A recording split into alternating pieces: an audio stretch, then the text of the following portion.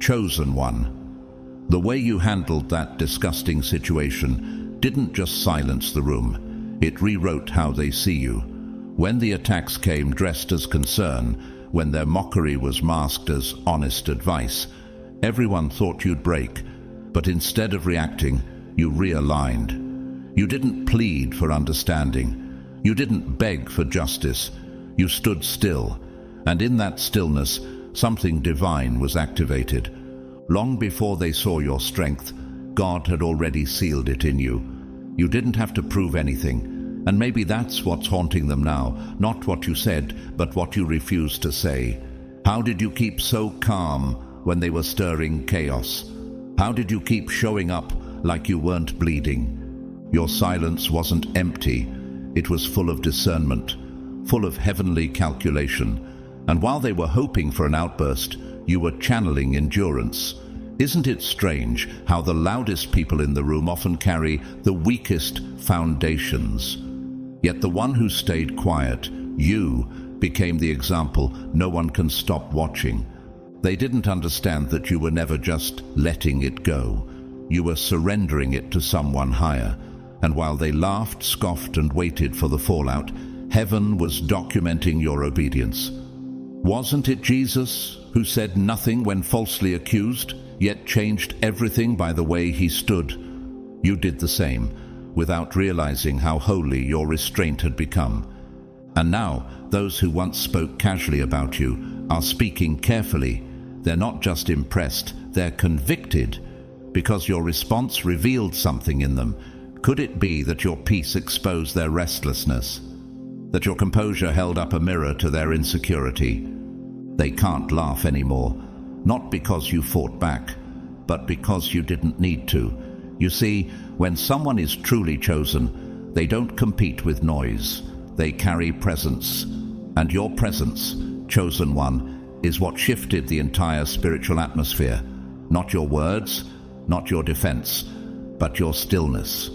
Type 777 in the comments if your soul knows this wasn't just self-control, it was spiritual warfare in disguise. And to those who've been standing with this message, with every like, share, comment, and generous super thanks, thank you. You didn't just support a message, you helped create a movement, a space for healing, clarity, and divine reminders that we are never walking through fire alone. So stay close, because the next part will reveal something even deeper, not just how you survived the test, but how your silence became a scroll, one that heaven is still unfolding. Let's begin. God's chosen ones. People are so impressed by how you handled that disgusting situation.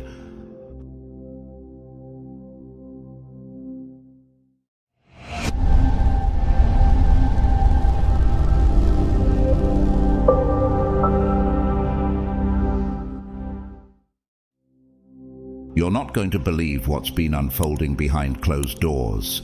3 phone calls, each more revealing than the last, just shifted the entire atmosphere around your life.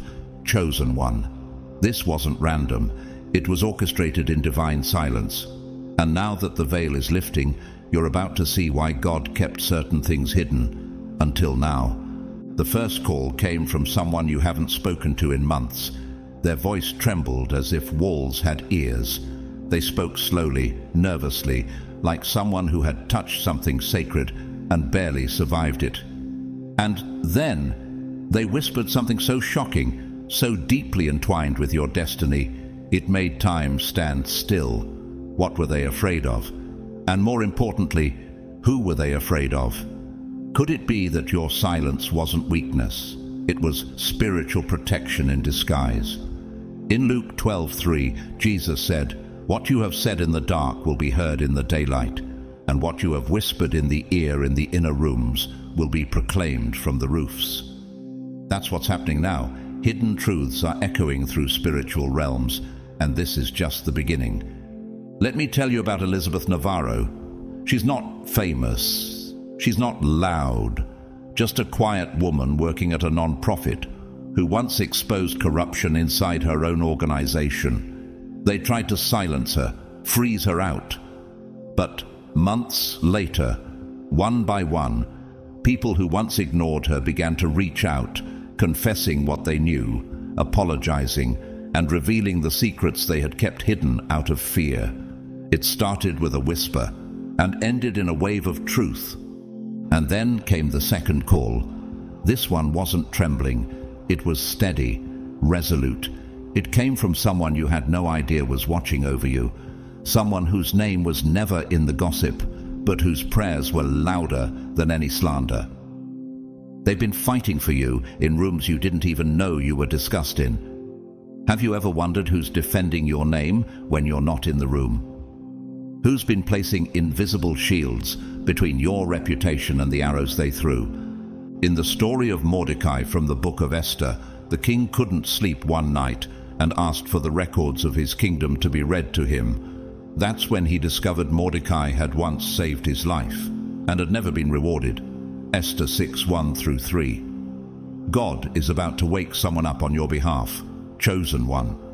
The reward for your quiet loyalty is coming through someone who's been placed strategically in power. Just like actor and director Jordan Peele, who spent years in comedic roles before silently writing Get Out, a film that would win an Oscar and redefine his career. He said in an interview, "I realized I didn't have to be loud to make something loud." That's you. Your impact isn't coming through noise, it's coming through alignment. And the third call, that one rewrote the entire script. It exposed the real reason behind the attacks you've been facing. A group of toxic individuals, some who smiled in your face, others who pretended indifference, studied your life like a threat. They saw your light, and instead of honoring it, they feared it. So they launched a 3-phase plan meant to sabotage your growth, discredit your name, and isolate your influence. But here's the divine irony. Every phase they designed to break you became the blueprint for their own unraveling. Remember what Genesis 50:20 says, "You intended to harm me, but God intended it for good to accomplish what is now being done, the saving of many lives." Their betrayal became your stage. Their gossip became your elevation. Think of the oak tree, chosen one. It starts as a small acorn buried in darkness, but beneath the soil it grows roots so deep that storms can't touch it. What they didn't realize is that burying you didn't break you. It prepared you. And I want to tell you about someone else, Davon Ellis, a high school music teacher who had a rumor spread about him by jealous co-workers. He nearly lost his job, but when the truth came out through a parent who recorded a meeting in secret, not only was his name cleared, he was promoted to lead the entire district's arts program. He went from almost fired to foundational. And on the opposite end of light, consider someone like Elizabeth Holmes, the disgraced founder of Theranos. Her entire empire was built on deception and image control.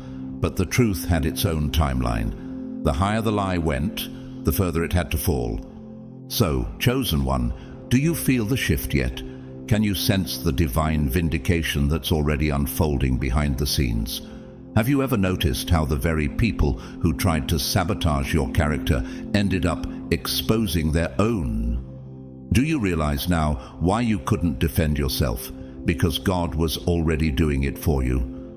Could it be that the delay wasn't punishment, but positioning? Heaven never forgets a whisper of injustice. And now the phone calls have stopped, but their impact is just beginning. They thought they had a blueprint for your collapse, chosen one. They believed 3 calculated phases could unravel what God himself has fortified. But what they failed to understand is that divine favor isn't fragile. It's fire-tested. And now that the smoke has begun to clear, the truth they tried to bury is standing taller than ever. The first phase of their attack was reputation destruction. They gathered fragments, some rooted in private conversations, others completely fabricated, and stitched together a narrative so outrageous it would have been laughable if it hadn't been so malicious. Did they really think lies that sloppy could rewrite the truth of who you are? Did they not realize that when you walk with heaven's signature on your soul, distortion only makes the truth stand out louder? In Proverbs 19.5, Scripture says, "A false witness will not go unpunished, and whoever pours out lies will not go free." And indeed, what they thought would be the final word on your story was just the opening scene of their downfall. One of your former co-workers, Samantha Reyes, a quiet but meticulous legal assistant, recognized the slander right away. Instead of distancing herself, she started collecting screenshots, voice notes, even time stamps of conversations, not to hurt anyone, but to hold the line of truth. Without being asked, she began building a silent case in your favor. The enemy expected chaos. What they got was quiet justice, rising like a tide. Even nature echoes this divine irony. Think of the honeybee. When threatened, bees don't attack recklessly. They release a pheromone, a silent, invisible signal that calls the entire hive to attention. Your hive, chosen one, was activated. And while the enemy whispered lies, your defenders began gathering the truth. Then came phase 2, isolation. This was their attempt to make you appear unstable. They targeted your closest allies, friends, mentors, even family members. They sent carefully worded messages masked in concern. "We're worried about them. Something seems off. Just looking out for everyone's safety." But beneath the facade was a clear agenda: divide and conquer. They hoped the people who loved you would retreat in fear. But have you ever watched how roots respond in a drought? They don't break apart. They grow deeper, intertwining beneath the surface, forming a network of life even when the earth above looks barren. That's what your people did. One by one, they began comparing stories. They realized they were all being told the same poisoned script, and that's when the illusion cracked. Do you know who Dietrich Bonhoeffer was? A German theologian and pastor who stood against Nazi propaganda during World War II. Even when others cowered or conformed, he spoke truth in whispers and sermons, exposing evil cloaked in moral disguise. Your situation may not be war, but it is warfare, spiritual, psychological, emotional, and like Bonhoeffer, your integrity in the face of manipulation is echoing far beyond the battle. Let me tell you about a woman named Letitia Greer. She ran a local community wellness group until someone jealous of her influence started circulating lies about financial misconduct. Her own board members were approached, but instead of believing the stories, they noticed a strange pattern: the same vague language, the same tone of false concern. Within days, they compared messages and confronted the accuser together. Not only did Letitia's name emerge cleared, they expanded her leadership role across the region. Finally, the third phase, public humiliation. This was the crescendo of their orchestration. They wanted you to break in the open, to react emotionally, to defend yourself just enough to look guilty. This is where most people would snap. And to be fair, many have. But you became the embodiment of Psalm 46:10. "Be still and know that I am God." They expected an explosion. Instead, they got stillness. They expected chaos. Instead, they got calm. While they hurled accusations and baited you into self-destruction, you chose restraint, dignity, grace. And that chosen one was the moment your silence became sacred warfare. Do you remember actor Brendan Fraser? After years of silence, rejection, and false narratives about his decline, he returned, not with rage, not with vengeance, but with gentleness. At the Oscars, his tears weren't from bitterness. They were the testimony of endurance. He didn't defend his name in tabloids. He just stayed true, and eventually the world saw. And that's what's happening to you now. You didn't change to fit their accusations. You remained consistent, rooted, quietly radiant. And the people watching, they noticed. The same ones who were uncertain before are now certain of one thing. Your character wasn't shaken, it was revealed. So ask yourself, How many storms have you stood through without shouting back? How many false fires have you walked through without smelling like smoke? How many times has your peace spoken louder than their panic? The answer is this: enough to prove that the crown on your head wasn't placed by man, and therefore cannot be removed by man either. Remember those 3 phone calls that shattered the silence like lightning across a dark sky. Now the threads begin to intertwine, and what they reveal will not only chill your spine, chosen one, but confirm why heaven has kept you hidden until this hour. The truth isn't just emerging, it's being unveiled with divine precision, and what once felt like confusion is becoming confirmation. Let's start with the first caller. The voice on the line belonged to someone who had been targeted during phase 2, the isolation phase. But instead of turning against you, they turned on their recorder. For months, they'd been approached by your accusers with veiled stories and malicious whispers, but something didn't sit right, so they hit record. And now, they possess hours of audio, real, raw, and damning. These aren't vague speculations or anonymous tips. These are confessions. Your attackers, caught in their own web, admitting to inventing stories, manipulating facts, and orchestrating a takedown they thought no one would trace back to them. Does it sound impossible that someone would record and keep proof for the right time? Then remember the story of Joseph, betrayed by his brothers, sold into slavery, falsely imprisoned. Yet the entire time, heaven was preparing him for a moment of reversal. And when that moment came, it was not his words, but the undeniable evidence of his consistent character that elevated him. Genesis 50:20 speaks for this moment. You meant evil against me, but God meant it for good. The second call came from the one you never expected, your secret defender. Not just an ally, but a person of authority, a name with weight. They had seen everything, not through rumors, but through first-hand observation. And instead of stepping in with grand gestures, they moved like a strategist in divine alignment.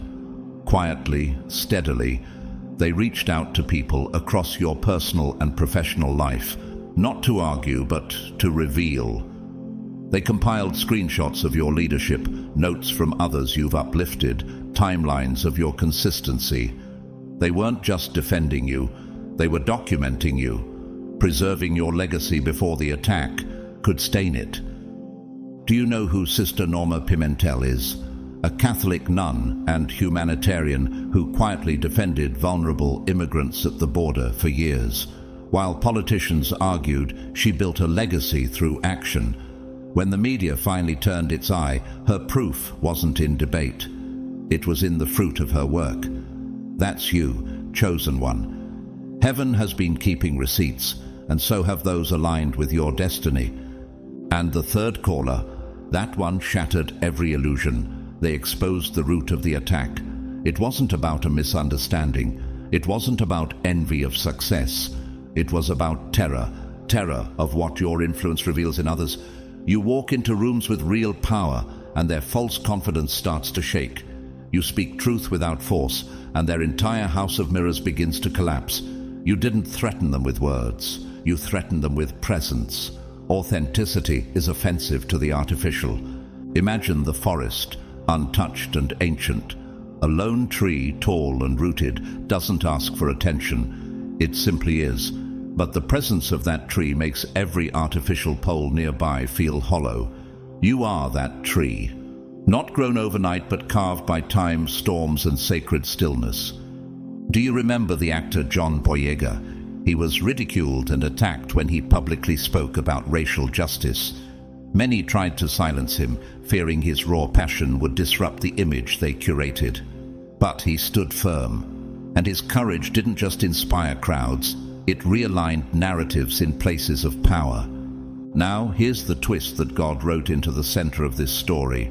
While your enemies were busy strategizing slander, you were building a sanctuary. You didn't know it, but every small choice, every time you chose peace over panic, stillness over shouting, mercy over malice, you were laying spiritual brickwork around your soul.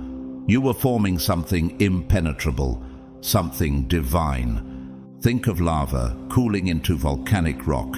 It seems slow, silent, but over time it becomes the very foundation new life grows on. That's what your discipline has become.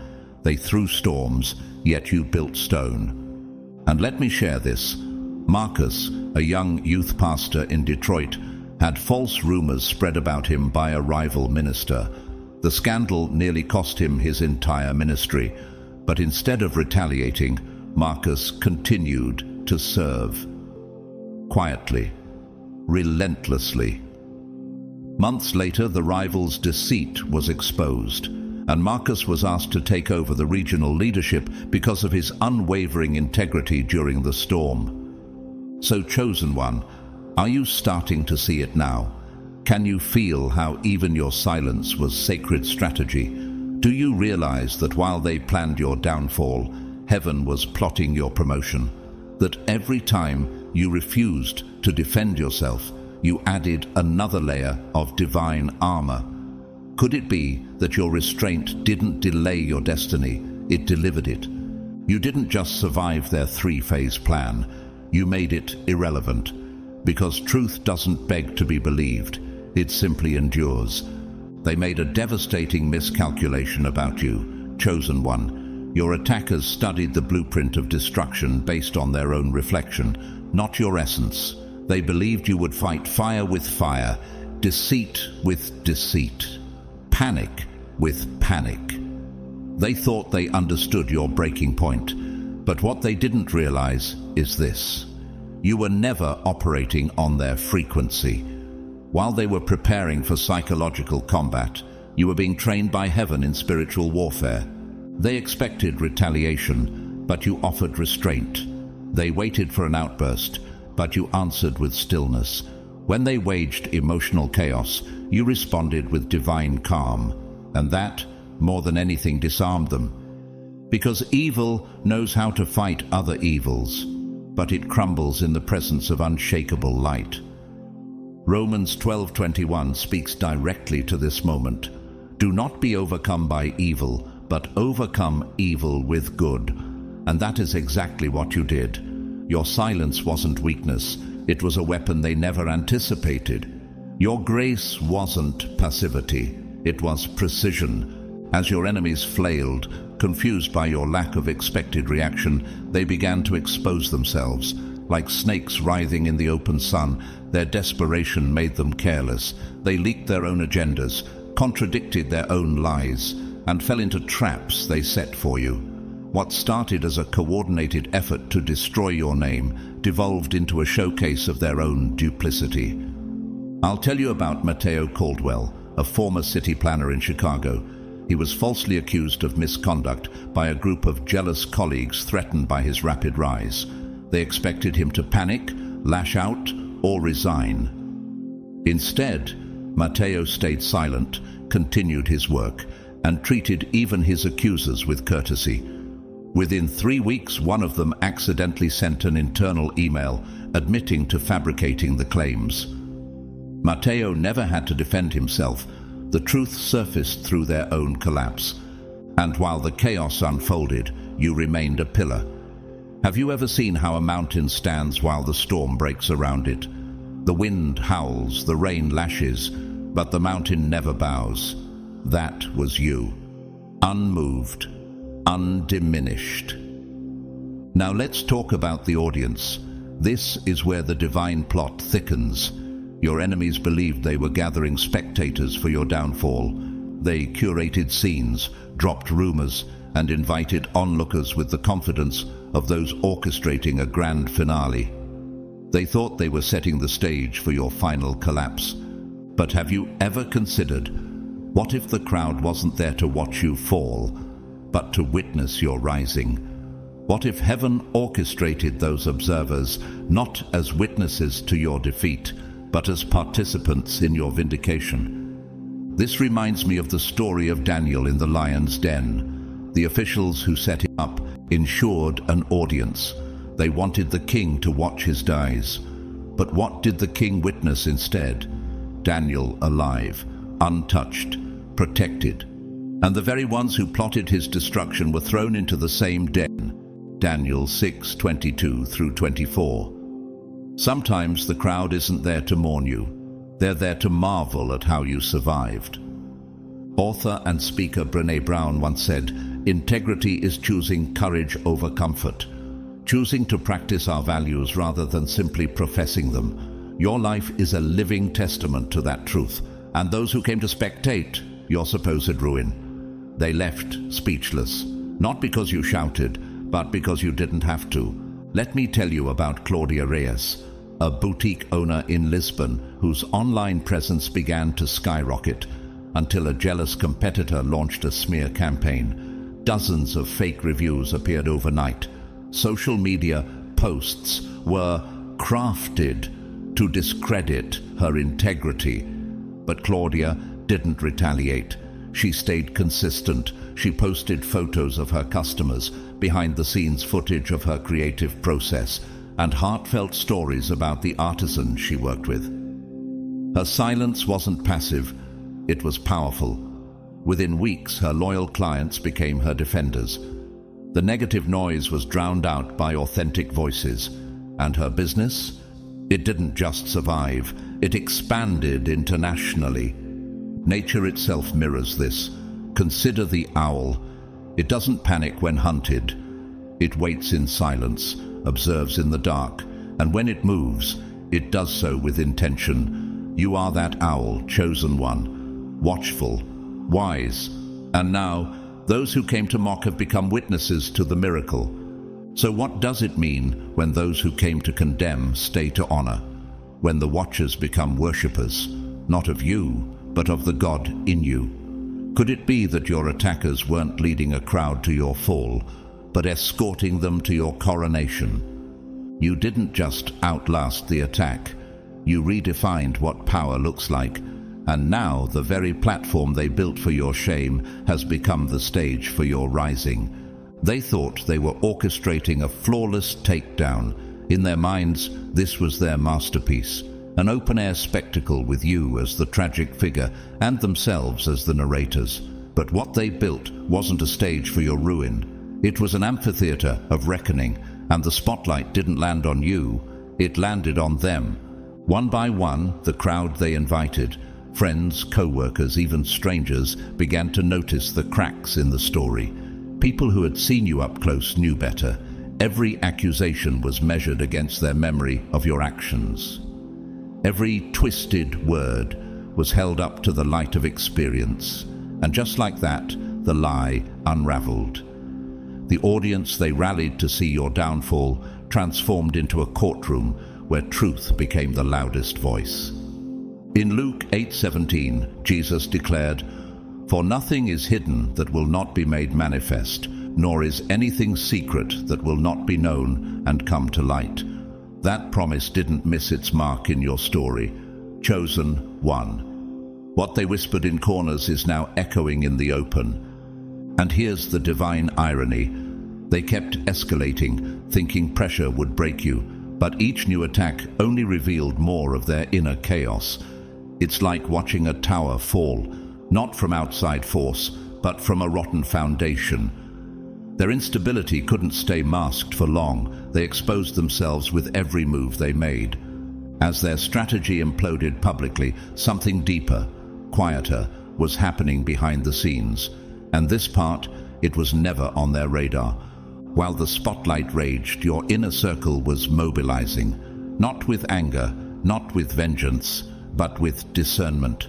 They didn't just reject the lies, they started asking questions. Why now? Why this level of aggression? What was really at stake? They weren't content to sit back.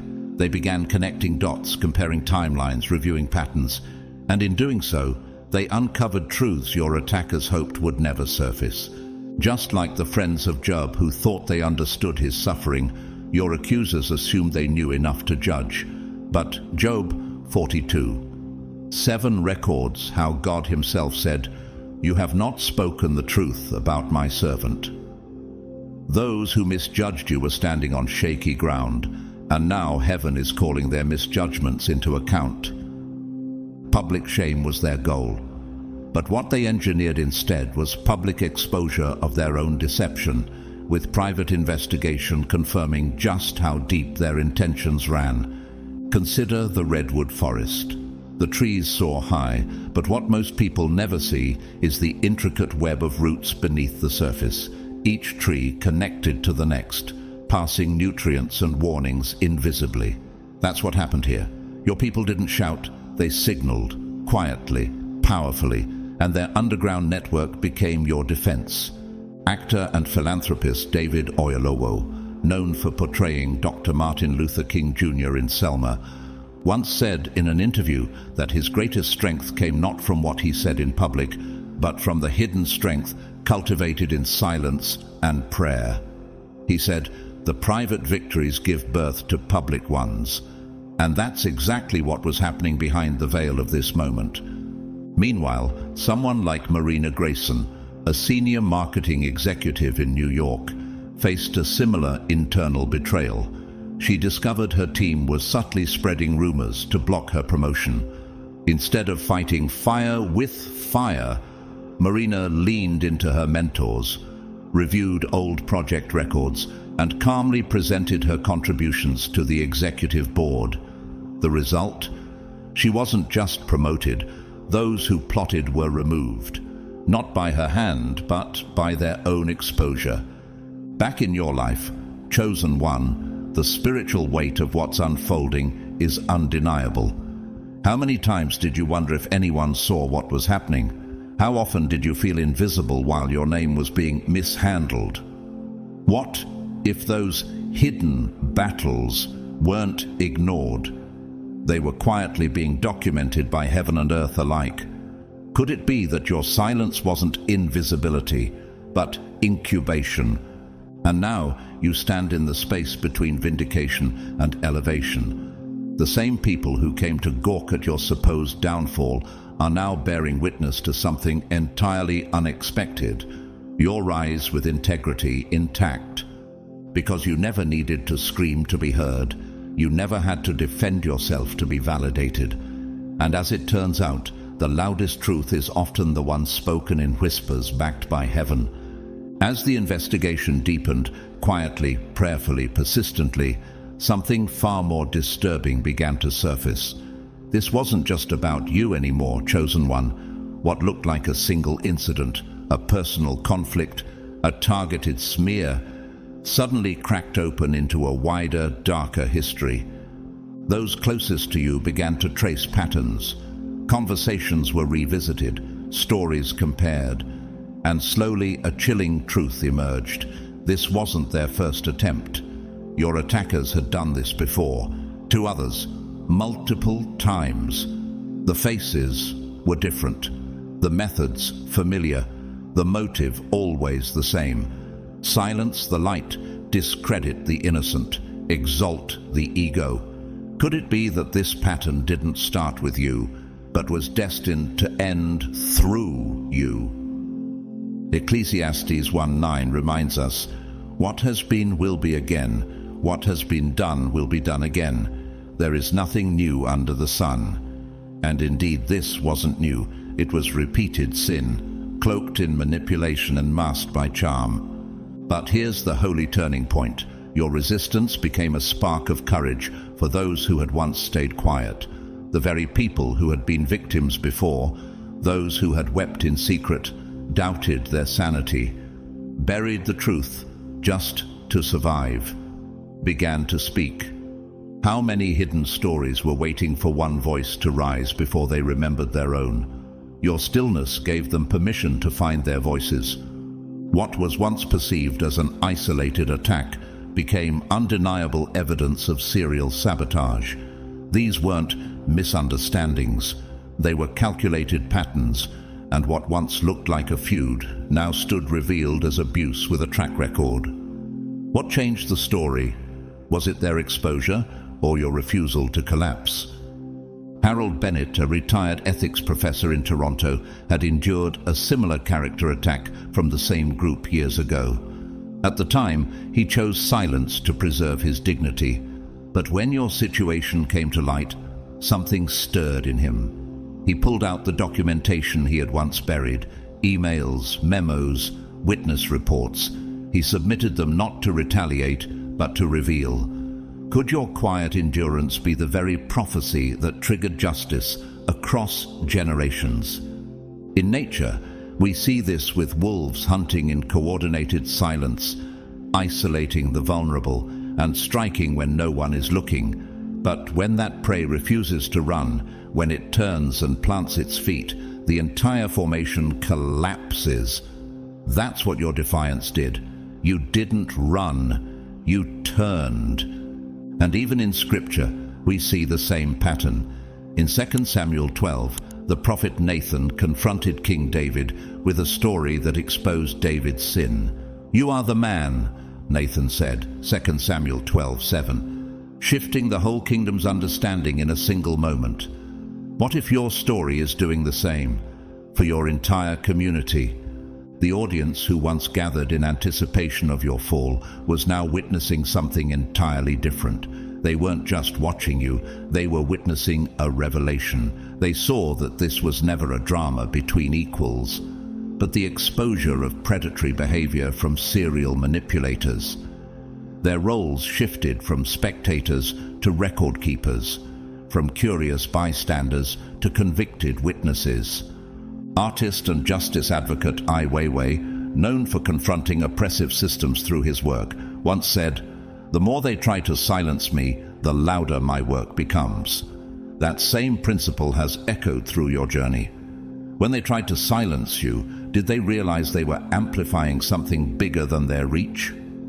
In Austin, Nadia Morales, a school administrator, had quietly endured years of subtle sabotage from the very same circle now unraveling in your life. She had no proof until your story broke. Suddenly, her emails aligned with your timeline, her memories sharpened, and when she stepped forward, her truth became your echo. How many others were carrying partial pieces of a puzzle only your courage could complete? So now, chosen one, you stand in the eye of something larger than justice. It's spiritual restoration. Could it be that you were never meant to merely endure this? Could it be that you were chosen to end it? Because this wasn't just an attack on your name. It was a centuries-old structure cracking under the weight of your unshakable truth. You didn't just survive the assault, you became the answer. Your calm response wasn't just admirable, chosen one. It was revolutionary. In a world that teaches retaliation, you modeled restraint. In a battlefield shaped by manipulation and distortion, you brought clarity simply by being still. But do you realize the weight of what you did? Do you truly understand how many people were watching and learning because you didn't fall apart when falling apart would have been justified? You became something they never expected, a mirror of truth in the middle of a storm of deception. While your enemies were busy spinning webs, you stood unmoved. You didn't match their chaos. You didn't shrink in their shadow. You stood in the light, and in doing so, exposed everything they tried to keep hidden. Romans 5:3-4 tells us, "We rejoice in our sufferings, knowing that suffering produces endurance, and endurance produces character, and character produces hope." And hope is exactly what you ignited. Not just for yourself, but for others too, afraid to confront darkness until they saw you survive it. The respect that grew for you didn't come because you fought loud. It came because you stood firm. How many people have secretly wished they could be that calm in the face of betrayal, that steady when every lie feels like a knife, that whole when others tried to fracture their spirit? You became living evidence that integrity is not fragile, it's forged. During this season, you weren't just surviving conflict, you were redefining power. True power isn't about dominance, it's about self-mastery. And you, without lifting a hand, without raising your voice, without stooping to their level, became the loudest presence in the room. What kind of strength must it take to remain grounded when others are trying to uproot your peace? Even nature reflects your strength. Think of the snow leopard roaming high in the mountains, silent, regal, and often unseen. It doesn't roar to prove itself. It doesn't compete for attention. Yet its presence shifts the balance of the entire ecosystem. That's who you were, quiet but undeniable, surrounded by those who tried to provoke a reaction. But you responded with stillness, and it terrified them. Psychologist and author Susan David, known for her work on emotional agility, once said, "Courage is not an absence of fear. Courage is fear walking." That's what you did. You walked through the storm with fear in your bones, but not in your decisions. You let fear pass through, but you didn't let it speak for you. Meanwhile, Andre Whitman, a once overlooked logistics manager in Atlanta, was being falsely accused by a jealous co-worker trying to derail his promotion. He chose to keep showing up, documenting everything with grace and clarity. His team noticed. HR noticed. And when the truth came out, not only was the accuser let go, Andre was given a department to lead. Why? Because his refusal to retaliate proved his leadership. So let's pause and reflect. Is it possible that your calmness wasn't just a response, but a revelation, a demonstration of what happens when heaven equips someone to stand while others plot? Could it be that you weren't just meant to endure this, but to display the kind of peace that shifts atmospheres? And now, here comes the irony, one soaked in divine justice. Your attackers, realizing that every move they made had backfired, began to panic. Their plan, once so confidently executed, had unraveled in plain view. So they changed their story. They tried to soften their image, downplay their actions, and reframe the entire ordeal as a misunderstanding. Suddenly, this wasn't sabotage, it was miscommunication. Suddenly, they weren't predators, they were victims of confusion. But God does not play in half-truths. Galatians 6:7 declares, "Do not be deceived, God is not mocked, for whatever one sows, that will he also reap." What they tried to bury has now become their burden. And the light they feared? It's burning brighter than ever, because you didn't retaliate, you radiated. So, chosen one, what does it say about your character that they tried to destroy you and ended up revealing themselves? What does it say about your influence that your silence spoke louder than their slander? Could it be that your refusal to perform in their chaos turned their performance into confession? Because in the end, you didn't just win, you transcended. And now the world doesn't just admire your strength, it recognizes your mantle. By the time your attackers attempted to rewrite the story, it was already too late. The audience, the very one they had invited to witness your destruction, had seen too much to be fooled. These weren't passive bystanders. They were informed observers, awakened witnesses. They had watched the timeline unfold with eyes wide open. What happens when deception collapses in front of people who were never supposed to notice? They had seen the premeditation, the coordinated whispers, the surgical cruelty. This wasn't some petty feud. This was intentional character assassination, and everyone knew it. They watched as someone tried, with icy precision, to dismantle another person's life. Not because of justice or offense, but because of pure, unfiltered malice. What kind of heart engineers such destruction, and what kind of spirit survives it without bitterness? These witnesses couldn't be gaslit, not anymore. They had felt the shift, seen the patterns, and recognized the emotional fingerprints of a predator. As Proverbs 26:24-26 warns, enemies disguise themselves with their lips, but in their hearts they harbor deceit. Their malice may be concealed by deception, but their wickedness will be exposed in the assembly. And that assembly, it was already gathered. The crowd was no longer confused. They were convicted. No amount of backpedaling, half apologies, or damage control could overwrite what had been exposed. Could your attackers ever have predicted that the very platform they built for your fall would become the stage for their own judgment? Every manipulation tactic they had once hidden behind charm or false concern was now labeled, recognized, documented, and worse, for them, verified. The audience didn't just remember what they saw, they recorded it. Screenshots, messages, memories. The truth had backup now. What does it feel like to be outnumbered not by enemies, but by truth itself? And while this reckoning unfolded in plain sight, something even more miraculous was happening in private. You were transforming. The kind of transformation that pressure doesn't crush, it forges.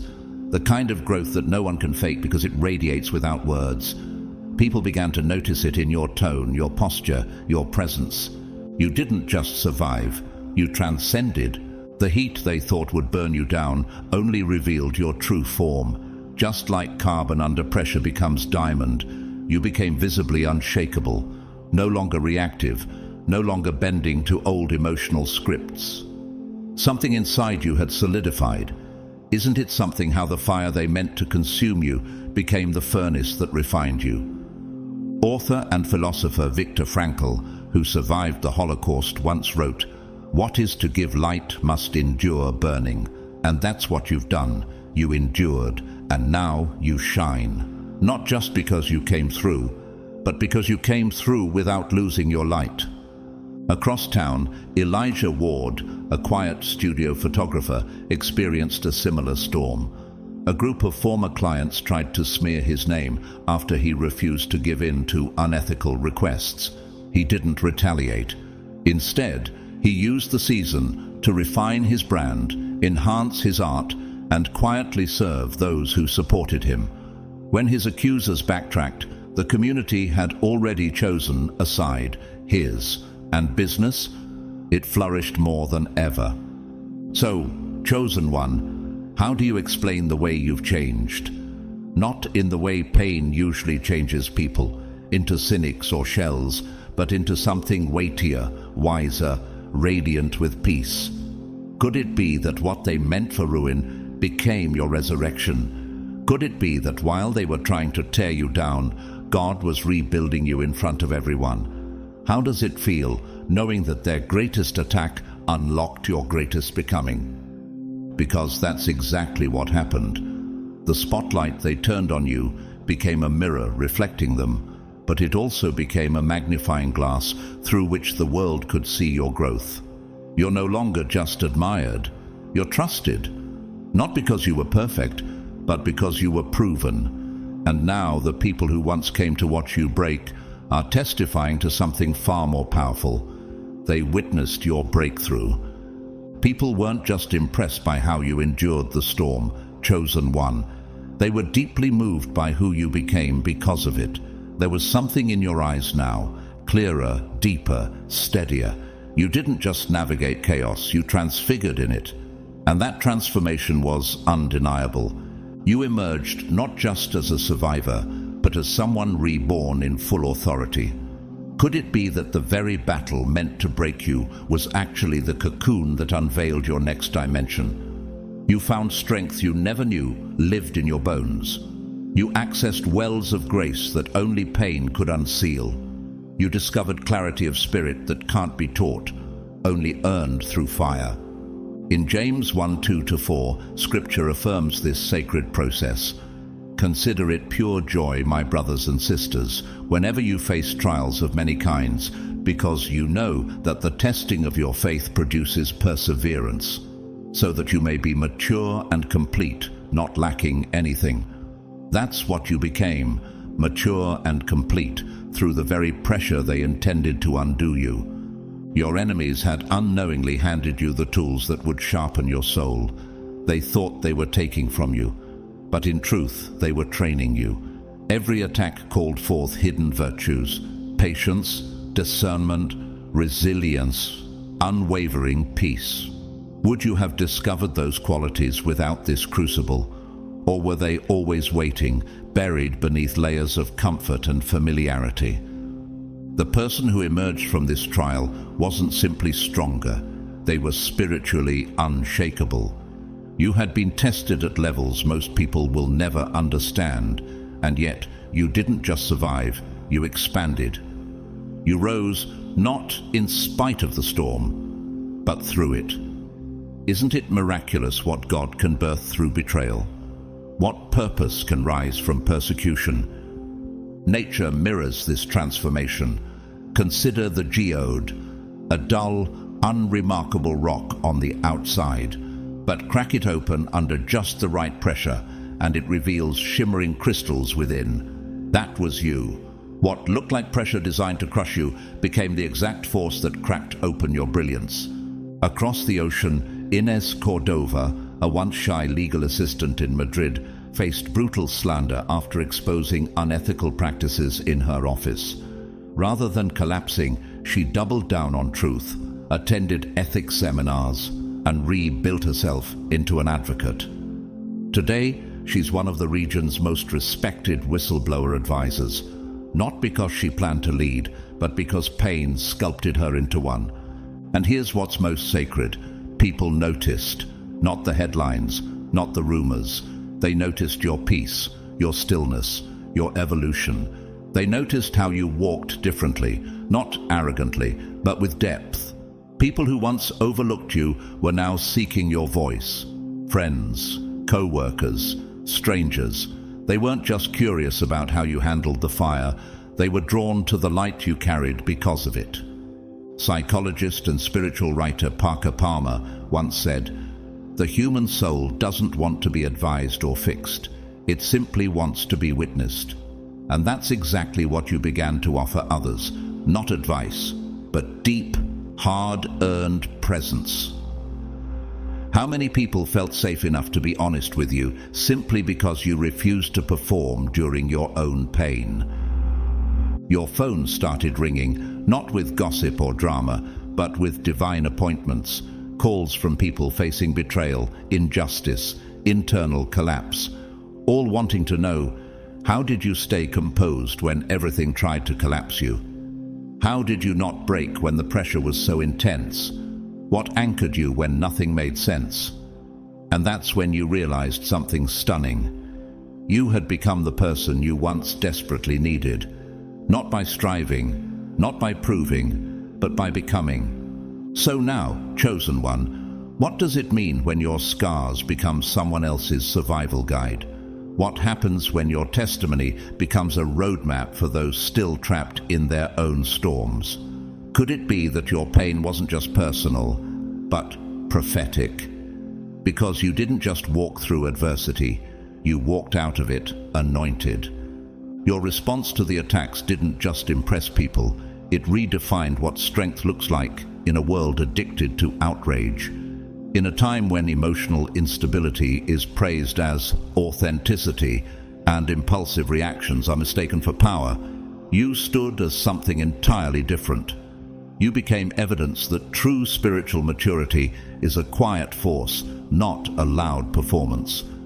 But perhaps the most beautiful part of it all, chosen one, is this: your pain revealed your purpose, not in the way the world often frames it, through titles, platforms, or applause, but through your posture, your restraint, your discernment, your unwavering presence in the middle of provocation. Could it be that the fire you walked through didn't just refine you, but revealed why you were born in the first place?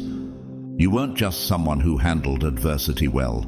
You were someone who had been prepared, shaped for this exact moment. Every prior heartbreak, every lesson in silence, every unnoticed battle had built something eternal in you. You didn't just survive, you taught. What if your response wasn't just your healing, but someone else's instruction manual? Titus 2:7 urges, "In everything, set them an example by doing what is good. In your teaching show integrity, seriousness, and soundness of speech." That's what your life became, a silent sermon that didn't require a stage to reach hearts. People began to realize something. You didn't just rise above, you refused to descend. You maintained dignity surrounded by lies. You remained centered while others spun chaos. You answered manipulation with measured stillness. And in doing so, you proved something critical.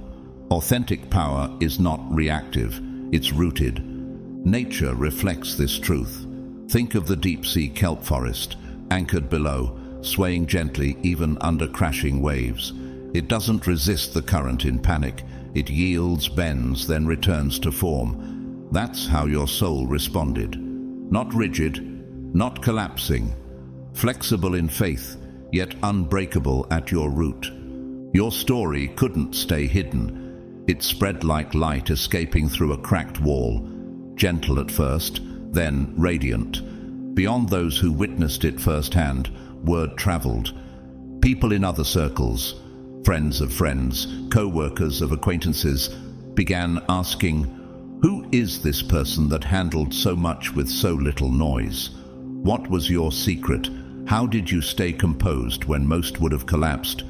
One of those drawn in was Emery Diaz, a mental health clinician from Philadelphia. He had spent years helping others manage trauma, yet when he faced his own betrayal from a close colleague, he spiraled. That is, until someone forwarded him a recounting of your story. It gave him a roadmap, not a how-to list, but a presence to model.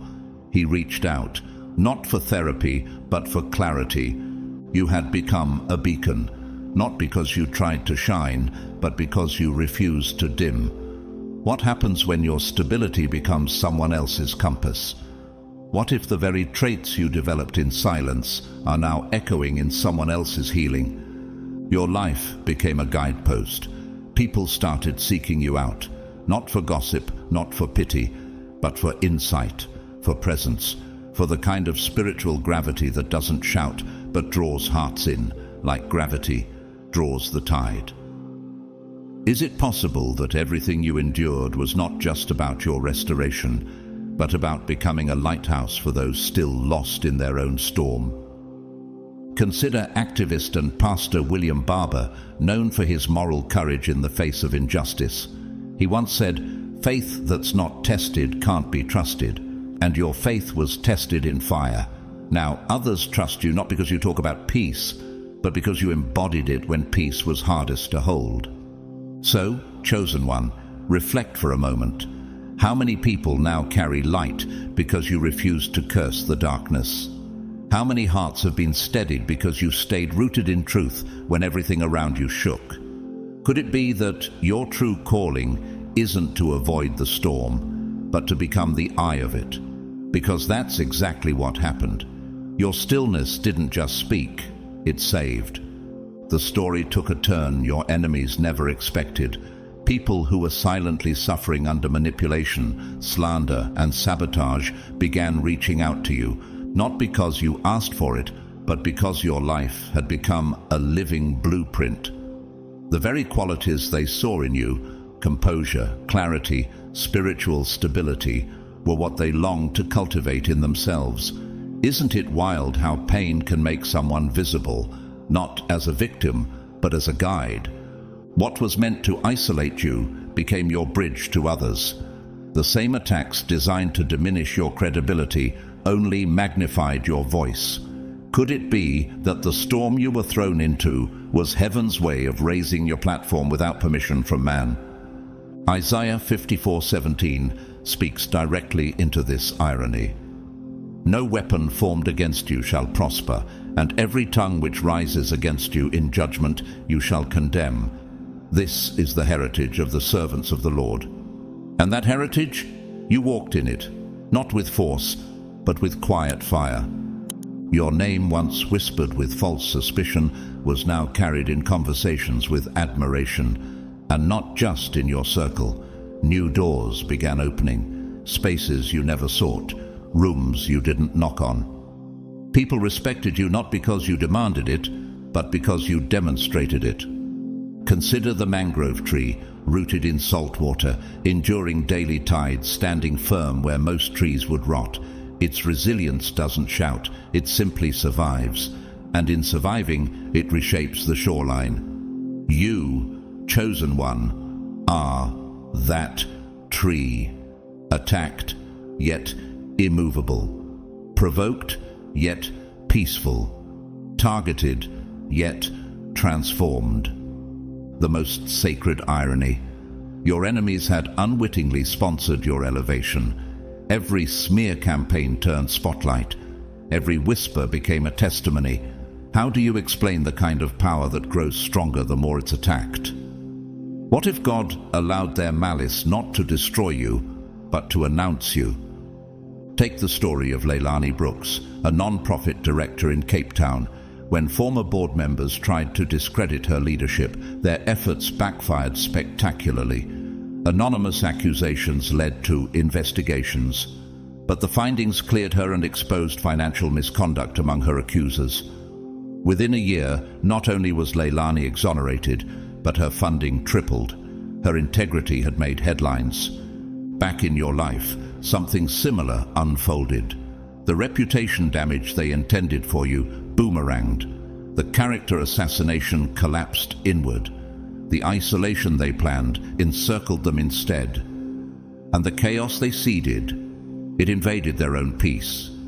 Isn't it poetic when those who stir storms end up drowning in their own waves? Leadership speaker Robin Sharma once said, "The people who try to bury you forget you're a seed." And now the harvest is undeniable. Their campaign didn't diminish your name, it fortified your legacy. And in the process, it exposed who was authentic and who was simply acting. So, chosen one, what do you make of this divine reversal? Could it be that every attempt to destroy you was actually pushing you toward a dimension of purpose you wouldn't have accessed otherwise? Could their obsession with your downfall have become the very machinery of your rising? Because here's the undeniable truth. They didn't just fail. They activated you. They didn't just miss their target. They made you untouchable. And now the world sees what heaven always knew. You are not to be played with. You are proof that when your identity is rooted in truth, even your enemies become accidental evangelists of your character. Their attempt to expose your flaws didn't weaken you, chosen one. It revealed your foundation. What they meant as a spotlight for your weakness became a magnifying glass for your strength. The cracks they hoped would appear instead reflected light. The more they tried to unravel your character, the more it became evident that you weren't stitched together with ego. You were woven in truth. What does it say about a person when lies can't stick and storms can't move them? While they worked overtime to sever your connections, you were being drawn into divine alignments. People who once stood at a distance began to recognize what others had tried to distort. Their campaign to isolate you only connected you to people of depth, discernment, and divine assignment. Could it be that the rejection they orchestrated was actually redirection to a circle that truly sees your worth? In Psalm 91 verse 4, we are reminded, "He will cover you with his feathers, and under his wings you will find refuge. His faithfulness will be your shield and rampart." That's what surrounded you during this trial. Not just protection, but positioning. Not just safety, but revelation. You weren't just preserved, you were prepared. Now, even as the dust settles, people are still speaking your name, but not in the way your enemies hoped. They're telling your story as a living example. They're using your restraint as a teaching moment. They're recommending you for roles that demand not just skill, but unshakable spirit. Have you realized that your greatest qualification wasn't on your resume, it was in your response? This season branded your essence into the minds of those who witnessed it. You are now known as someone who leads with principle, who rises under pressure, and who remains anchored in values when others drift with the wind. What kind of legacy is built in silence but remembered in storms? Even nature echoes this truth. Think of the black walnut tree. It releases a natural chemical into the soil that keeps destructive plants from growing near it, not through noise, but through quiet potency. That's what you've become. Not just a presence, but a force of influence, a stabilizer in emotionally volatile spaces. Real-world recognition followed suit. Arnaud Rousseau, a crisis negotiator in Marseille, was once on the verge of losing his career after being blamed for a miscommunication that wasn't his fault. Instead of defending himself, he calmly documented every detail, owned his portion, and refused to pass blame. His integrity stunned the panel. Today, he trains others in conflict de-escalation, not because of theory, but because he lived the principle. In your own story, others began reaching out, some quietly, some publicly. They came not to praise, but to learn. They asked, "How did you not lose yourself in the chaos? How did you stay so calm when the world expected you to retaliate? What kept you grounded when everything was shaking?" Meanwhile, someone like Selena Hart, a mid-level operations officer in a corporate tech firm, watched your story unfold from the outside. She had been enduring targeted humiliation by her own manager. Inspired by how you handled adversity, she made the quiet decision to document, preserve her dignity, and wait for timing instead of revenge. 2 months later, her attacker was dismissed after another employee came forward. Selena was promoted, not for fighting, but for standing. So now, chosen one, take this in. Could it be that the strength you discovered wasn't just for you, but for the people quietly watching? What if your restraint spoke volumes louder than their noise? What if your very existence became the correction to a culture of character collapse? Because the truth is undeniable. Your enemies poured time, energy, and manipulation into a strategy that became your testimony. They didn't just fail, they paved the way for your elevation. The status they chased through deception, you were entrusted with through refinement. And the influence they tried to steal, you earned it by simply being rooted in righteousness. They've learned the hard way what you now carry in peace. Character will always outlive charisma. Truth will always outrun distortion, and power grounded in love will always outlast control fueled by fear. You've proven it, with silence, with presence, with your life. The people who watched you walk through this fire didn't just see resilience, they witnessed something sacred.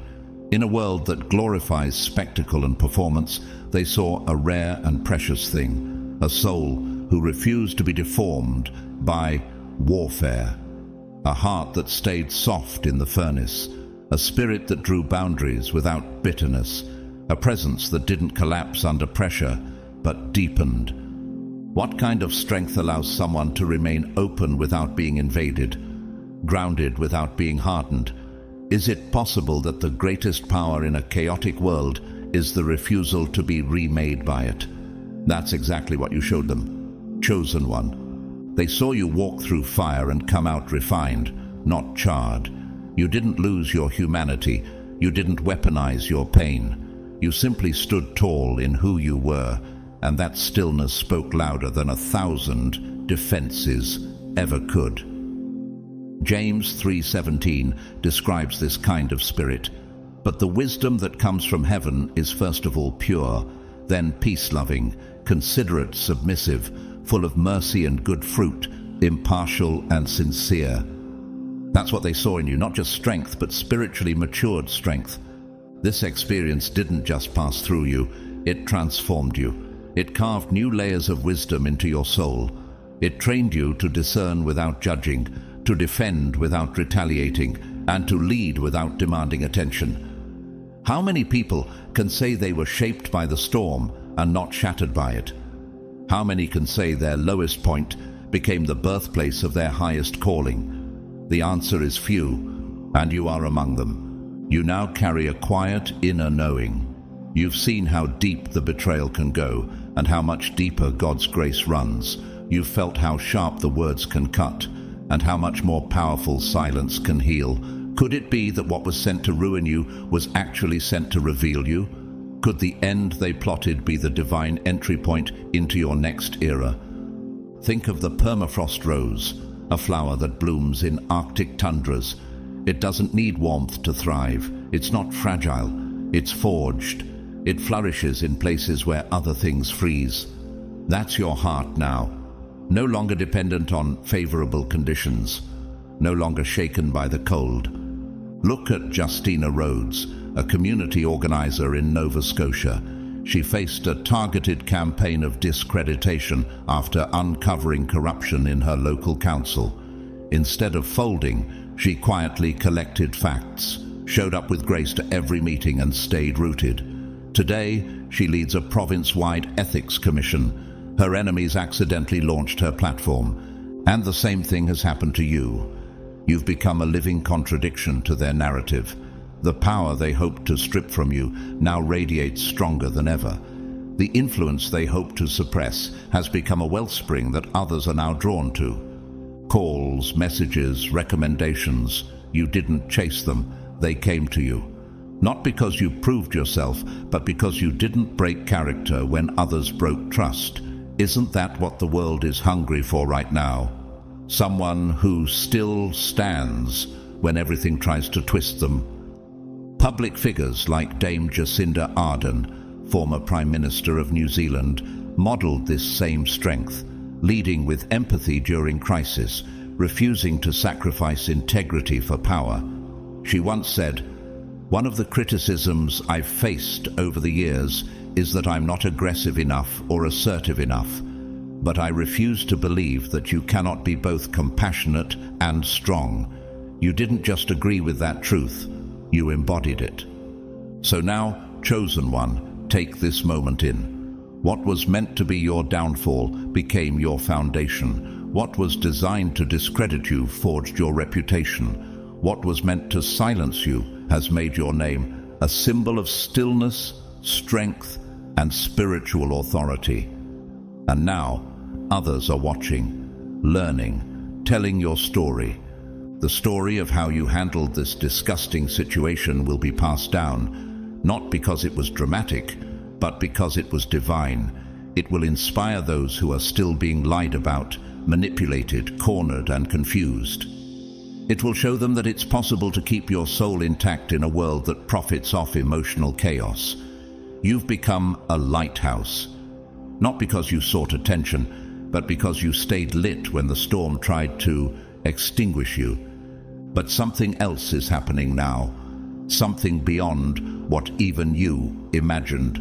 Chosen one, while you've been quietly processing the storm you just walked through, a ripple effect has begun expanding through your entire atmosphere. Could it be that your stillness didn't just protect you, but activated something divine in others? The moment you refused to engage in their toxicity, the spiritual climate around you changed. Your calm, steady energy became a silent standard, a frequency shift that others instinctively began aligning with. People who once might have fought fire with fire found themselves pausing, reflecting, rethinking. Isn't it extraordinary how one act of composure can become contagious in a world that glorifies chaos? Romans 12:2 says, "Do not conform to the pattern of this world, but be transformed by the renewing of your mind." That's exactly what you did. You didn't mirror their manipulation, you renewed the pattern. And in doing so, you reshaped the emotional blueprint in rooms where reactive energy once ruled. And others followed. Quietly, without fanfare, they started modeling your posture. They began walking away from arguments instead of escalating them. They chose boundaries over bitterness. And in that shift, something sacred ignited. How many lives are now being changed? Not because of what you said, but because of what you didn't stoop to. Meanwhile, your former attackers are discovering the other side of the ripple. Their damage didn't stop at you. Their behavior has followed them. Word has spread through relational networks, group chats, email threads, casual referrals, and the doors that once opened easily are now sealed shut. What happens when someone's manipulation echoes louder than their charm? Job offers are slipping away. Collaborations are being cancelled. Invitations are drying up, not out of vengeance, but vibration. People are simply unwilling to align with instability once they've tasted peace. Could it be that while they plotted your destruction in secret, heaven was planning your unveiling in silence? And while their access shrinks, yours expands. Just 3 weeks after their failed attack, you received an invitation that seemed to come from nowhere. But as you traced the source, it became clear. It came from someone who had been silently watching your every move during the chaos. They remembered your calm, your restraint, your dignity, and when the moment came to choose someone for a sensitive, high-integrity role, they thought of you. Nature mirrors this reversal perfectly. Think of the moon jellyfish, gentle, soft, translucent. It doesn't thrash or flail, but its quiet movement creates ripples that influence entire ecosystems. Your presence during the fire was the same, quiet but catalytic. Public figure and actor Keanu Reeves is known for this kind of energetic ripple. He's rarely in scandals, doesn't react to criticism, and treats even the most difficult moments with disarming humility. On multiple film sets, crew members have shared that his calm presence changed the tone of the entire production. He doesn't demand respect, he emanates it. His stillness shifts rooms. Meanwhile, Carmen Hill, a second-grade teacher in Portland, had been quietly dealing with bullying from a toxic parent group at her school. Inspired by how you handled your situation, she stopped defending herself and instead focused on teaching with even more care and clarity. Eventually, several parents reached out directly to apologize. One of them even nominated her for a district teaching award. How many others have now realized that grace is more strategic than retaliation? So now, chosen one, look around. You didn't just escape the trap, you elevated from it. How many people have shifted their entire emotional posture simply because you refused to stoop? How many atmospheres are cleaner because you chose to stand still instead of spar back? Your enemies thought they were the architects of your demise, but they were actually the audience to your divine launch. They thought they were ending your influence. Instead, they advertised it. And now the ripple has become a wave, and you are riding it with quiet, unstoppable authority. Because your peace didn't just protect your name, it changed the room. This pattern is unfolding everywhere around you now. What if this wasn't just a personal turning point, chosen one? What if it was a divine unveiling? The very energy that once invited attacks is now commanding respect. The storm you walked through didn't just clear the air, it recalibrated the entire atmosphere. And now people are watching, listening, moving. Everywhere you go, new doors are opening. People are seeking you out, not out of sympathy but reverence. Could it be that your greatest influence is rooted not in what you built, but how you withstood what tried to break you? They're asking for your voice in meetings, your insight on projects, your presence in pivotal moments. Why? Because they saw what you did when the pressure was on, and they remember. As it says in Proverbs 22:1, "A good name is more desirable than great riches. To be esteemed is better than silver or gold." You didn't just keep your name clean, you refined it in fire. Now it carries weight. Your attackers thought they had buried you, but all they did was plant the seed for your most expansive chapter. They miscalculated your roots, they underestimated your soil, and they failed to realize that some people don't break, they bloom. How could they have known that their sabotage would become the soil for your significance? The transformation that happened during those sleepless nights, those silent battles, those unseen choices, it reshaped everything. You no longer waste breath trying to convince people who are committed to misunderstanding you.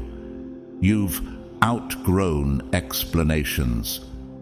Isn't it strange how peace feels louder than protest once you've encountered divine alignment? Your compass isn't outside of you anymore, it's built into your soul. And that shift, it's changing your orbit. Your magnetism is no longer fueled by needing to prove anything, it's powered by presence. How many people are noticing that you no longer chase, perform, or react? That stillness, that clarity, that frequency, it draws the right ones in while pushing the wrong ones out. Those who are connecting with you now see the real you. They value depth over noise, truth over spectacle. They don't want a curated performance. They crave a living example of integrity. How many rooms are adjusting to make space for someone like you? Not because you demanded it, but because your character commanded it. Nature reveals this same wisdom. Look at the mountain lion, calm, composed, unbothered by the chaos around it. It doesn't roar for validation. It simply exists in its authority, and everything around it respects the silence more than the noise. You've become that same presence, graceful, dangerous to deceit, and untouchable by emotional chaos. In the world of public figures, Michelle Obama stands as a prime example. Throughout countless attacks and media storms, she responded not with retaliation, but refined dignity. Her grace under pressure elevated her influence far beyond political circles. She became a global symbol of composure and strength, not because she raised her voice, but because she never lowered her standard. And then there's Amina, a freelance photographer from Colorado. When a rival accused her of manipulating images and stealing credit, Amina said nothing publicly. Instead, she kept showing up, kept delivering excellent work, and remained kind. Months later, the rival's story unraveled, and Amina was invited to speak on artistic ethics at a major creative conference, because people had been watching her grace the entire time. Could it be that the universe records what you choose not to say just as much as what you do? Now, your social landscape is shifting. People who once circled your life like flies to drama are quietly disappearing. Why? Not because you blocked them, but because peace naturally repels chaos. And while you're not chasing connections, those who truly resonate with your spirit are finding their way to you. How much lighter does your soul feel when you're no longer carrying the burden of false alignment? How many new connections are forming simply because your presence now vibrates at the frequency of truth? You didn't fight for popularity. You fought for peace. And ironically, that made you more magnetic than ever. But here's where the story takes a sharp and staggering turn. One your attackers never could have seen coming. What if the final blow they meant for you has just detonated in their own camp? What if the very plot they orchestrated down to its sickest details has now become a public mirror of their own darkness? 6 months after the dust seemed to settle, someone unexpected stepped out of the shadows. One of the very people who had once been roped into the attack, someone who had watched it unfold, who had believed the lies, who had nearly contributed to the chaos, reached out. Not with an apology, but with a confession. And what they revealed was chilling. This wasn't just a feud. It wasn't a misunderstanding. This had been a calculated war plan. According to the insider, your attackers had been planning your takedown for over a year. Can you believe someone thought you were such a threat that they invested 12 months into studying your every move, just to break you? This wasn't reaction. It was obsession. They studied you like a subject. They watched your routines, your rhythms, even the people you loved. They kept track of where you showed up and who you showed up with. Doesn't it make you wonder how many smiles were actually masks? How many kind words were actually probes? These people weren't just opportunists. They were stalkers disguised as friends. And it gets darker. They created fake accounts, digital shadows designed to lurk in your online spaces, commenting here, observing there, collecting fragments of your life like hunters marking tracks. They built relationships not because they valued the connection, but because they needed intel. What kind of mind rehearses betrayal in advance and then disguises it as concern? They even went as far as attending events you were invited to, pretending to be friendly, all while reporting back to their ringleader like spies. This wasn't just personal, it was psychological warfare. And the person you are now, stable, clear, deeply anchored, only exists because you endured that warfare without ever knowing the full extent of it until now. This revelation has rewritten the entire narrative.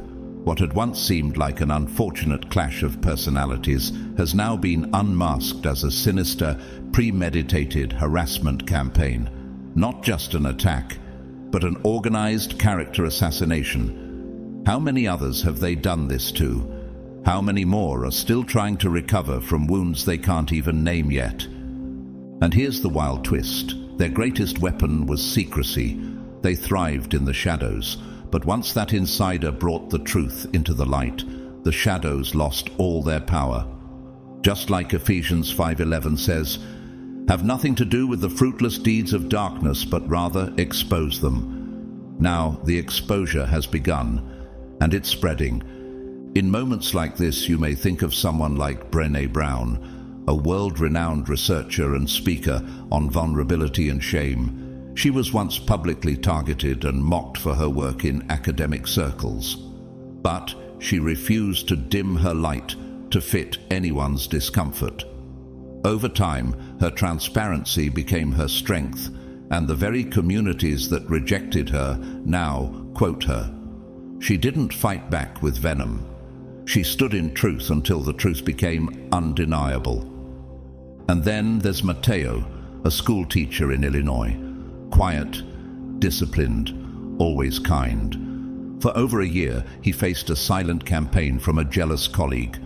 False accusations, planted rumors, even manipulated student reports. Matteo didn't retaliate. He just kept teaching with excellence, mentoring his students, and documenting everything with precision. Eventually, the truth came out, and the instigator was removed. Matteo was promoted. His integrity outlasted the attack. How many heroes are forged not on stages, but in silence? And you, chosen one, you didn't even know the full extent of the darkness you were walking through, but your spirit did. That's why you were compelled to pray more, to pull back, to protect your peace. Have you noticed how your inner compass knew the truth before your mind could comprehend it? That wasn't paranoia. That was prophecy. You've now stepped into a new dimension of clarity. The very people who gathered to see you fall are now watching a documentary on spiritual survival. And you're the central figure. Their attacks tried to turn you into a cautionary tale. Instead, you've become a symbol of divine endurance. Nature reflects this perfectly. Think of the deep-sea anglerfish, a creature that lives in pitch-black waters and carries its own light. Surrounded by predators and invisible threats, it survives not by strength, but by its ability to illuminate what's hidden. Like that fish, your light didn't just survive the dark, it exposed it. And here's the consequence. Your attackers, those architects of false friendship and digital surveillance, are now being seen clearly. Their names are being quietly whispered in places they once held influence. People are distancing themselves, not out of fear, but out of wisdom. The network they weaponized is disbanding. How many more revelations are waiting to surface now that the veil has been lifted? How many others will find their voices because you refused to lose yours? The respect people already held for the way you handled those vile attacks didn't just remain, it deepened into a reverence that bordered on awe. Why? Because once they grasped the full scope of what you were truly up against, their admiration evolved into something sacred. You hadn't simply weathered a storm, you had unknowingly stood in the center of a premeditated spiritual ambush and dismantled it with nothing but your authenticity, grace, and divine restraint. What kind of person moves through that level of calculated sabotage and still remains whole, still speaks gently, still walks with dignity? Have you ever wondered how many layers of betrayal were stacking themselves quietly behind you, waiting for the perfect moment to collapse your reputation? And yet, none of them could. In the Bible, Daniel stood among lions, not because he was fierce, but because he was faithful. Daniel 6:22 says, "My God sent his angel, and he shut the mouths of the lions." Chosen one, That's what you lived through. You were surrounded by strategists of destruction, but God placed an invisible wall between you and their agenda. And just like Daniel, it wasn't your fight, it was your faith that preserved you. When word began to spread that this wasn't just a few isolated insults, but a full-blown operation designed to dismantle your life, built by multiple people, executed in secret and soaked in deception, your calm became legendary. The way you held your peace, never lashing out, never lowering your vibration to match their schemes, showed others something they never thought possible. That spiritual stability could defeat emotional warfare. That inner truth could withstand external treachery. Oprah Winfrey, an icon of global influence, once said, "You become what you believe." And in your case, you didn't believe you were under attack. You believed you were covered. That belief became a spiritual armor. While others might have panicked or retaliated, you leaned into divine timing and let the truth defend itself. Meanwhile, across town, someone like Maya Romero, a teacher who had gone through workplace sabotage by jealous co-workers, was watching you from afar. She had been thinking of quitting, of giving in to despair. But after hearing your story, she decided to document everything, stay rooted in her truth, and wait. Just 3 months later, every false claim against her unraveled, and she was promoted. She credits your story with giving her the courage to stand when everything around her said fall. Why do you think your quiet resistance echoed so far? Why did your silence trigger confession, your dignity spark exposure, your peace become contagious?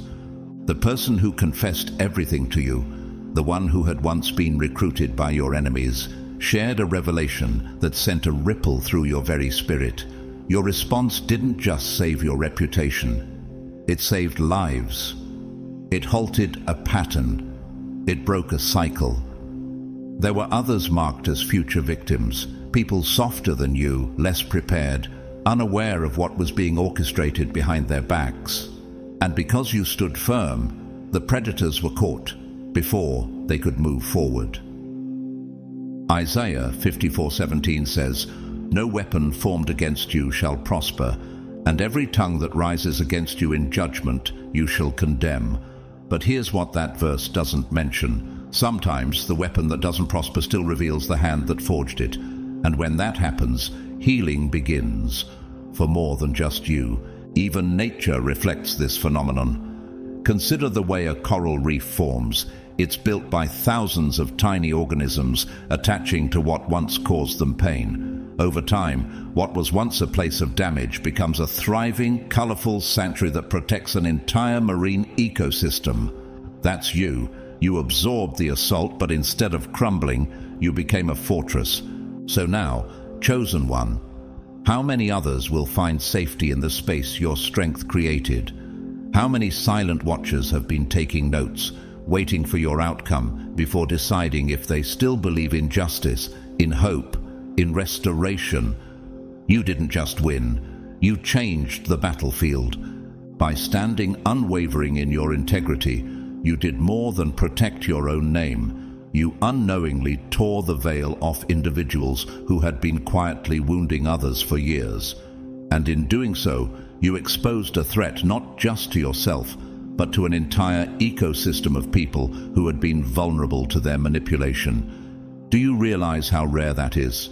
Do you understand what kind of spiritual force it takes to stand tall while evil schemes unravel around you?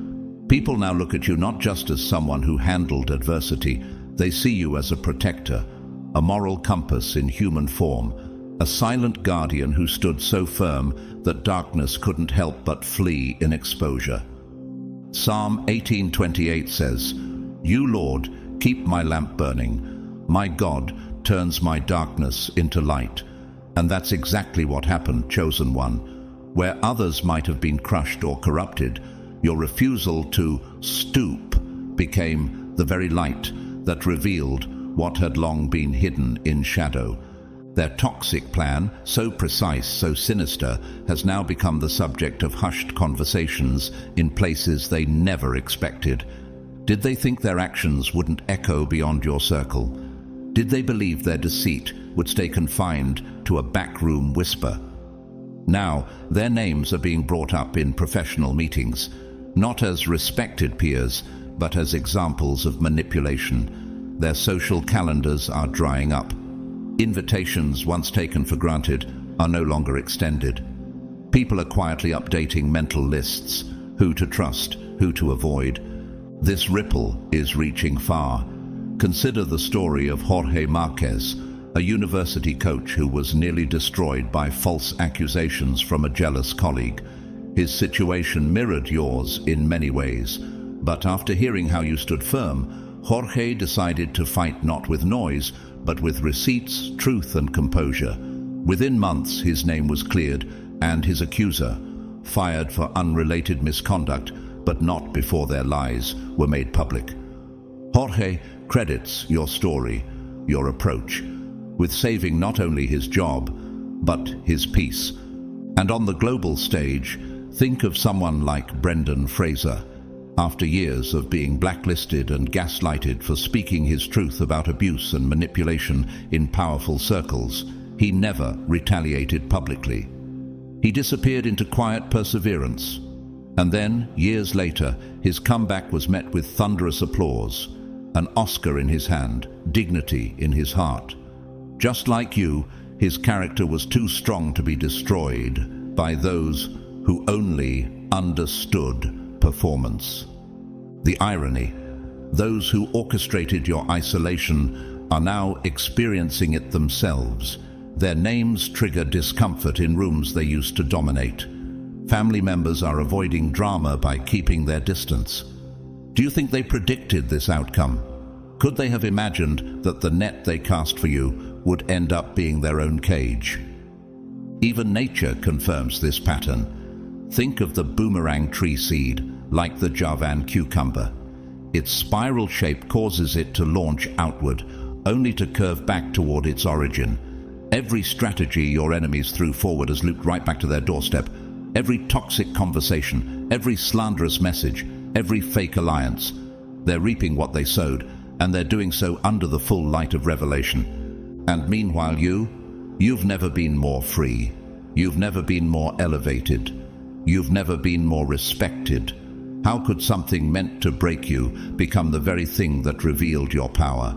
How could their worst intentions serve your highest calling? Could it be that God used their wicked plan to unveil your divine purpose? Now, people aren't just seeing your resilience. They're studying it. They're implementing your methods in their own lives. Your experience has become a guidebook for navigating betrayal with elegance. And whether they say it aloud or not, people are grateful you went through it first, because now they know how to fight darkness with light. And those who meant harm, they have earned their exile, not because you cursed them, but because the truth did. And now, chosen one, what will you do with the influence their downfall handed you? Your life, chosen one, has blossomed far beyond what seemed possible before the storm. What once felt like a breaking point has become a launching pad. Isn't it wild how the very pressure meant to confine you became the force that propelled you? The strength you cultivated in those fiery moments of attack has rewritten your internal blueprint. You're no longer playing small. You no longer ask for permission to take up space. You know now, with a kind of sacred certainty, that you can endure, rise, and transform no matter what's thrown your way. Isaiah 54:17 says, "No weapon formed against you shall prosper, and every tongue which rises against you in judgment you shall condemn." And that verse isn't just ink on a page anymore. It's the testimony you live. Where fear once whispered, courage now roars. You've begun stepping into doors you previously only knocked on in silence. Do you feel it? That quiet boldness inside of you, that clarity when someone tries to rattle your peace. You're no longer reacting. You're moving with strategic grace. You're no longer explaining yourself to be understood. You're embodying truth and letting your light do the talking. And others have noticed. In rooms you've never stepped into, your name is being spoken with respect. Your story has become a parable for power that refuses to perform. People use your example to inspire their teams, their children, their friends. Do it like them, they say. Handle it like the one who didn't flinch. You've become what people reference when they want to describe composure under fire. And not because you were cold, but because you were clear. Not because you didn't feel the betrayal, but because you didn't let it define you. This is the part where even your enemies start to shift in discomfort, because while you rise, they sink.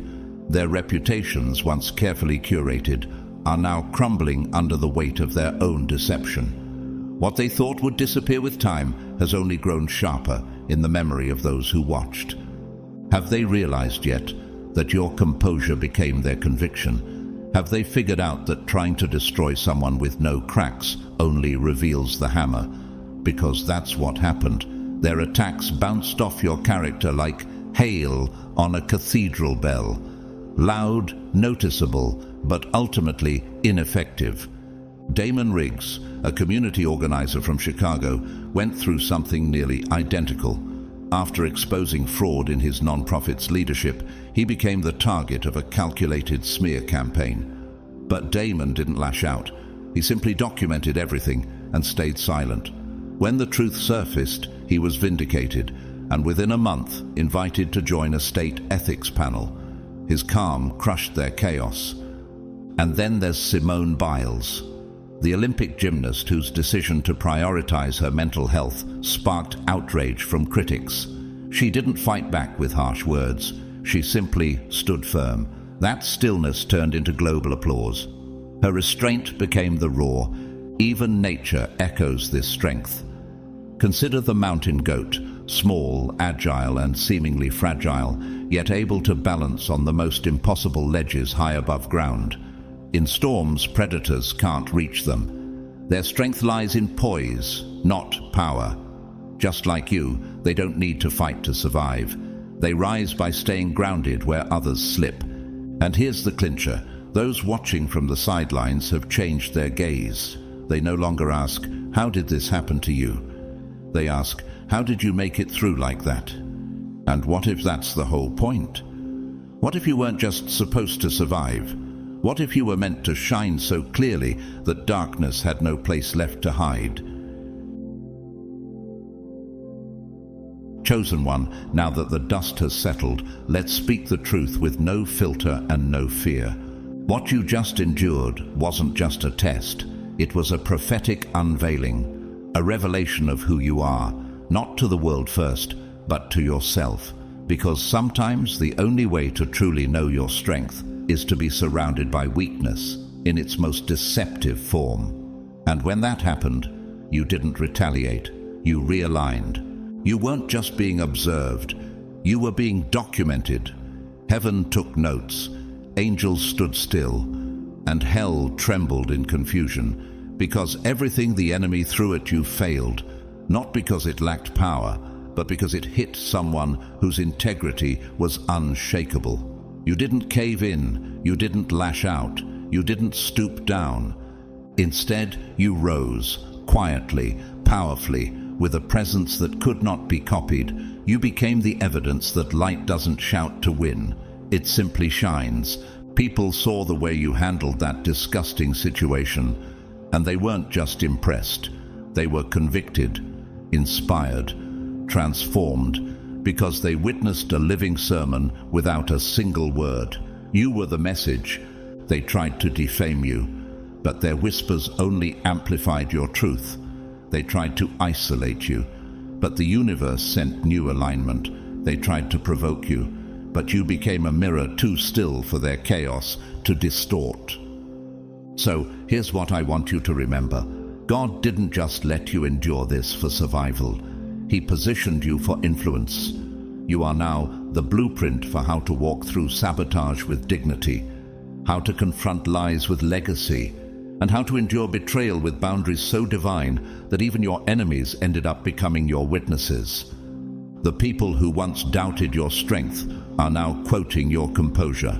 The ones who expected your fall are now studying your rise, and those who mocked your silence are now haunted by its consequence. So now, if this word resonated in your spirit, type 777 in the comments below. Seal it in faith. Like this video. Share it with someone who's trying to hold their peace when all hell is breaking loose. And don't forget to subscribe, because this space is more than a channel. It's a sanctuary for chosen ones rising. To those who supported through super thanks or simply through presence, thank you from the depths of my soul. Whether you give with money or attention, your spirit is part of this mission. And now, I bless you. May every room you enter shift in your favor. May God silence the mouths that rise against you. May your name be spoken in rooms of honor you didn't even know existed.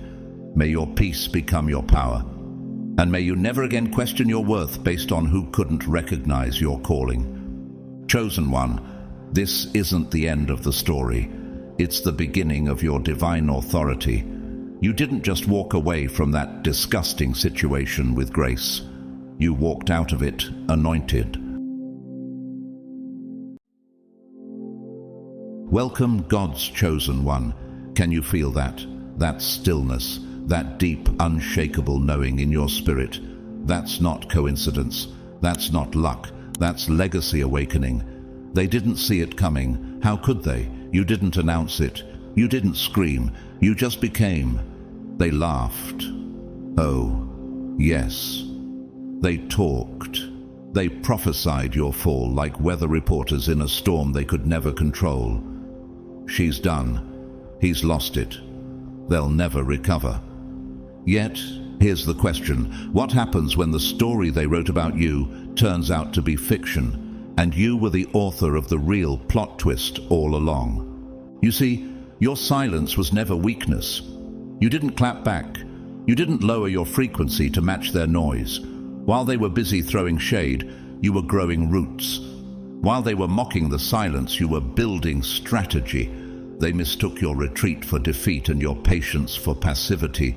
But what if the most dangerous person in the room is the one who waited? Because now, oh now, everything has changed.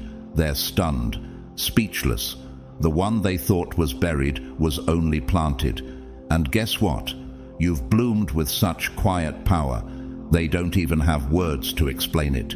You didn't just return. You ascended.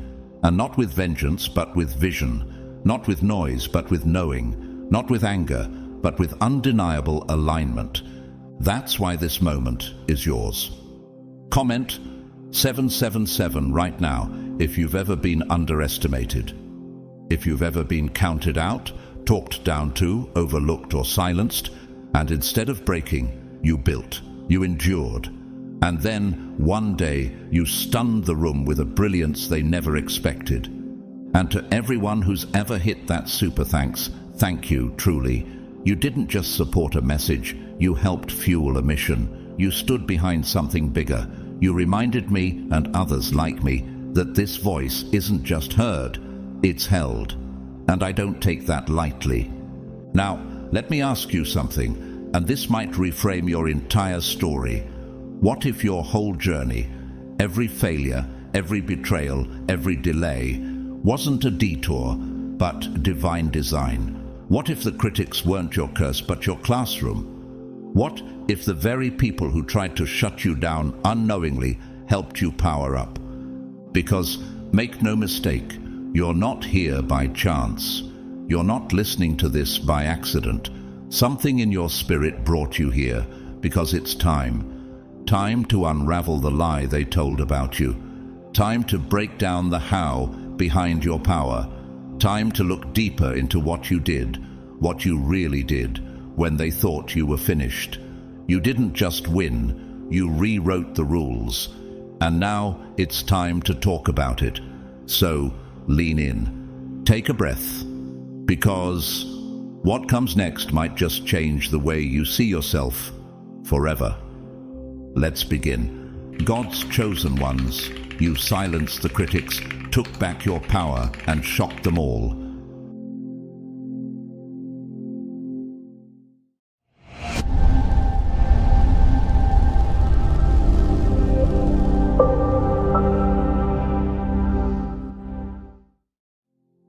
Your profound emotional intelligence, often mistaken for weakness, was consistently misunderstood from the very beginning. How often do people confuse sensitivity with frailty, or depth with vulnerability? Have you ever wondered why those who seem quiet are so often dismissed? But what they failed to see was the true strength hidden beneath your calm exterior, your emotional intelligence, the rare gift to sense what lies beneath the surface, to read the unseen currents of a room, to perceive shifts in energy and unspoken truths was never a flaw. It was your greatest weapon. Have you noticed how many leaders in the Bible chose silence before action? Think of Moses, who didn't rush to speak, but listened and watched before leading his people out of Egypt. Why do you think he waited? While others underestimated you, you quietly observed, gathering precious insight as if collecting hidden gems. They called you soft, said you were too emotional, too quiet, too sensitive to be powerful. But what if being soft was actually a sign of strength? What they didn't realize was that you were not a leaf blown by the wind. You were the tree whose roots ran deep, unshaken by every passing storm. In the book of Proverbs, wisdom is described as more precious than rubies, Proverbs 3:15, and your emotional intelligence was exactly that, a treasure beyond measure. While they mocked, you were decoding the hidden motives behind their fake smiles and hollow words, like a masterful codebreaker who sees patterns where others see chaos. Have you ever experienced moments when silence revealed more than words ever could? Consider the words of Oprah Winfrey, a media icon and inspirational leader who once said, "Turn your wounds into wisdom." What does it truly mean to turn pain or judgment into power? She understood deeply that emotional awareness and resilience are the foundations of true power. You too turned what others saw as weaknesses into your greatest strength. Have you noticed how the quietest minds often think the loudest thoughts? They assumed your silence meant you were slow, unprepared, or unaware. But in truth, your mind was a chessboard, calculating moves 10 steps ahead, each thought deliberate and precise. Can you imagine the patience it takes to plan so carefully? Imagine a surgeon, calm and focused, performing a delicate operation, each incision exact, each motion intentional. That's precisely how you made your move. When the decisive moment came, you didn't explode in anger or desperation. You didn't beg for recognition or validation. Instead, with a quiet power so undeniable, you revealed your insight in a way that left everyone utterly stunned. This profound restraint echoes through history, as demonstrated by figures like Jesus himself. Before Pilate, when unjustly accused, he didn't shout or protest loudly. Instead, he said simply, "My kingdom is not of this world." John 18:36. Why do you think such profound calm can carry so much weight? His very presence spoke volumes, far more than any emotional outburst ever could. Your silence, therefore, was not weakness. It was strategy. It was a testament to a spiritual maturity and vision that many simply lack. Emotional intelligence demands patience, resilience, and the wisdom to see beyond surface-level battles. This is a skill you've been diligently sharpening all along, even through the times they laughed, doubted, and tried to manipulate you. Think also of Malala Yousafzai, the youngest Nobel Peace Prize laureate who faced unimaginable violence and opposition with a calm yet unwavering spirit. She once profoundly stated, "When the whole world is silent, even one voice becomes powerful." Have you in your own journey felt the growing power of your quiet voice strengthening in the face of doubt? Your silence was never emptiness. Rather, it was the gathering of immense strength before a powerful, purposeful voice was unleashed. Consider, too, the inspiring story of Eleanor, a young entrepreneur who was initially dismissed by investors for being too emotional and not aggressive enough. Yet she trusted her intuition, studied her market with meticulous patience, and just a year later, launched a startup that completely disrupted the entire industry. What invaluable lessons can we learn from someone who chooses to wait and prepare rather than rush into action? She didn't need to shout to be heard. Her results spoke louder than any criticism. Like you, she was profoundly underestimated until the moment her quiet strength became undeniably apparent to all. Why does the world so often fear what it cannot control? The silent power that watches, waits, and then moves with purpose. When your critics tried to twist the narrative, gaslight your sense of reality, and impose their version of your story, you remained grounded. You allowed them to underestimate you, understanding that sometimes the most potent action is no action at all. What happens when we simply stop trying to prove ourselves and just become who we are meant to be? And when they finally saw it, the clarity in your eyes, the calm in your voice, the firmness in your boundaries, they panicked. Because you weren't confused anymore. You weren't shaken. Instead, you stood as steady as a mountain, rooted like an oak, unyielding under the storm.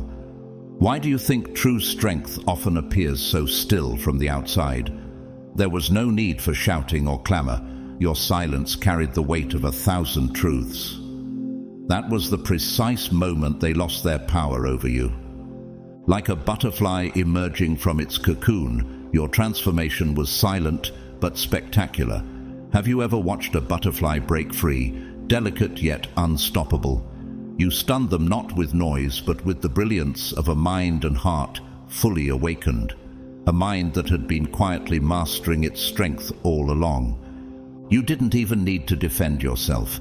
Isn't it incredible how powerful you become the moment you realize you don't have to prove anything to anyone? They tried to cast you as the fool, the one too naive, too kind, too forgiving to recognize the script being written for you.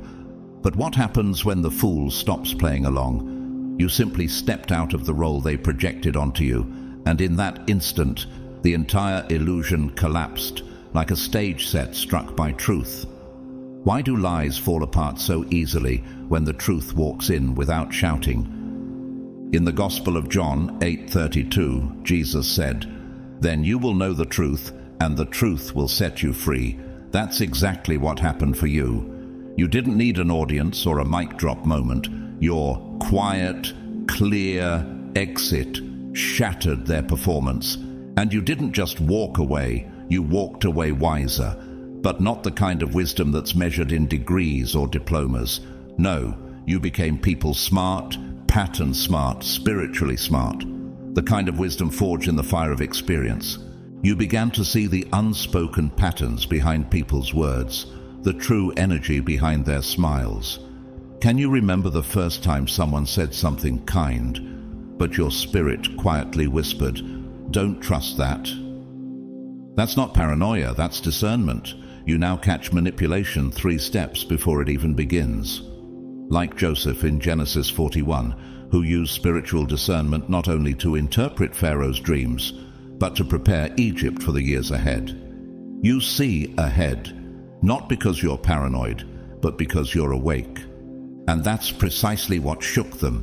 They can't reach you anymore, not because you've hardened your heart, but because you've become clear. There's a crucial difference, isn't there? Coldness numbs, but clarity empowers. You're no longer blurred by guilt, shame, or confusion. Instead, you now walk with a gaze that effortlessly sees through things, and they feel it. That's why they've gone quiet. That's why they're watching from a distance, confused, anxious, wondering, how did the one we underestimated become the one who sees us more clearly than we see ourselves? It's like the profound moment Maya Angelou once described. The celebrated poet and civil rights activist wisely said, "When someone shows you who they are, believe them the first time." You did exactly that. You stopped explaining, stopped rationalizing others' behavior, and instead, you simply believed what you saw. And in that moment, you stepped out of the maze they constructed for you.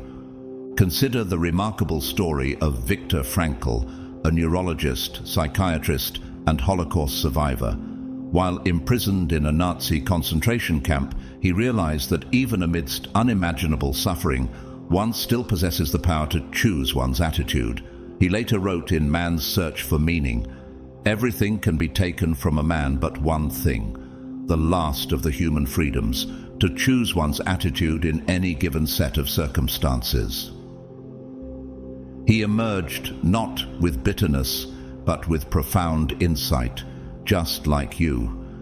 He didn't speak to gain sympathy, he spoke to reveal the undeniable strength of a spirit that never allowed cruelty to define it.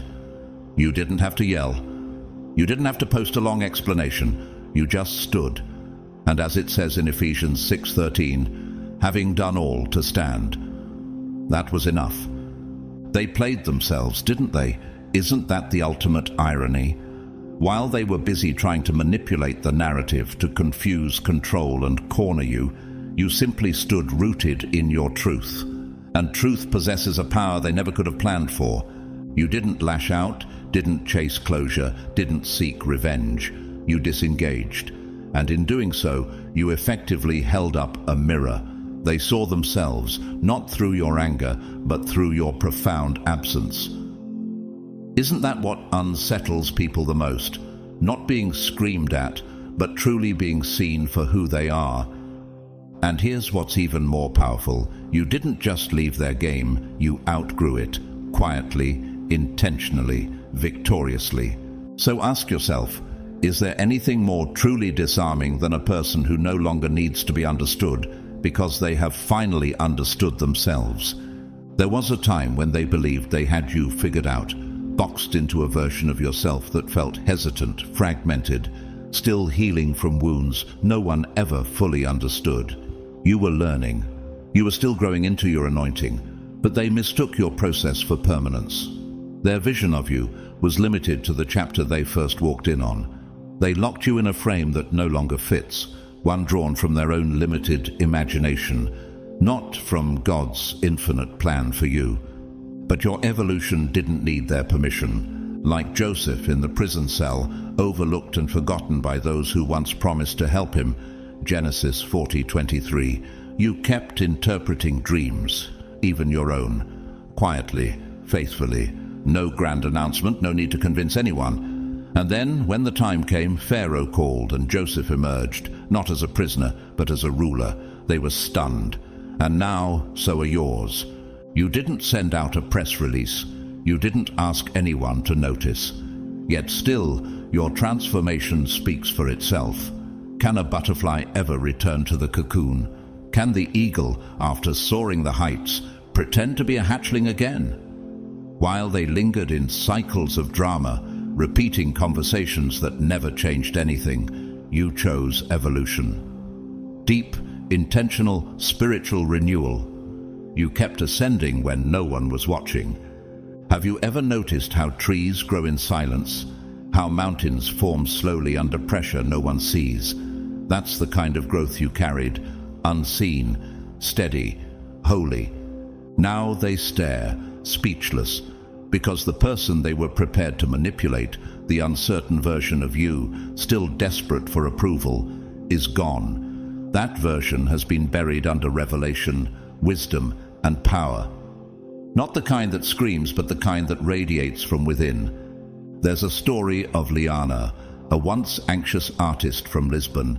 People only knew her for her panic attacks and self-doubt. But while they mocked, she painted. While they gossiped, she prayed. 1 year later, her work was featured at a global exhibition in Florence. No one knew how it happened.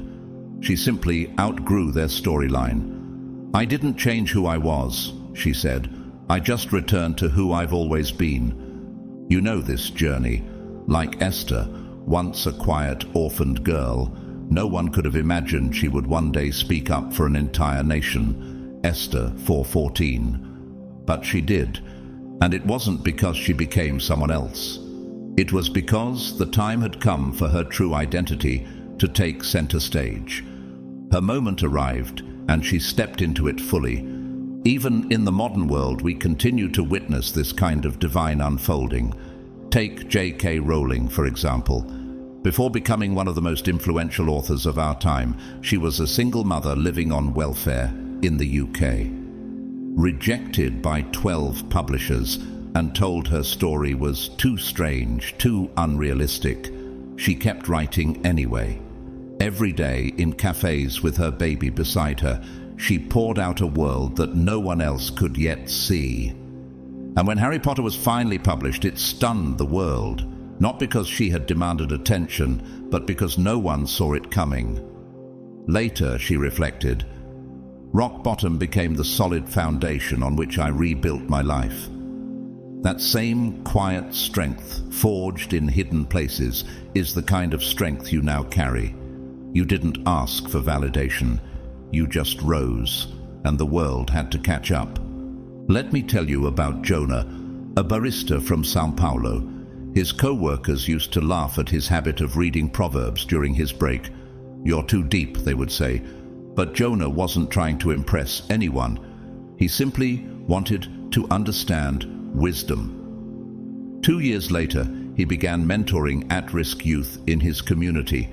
His coffee shop, it became a gathering place for healing. And those same co-workers, now they're the ones asking him for advice. He never needed to announce his transformation. He simply moved in silence, and God amplified the result. There comes a moment when the people around you no longer recognize what they're looking at. Confusion clouds their faces. They reach for old scripts, old tones, old expectations, but none of it lands. Why? Because their imagination never stretched to match your calling. They still speak to the you that no longer exists. And perhaps that's what unsettles them most. Not just that you became more, but that they never saw it coming. By the time they finally turned to look, the version of you they once tried to control had already been replaced. Replaced by someone shaped by obedience, strategy, clarity, and grace. So what do you do when even gravity can't hold you like it used to? You rise. And when they try to hold you back with outdated memories, you remember you were chosen for more. You don't shrink anymore. You don't feel the need to explain yourself endlessly, as if trying to convince someone who never truly wanted to understand. You don't seek their validation because your identity is no longer built on their approval. Have you ever wondered why your silence speaks louder than their noise? This newfound strength, calm and unwavering, is the kind of silence that leaves them utterly speechless. They once built their confidence believing they stood above you, on a pedestal of judgment, comparison, and control. But now that illusion is shattered. The truth shines bright.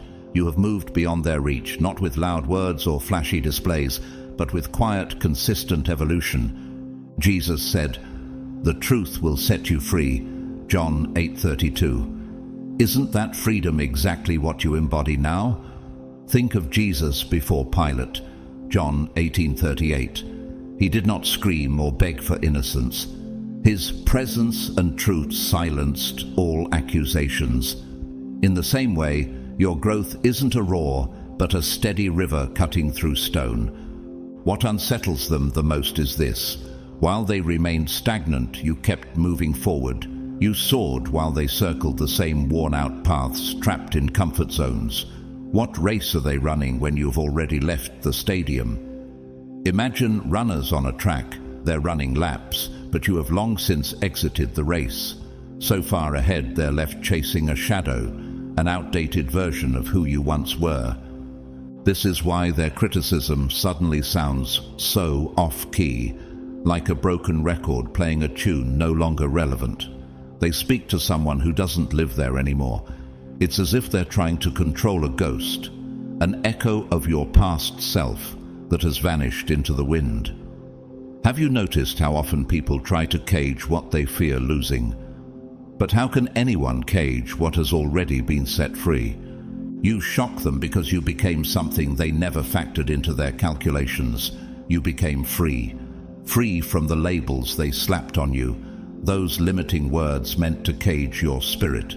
Free from the timelines they tried to impose, expecting you to evolve according to their schedule instead of God's plan.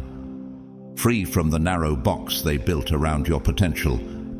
As Isaiah 43:19 declares, "See, I am doing a new thing. Now it springs up.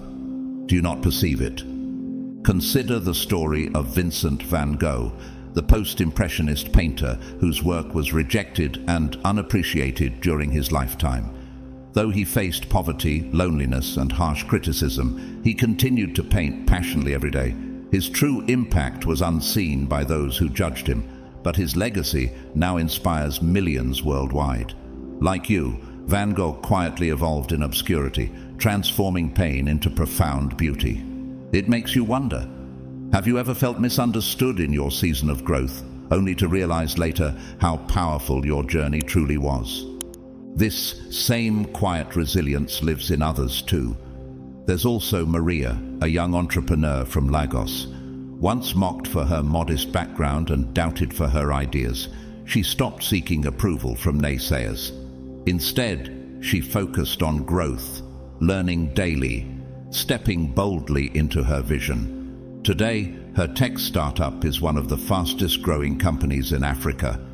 When asked about her journey, Maria said, "I realize the only competition that matters is with who I was yesterday." Her critics? They're still trying to fit her into the old story, one she left behind long ago. Can you relate to Maria's choice to rise beyond what others expected?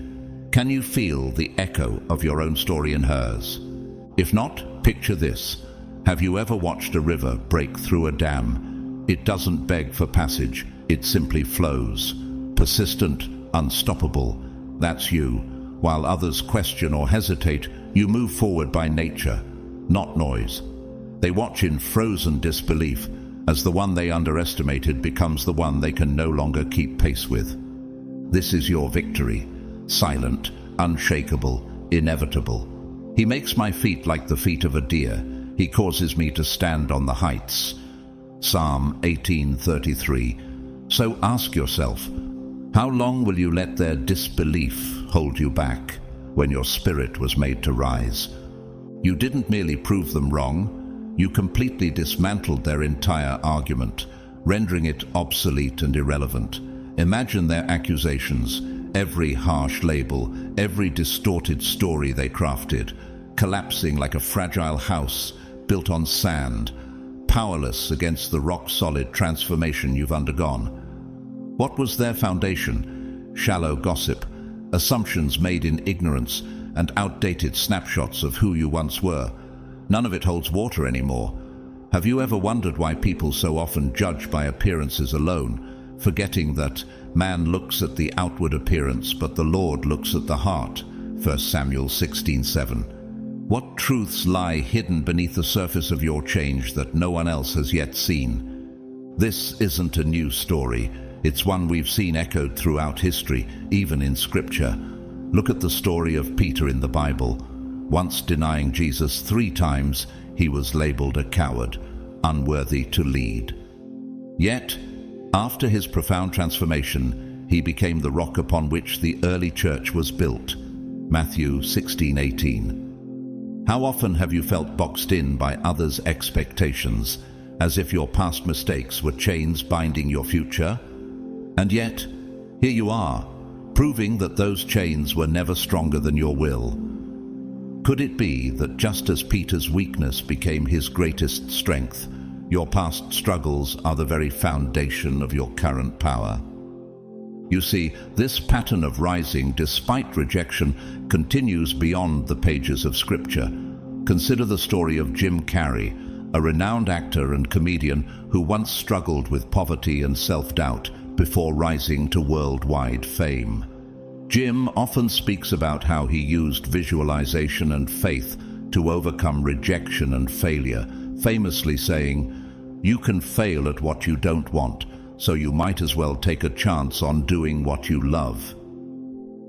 Like Jim, your transformation wasn't just about overcoming external criticism, but about cultivating belief and hope in the face of uncertainty. What inner dialogues have you had that fueled your growth when no one else believed? Remember that God's word promises, "For I know the plans I have for you, plans to give you a future and a hope." Jeremiah 29:11. How has this promise carried you through your darkest moments? This kind of growth is not always loud or visible in the beginning. It often happens in the quiet. Let me share a story about a woman named Sarah, who just a few months ago was drowning in self-doubt and rejection. She kept her growth hidden, working tirelessly on her dreams away from the spotlight. Slowly but surely, she rebuilt herself, not for revenge or to prove a point, but to find true peace and alignment with her purpose. Today, Sarah walks with a confidence so radiant, her former critics are baffled because their old stories no longer apply. Isn't it fascinating how internal growth, invisible at first, becomes an unshakable force that leaves others lost in confusion? How many times has God's quiet work within you gone unnoticed by the world, yet changed everything? Picture the transformation like the metamorphosis of a butterfly. Inside the chrysalis, the caterpillar's form dissolves completely. The old self seems gone, but beneath the surface, something more beautiful and free is forming. When it emerges, it doesn't look back or apologize. It simply flies. This is your journey. You rebuilt yourself from the inside out, and that's why the old script doesn't fit your new reality. What might it feel like to live unbound, soaring beyond every expectation or stereotype placed upon you? The Bible reminds us, "The sovereign Lord is my strength. He makes my feet like the feet of a deer. He enables me to tread on the heights." Habakkuk 3:19. Are you ready to rise on wings like those? And here's what makes your journey even more powerful. You didn't just change. You chose clarity over chaos, peace over performance. You are the one who rewrote the story, not to seek validation, not to silence others out of spite, but to embrace truth and live in peace. The critics, once confident in their certainty, now find themselves disoriented because their assumptions have no place in the life you are living. Like the psalmist declares, "You prepare a table before me in the presence of my enemies. You anoint my head with oil. My cup overflows." Psalm 23:5. Your victory is not loud or boastful. It is deep, lasting, and undeniable. This is your divine legacy, to take what was meant to confine you and turn it into the foundation of your freedom. You are God's chosen one, not defined by the past or the noise around you, but by the mind you have refined, the spirit you have healed, and the unstoppable force you have become. And that's the part that truly breaks them, isn't it? Not that you stood there defending yourself with words, not that you raised your voice or pointed fingers, but that you became someone so fully healed, so internally transformed, that their accusations no longer held weight. And what happens when someone throws stones at something that no longer exists? Nothing. It's like they're trying to fight with smoke. Their version of you was just a memory, and you outgrew it so silently, so gracefully, that their entire narrative shattered without a single reply from you. Because how can someone argue with a person who has risen, with someone who no longer lives in the same emotional space? The light shines in the darkness, and the darkness has not overcome it. John 1:5. Hasn't your light begun to expose the smallness of their assumptions? Doesn't it feel different now, walking in truth while they fumble in their own shadows? They still want to argue with the broken version of you, the one who used to explain yourself, the one who stayed small to keep the peace. But you've changed, mentally, emotionally, spiritually. What happens when the chains others used to control you no longer fit? Isn't it strange how quiet they become when they realize their voice no longer echoes in your heart? You didn't even clap back. You didn't drag them. You didn't screenshot their words or call them out in front of the crowd. You just evolved, quietly, deeply, and that was enough. Your glow made their bitterness look loud. Your maturity made their judgment sound childish. And your peace? That silence. It said more than any post, any speech, any performance ever could. The Lord will fight for you. You need only to be still. Exodus 14:14. Isn't that what happened? And it's not just a theory. It's happening in real life, every day. Let me tell you about Elena, a single mother who spent years being underestimated by her own family. They said she wouldn't finish school, that she'd never escape the cycle she was born into. But instead of arguing, Eleanor studied at night while her daughter slept. She healed her mindset. She prayed in silence. And 3 years later, she walked across the graduation stage with her child in her arms. The very people who once doubted her. They stood in silence, unsure of how to speak into a story that left no space for their judgment. What parts of you are evolving right now, in silence, under the eyes of those who swore you'd fail?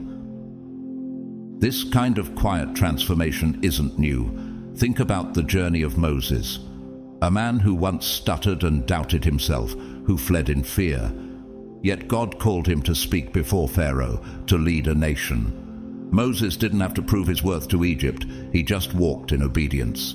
And as he walked forward, the sea split. Exodus 14. Isn't that what's happening with you? As you move forward, aren't the things that once threatened to drown you beginning to part? And the beauty of this truth echoes across generations. Consider Coco Chanel, once a poor orphan, later a revolutionary designer who redefined fashion and challenged the roles of women in her time. She famously said, "I don't care what you think about me. I don't think about you at all." She didn't retaliate against her critics. She simply became too iconic to be ignored. Isn't it beautiful when your success becomes the only language others can understand? Even nature testifies to this silent rising. If you've ever watched how a tree silently grows through the seasons, you'll notice it doesn't shout when it bears fruit. It just stands, rooted and strong, and lets the evidence speak. That's you now. Rooted, quiet, unshakable. They are like trees planted along the riverbank, bearing fruit each season. Their leaves never wither, and they prosper in all they do. Psalm 1:3. Can you feel how far you've come? Not because you spoke louder, but because you stood taller. And now, let's speak plainly. You didn't just silence your critics, you made their entire narrative irrelevant. Because when your life starts reflecting God's glory, the lies they told lose all power. They don't know how to navigate your newness. They're still holding on to a script that doesn't match your current reality. And now, the spotlight has shifted. It's not on the gossip anymore, but on the glow, on your healing, on your purpose. You never had to prove anything. You simply became everything they swore you never would. And that quiet, holy, undeniable reality hit harder than anything you could have said. See, I am doing a new thing. Now it springs up. Do you not perceive it? Isaiah 43:19. While they clung to their assumptions, you were already being remade. You rewired your mind while they recycled insults.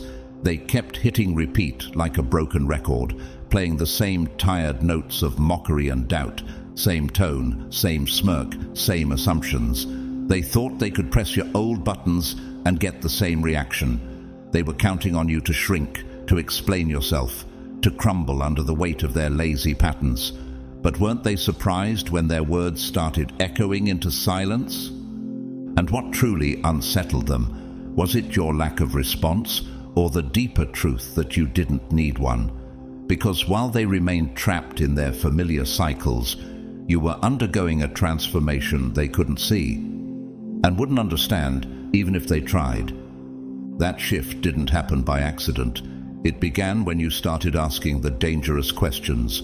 What if I'm not who they say I am? What if the voice of God in me is louder than the noise around me? Do not conform to the pattern of this world, but be transformed by the renewing of your mind. Romans 12:2. And that's exactly what you did. The work went deeper. Layer by layer, you began to peel off the labels that were never yours to carry. But pause and ask yourself, how many of those labels were assigned by people who never even took the time to know your heart? Inherited beliefs were next, the ones passed down like hand-me-downs. Be nice. Don't make waves. Make them comfortable, even if it kills your voice. But instead of wearing those outdated mantras, you deleted them. You stopped playing small just to keep the peace. You stopped burning in silence so others could stay warm. And isn't it strange how they suddenly called you too much, right when you finally refused to be less? Because in that sacred, often lonely process, you didn't just learn new truths, you restructured your entire inner world. Let me tell you about Layla. Just last year, she was constantly apologizing for her existence. In meetings, in relationships, even in her prayers, people pushed her boundaries like they were speed bumps. But one day, she went quiet. Not out of fear, but out of focus. She started therapy. She started praying out loud. And she started saying no without guilt. Now, people don't talk at Layla anymore. They listen when she speaks. And the ones who once talked over her, they're confused. Because the version of her that tolerated their behavior no longer exists. Does that sound familiar? Isn't that the kind of mystery you've become? This kind of shift can't be explained in words. It radiates. Your thought patterns changed. Emotional triggers evaporated. And those who used to know how to control you, they suddenly couldn't find the buttons anymore. Their confusion is proof of your healing. You will keep in perfect peace those whose minds are steadfast because they trust in you. Isaiah 26:3. So ask yourself this: can someone truly understand your peace if they've never fought your battles? This growth went deeper than reaction. You moved beyond being reactive. You became unreadable, not because you're hiding, but because they're still reading from an outdated script. They're playing chess in 2D, and you're not even on the same board anymore. Consider how diamonds are formed, buried deep in darkness, under pressure no one sees, and heat no one feels. The same people who mocked your stillness now can't handle your brilliance. But diamonds don't return to dust, do they? No. They reflect light without trying. And so did you. Effortlessly. And this wasn't just mental. What emerged was spiritual intelligence, the kind forged in silence, in rejection, in betrayal. Not a loud kind of wisdom, but the kind that says, even though I walk through the valley of the shadow of death, I will fear no evil. Psalm 23:4. You've watched people betray you and chose not to become like them. That's power they can't understand, because they've never had to choose grace in the face of cruelty. Can you imagine the strength it takes to be wounded and still refuse to wound others? Let's take a moment to think of Dietrich Bonhoeffer, the German pastor who stood against the Nazi regime. He once said, "Being a Christian is less about cautiously avoiding sin than about courageously and actively doing God's will." His presence unsettled the status quo. So does yours. These days, when you walk into a room, the atmosphere shifts. Not because you're loud, but because your spirit is heavy with truth. And yet this isn't arrogance. It's alignment. You don't need to announce your growth.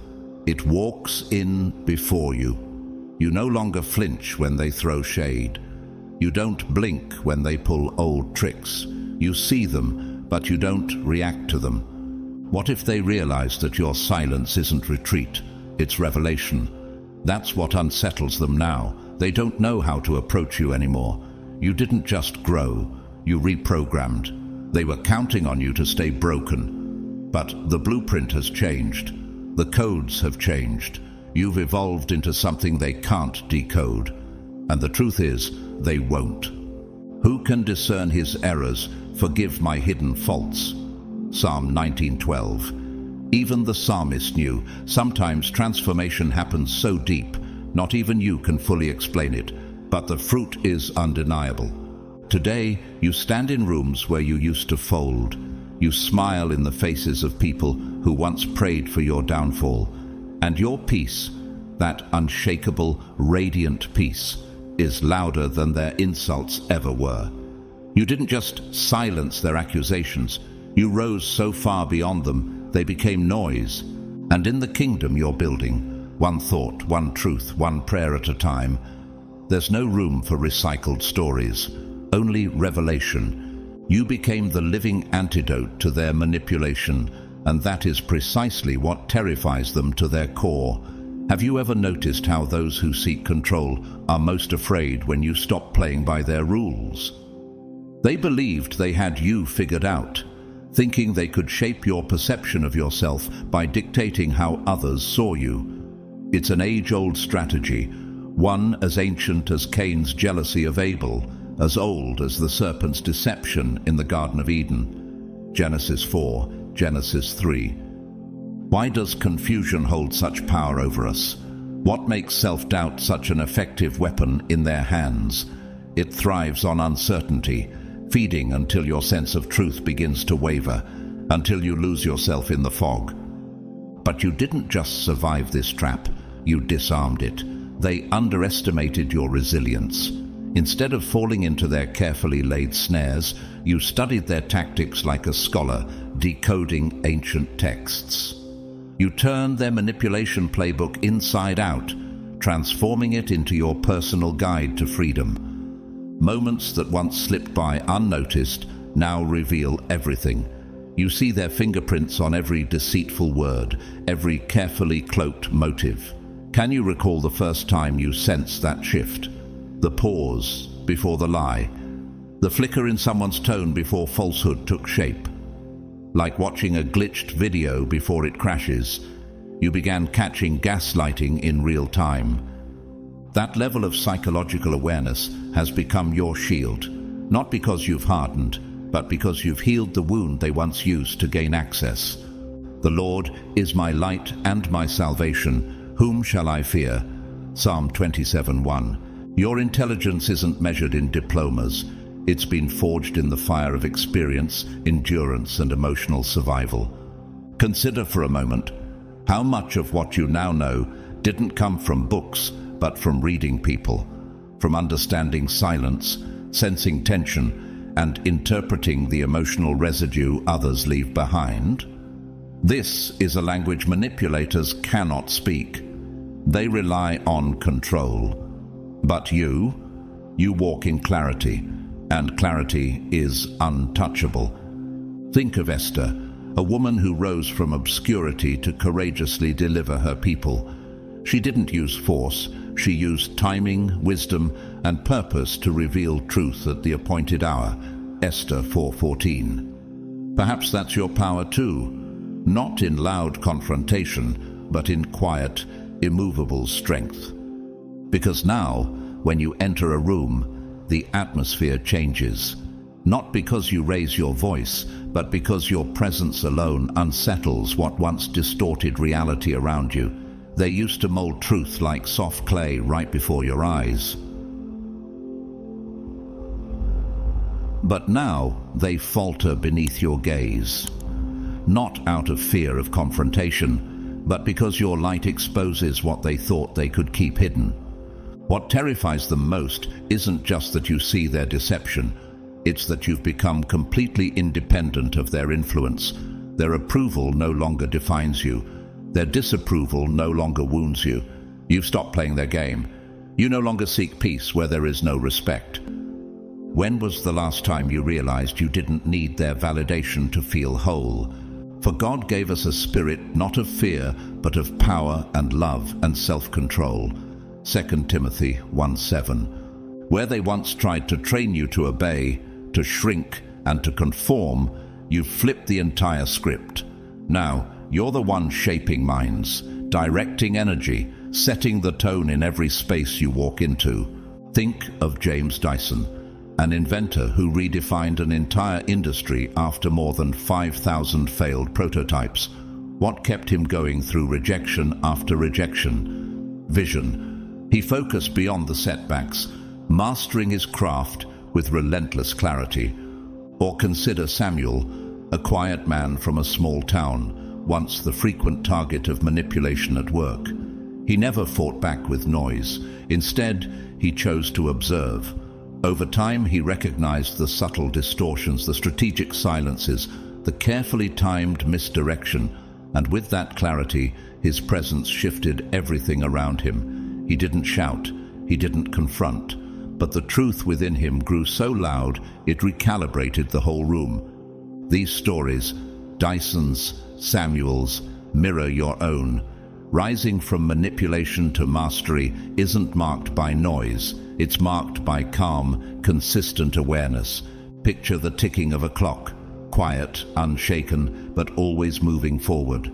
It doesn't demand attention, yet everything around it orients to its rhythm. Be strong and courageous. Do not be afraid. Do not be discouraged, for the Lord your God will be with you wherever you go. Joshua 1:9. Or picture the eagle, not flapping against the wind but soaring because it has learned how to ride the very currents that once threatened to pull it down. Perhaps your strength lies not in resistance, but in this quiet mastery. You no longer react to manipulation, you rise above it. That is why their tactics no longer work. You've become the antidote to the very poison that once held you captive. Now, they don't know how to act around you, because they cannot lie where truth resides. Your mind is steady, your clarity undeniable, your healed spirit unshakable. You are God's chosen one, and your light doesn't just shine, it exposes every shadow.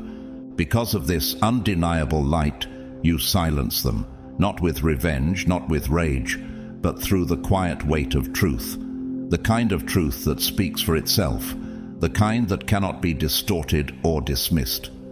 Have you ever stopped to wonder why those who spread lies cling so tightly to their narratives?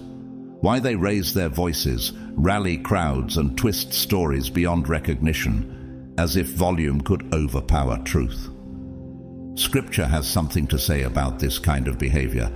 A false witness will not go unpunished, and whoever pours out lies will perish. Proverbs 19:9. Maybe their noise is not strength, maybe it's panic, the clamor of the unjust, afraid of what happens when truth stands tall and needs no defense. While they were loud and reckless, you were playing the long game, steady, intentional, unshaken. Think of Joseph from the Old Testament. Betrayed, enslaved, imprisoned, he was buried under the weight of falsehood. Yet, he didn't retaliate. He didn't plead for public sympathy. Instead, he laid a foundation of wisdom, patience, and faith. And that silent foundation lifted him to Egypt's second in command. How often do false accusations tempt immediate response? But what if, like Joseph, endurance is not weakness, it's preparation? Be still before the Lord and wait patiently for him. Psalm 37:7. You didn't chase after every rumor or run to defend every whisper meant to destabilize your peace. You chose focus. You chose restraint. Proverbs reminds us, a gentle answer turns away wrath, but a harsh word stirs up anger. Proverbs 15:1. And you embodied this truth, not through passivity, but through strength under control. That silence, however, was never ignorance. It was awareness, active, alert, and discerning. You were collecting evidence, not just tangible proof, screenshots, testimonies, dates, but emotional receipts too. The subtle mismatches, the performative concern, the accidental omissions. You began to see the outlines of their manipulation for what they were. Scripture doesn't leave this behavior unnamed. You are like whitewashed tombs, which look beautiful on the outside, but on the inside are full of the bones of the dead. Matthew 23:27-28. What have you begun to see beneath the surface? What truth started surfacing once you stopped giving people the benefit of the doubt they never earned? Brené Brown, the renowned researcher on vulnerability and courage, often speaks about the power of emotional attention, how what goes unspoken can reveal more than what's said. And like her, you began to notice who supported you with sincerity and who celebrated your stumbles louder than your success. Isn't it revealing the way people's true nature often surfaces, not in your suffering, but in your rising? Let me tell you about Mark, a young entrepreneur I recently met. Months ago, whispers circled his small business. Some partners went cold, others offered help only to betray him later. But instead of retaliating, Mark quietly recorded every encounter, refined his product, and pressed forward. Now, his company thrives, and the ones who doubted him, they're left asking how he did it. It's exactly what Romans 12:19 promises. Do not take revenge, my dear friends, but leave room for God's wrath. Because divine justice does not shout, it shows up with timing, precision, and a weight that no lie can bear. You stayed focused, while others scattered their energy spinning lies. You kept building, brick by brick, truth by truth. Their falsehoods were loud, but your consistency was louder. Your identity wasn't defined by their projections, but by your refusal to abandon your purpose. Like a mighty oak tree enduring storm after storm, you grew deeper roots each time they tried to shake you. Your strength wasn't always visible, but when the winds passed, you were still standing, stronger, taller, unmoved. God is our refuge and strength, an ever-present help in trouble.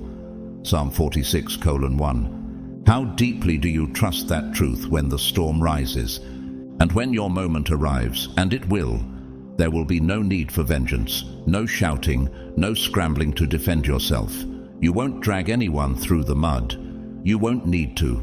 Your life, your growth, your fruit will speak for itself. Think of the moment Jesus stood before Pontius Pilate, falsely accused, yet calm and composed. He didn't plead. He didn't retaliate. He embodied the truth. And that truth, even in silence, thundered through history. When they bring you before the synagogues and the rulers and the authorities, do not worry, for the Holy Spirit will teach you at that time what you should say. Luke 12:11-12. What would it be like to embody that kind of calm confidence, to let the Spirit speak through your stillness? The critics won't fall because you fought them. They'll fall because they have nothing left to stand on. Their accusations will collapse under the weight of your clarity. The strength you carry isn't reactive, it's radiant. And in the end, that will be what silences them. Not because you lowered yourself to their chaos, but because you rose so far above it that the lies simply couldn't reach you. What does it feel like to stand in that kind of still power, to carry truth so unwavering that no slander can penetrate it? You're not just surviving, you're mastering, you're leading. You're showing others what's possible when faith is deeper than fear and integrity is stronger than ego. You are God's chosen one, not armored in bitterness, but armed with patience, discipline, and proof. And when the curtain lifts and the truth stands in full light, it won't just vindicate you. It will inspire others to believe that faith really does move mountains.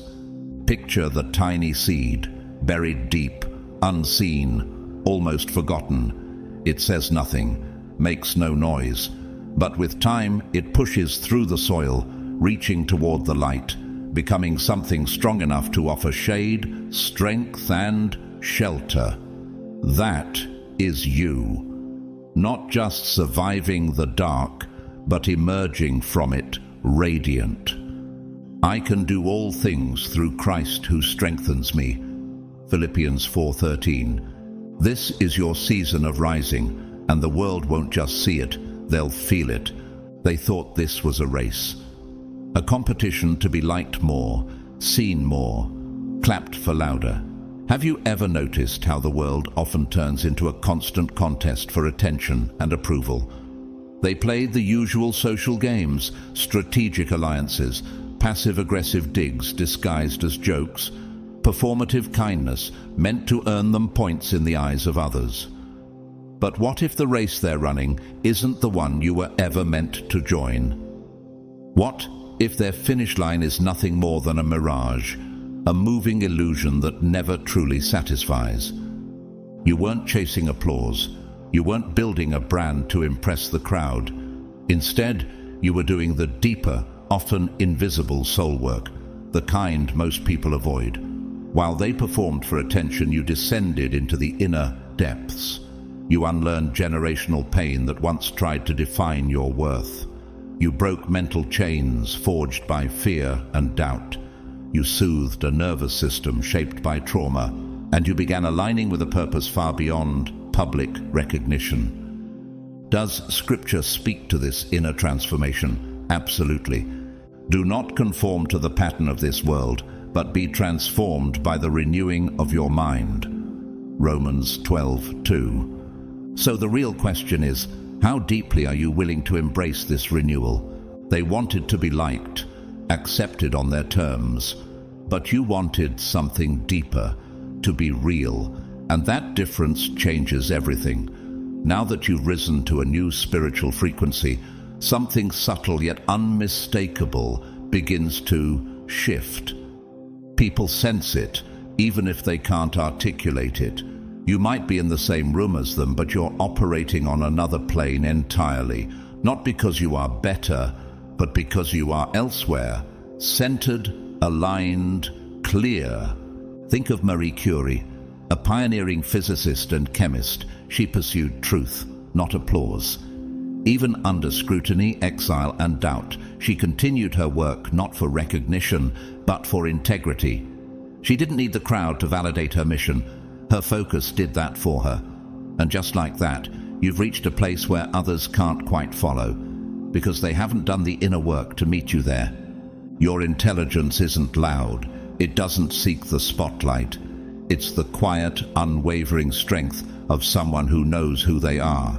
It shows up in restraint, in knowing when not to speak, when not to engage, when to walk away. Not from pride, but from spiritual cost. Because staying in places that no longer match your energy drains more than it gives. Even Jesus, at the height of his mission, withdrew often to quiet places to pray and reflect. Be still and know that I am God. Psalm 46:10. That's not just a verse, it's a rhythm your soul now follows. They may misinterpret your silence as defeat. They may think your distance means you've run out of things to say. But the truth? You already said everything you needed to by outgrowing the conversation entirely. That is what makes you untouchable, not because you fought your way to dominance, but because you stopped playing in the arena altogether. You're no longer competing for relevance in a world built on scarcity and noise. You've stepped into a different realm, one governed not by ego or applause, but by peace, truth, and spiritual intelligence. It's a realm where clarity matters more than clout, where stillness is more powerful than spectacle. Picture again the resilience of Marie Curie, working by candlelight in cold, dark labs, isolating elements no one believed in, facing rejection not with bitterness, but with grace. She wasn't chasing prestige. She was following a quiet, unwavering truth that only her soul could recognize. And so are you.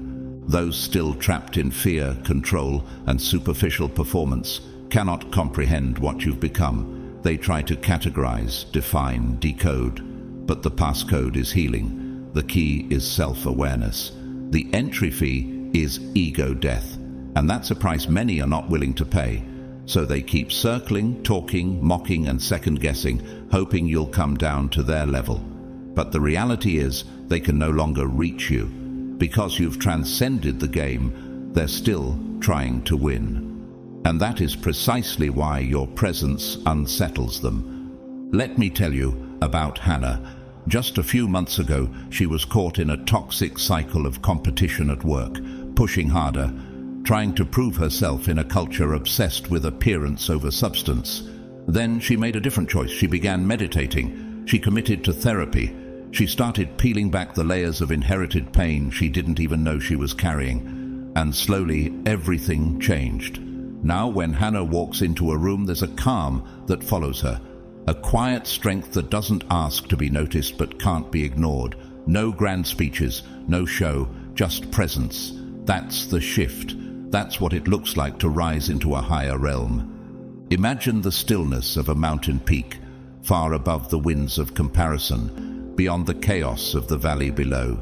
Up there, the air is different, the view is different, and the storms, while still real, no longer touch you the same way. You're no longer shaken by things that used to unnerve you. This is not arrogance. This is clarity. This is spiritual sovereignty. They thought you were slow to catch on, thought your silence meant confusion, mistook your kindness for weakness. But have you ever noticed how people often interpret stillness as ignorance?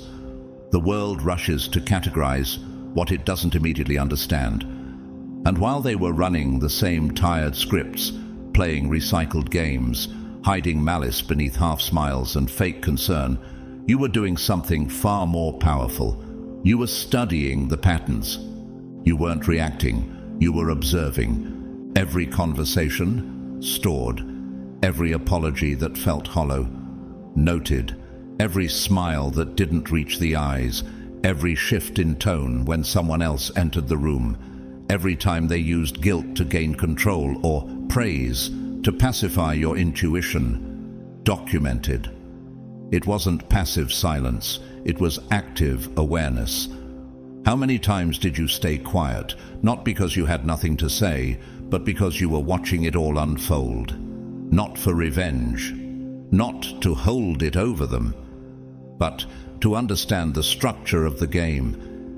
In truth, you weren't ignoring the red flags. You were filing them like a scientist gathering data. Your soul became both the microscope and the sanctuary. Why? Because you finally learned that discernment isn't about paranoia, it's about spiritual survival. This raises an important question. Is it possible to love people and still be wise enough not to trust them blindly? The Bible reminds us in Proverbs 4:23, "Above all else, guard your heart, for everything you do flows from it." And how do you guard your heart if not by recognizing the traps before you walk into them? They thought you were obsessed with them, but the truth is, you were never obsessed with people. You were focused on the blueprint. You were studying the deeper mechanisms behind the connections, not the characters themselves. What if healing wasn't about forgiving the person, but understanding the pattern that led you to them in the first place? Because once you understand the patterns, everything begins to shift. You stop needing explanations. You stop hoping for a better version of the same script. You no longer wait for closure. You don't sit through emotional reruns. Instead, you simply step out of the scene before the next twist. Like a skilled chess player, you no longer chase pawns. You anticipate moves 10 steps ahead. You stop playing their game because you've already read the playbook. And isn't it strange how peace comes not from winning the argument, but from no longer needing to be part of it? Let me tell you about Reuben, a young man who worked in a high-stakes legal firm. Just months ago, he was constantly thrown under the bus by a superior who praised him in public but undermined him in private. Reuben didn't retaliate. He listened. He took notes. He tracked the cycles of blame and the patterns of shifting responsibility. And when the time was right, he requested a private audit of the cases he'd led. And the truth unraveled on its own. Reuben didn't scream. He didn't expose. He simply exited with grace, with receipts, with peace. And perhaps in the end, that's the greatest revenge of all, walking away with your integrity intact. You've seen the formula before. Betrayal rarely walks alone. It's flanked by flattery, manipulation, and carefully orchestrated crises. Through time and experience, you charted emotional cycles with precision. You cracked the code of gaslighting. You learned to anticipate guilt trips and recognize the familiar sequence of love bombing. Yet, how often is that kind of insight honored? Brilliance doesn't always show up in equations or accolades. Sometimes it shows up in your quiet ability to survive emotional warfare. Consider the legacy of Albert Einstein. celebrated not only for his genius, but for his ability to perceive patterns beneath the surface of reality. Whoever is careless with the truth in small matters cannot be trusted with important matters, he once said. His breakthroughs weren't random. They were the result of relentless curiosity and pattern recognition. This ability to see beyond appearances isn't limited to scientists. In many ways, it's a spiritual practice. Detecting subtle shifts, questioning repetition, and refusing to accept surface-level truth, all of these are acts of discernment. And so, your growth isn't about becoming guarded, it's about becoming grounded. What shields you now isn't cynicism, but clarity. The wisdom you've cultivated isn't cold, it's sacred. Ecclesiastes 1:9 speaks directly to this truth. What has been will be again, what has been done will be done again. There is nothing new under the sun. With that understanding, shock loses its grip on you. In its place arises selectivity, the calm, deliberate decision to walk away from what once ensnared you. You now speak the language of patterns. Your emotional vocabulary has expanded. You recognize the build-up before the betrayal. You feel the vibration of false intimacy long before the words confirm it. That's not anxiety, it's alignment. It's spiritual refinement. Think of a sailor who reads the sky with instinct sharpened by storms survived, or a prisoner who has mapped the maze so completely the walls no longer deceive them. This is who you've become. And so, having ascended above the chaos, why descend again into the fog?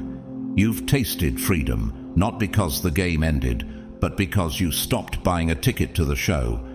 The irony: they still think the game is ongoing. They bait hooks, set traps, and rehearse old tactics, unaware the stage is empty. But the truth is simple. You're no longer an actor in their play. You've outgrown the whole war. What once felt like betrayal now registers as confirmation. Not devastation, not confusion, just clarity. The very act that used to shatter your peace now serves as validation of your growth. Isn't it fascinating how pain, when processed through wisdom, becomes perspective? The lies, the cold shoulders, the passive-aggressive comments, the sudden tonal shifts. You used to rewind each interaction, hunting for the precise moment you missed it. But that cycle is over. Now it's all unmistakably familiar, clear, predictable, repetitive. There's a shift they can't quite name, but they feel it. What unsettles them most isn't your anger, it's your unshakable calm. You no longer flinch, no longer respond in the ways they've come to expect. And that changes everything. So what happens when the bait no longer tempts you? When the performance loses its audience? When their games echo into silence because the player has left the arena? Reactions don't rise as they once did. You don't get caught off guard. You don't defend yourself. You don't waste time justifying what your spirit already knows. They bring the same manipulative tones, the same timing, the same false concern. But now it all falls flat. Why? Because you've already rehearsed this scene in your mind, 10 steps ahead, and detached. What you're operating with now isn't just intelligence, it's something more refined. You've stepped into spiritual surveillance, a form of awareness that is neither loud nor aggressive. It is precise, grounded, unshakable. You've developed the ability to feel what's coming before it arrives. You read what's unspoken. You catch the weight of a pause, the tension behind a polished sentence, the flicker of misalignment in someone's gaze. You perceive the current beneath the calm. And most importantly, you trust it. Your intuition isn't vague anymore. It's wired directly into your lived experience. Pattern recognition now lives at the core of your discernment. Eventually, the question becomes, how many times must the cycle repeat before you stop labeling it as coincidence? Gone are the days of seeking outside validation. You no longer ask, did that seem off to you? Because you already know. You know who truly sees you, who's undecided about you, who feels threatened by your clarity, and who performs kindness as a mask for control. Let me tell you about Daniel, a man who once wore his heart on his sleeve, sharing his struggles openly, hoping someone might notice his pain and offer support. For years he was the too trusting one, but something changed. He no longer over-explained. He started discerning the intentions behind smiles. When familiar faces returned with their polished sympathy and subtle criticism, he didn't argue. He simply smiled, nodded, and walked away. Now, they call him distant, but in truth, he just stopped handing over his wounds to those who never brought healing. There's a certain strength that comes when you stop being so easily accessed, not out of coldness, but out of clarity. You've become unplayable, not because you're hardened, but because you've grown wise. Isn't that what true freedom actually feels like? Control no longer works on you because your boundaries aren't scribbled in some journal or stored in a notes app. They're etched into your being. Your discernment doesn't arrive after damage. It arrives before danger has a chance to speak. Proverbs 2:11 affirms this quiet transformation. Discretion will protect you, and understanding will guard you. You live by that now. You don't fight for peace anymore. You embody it.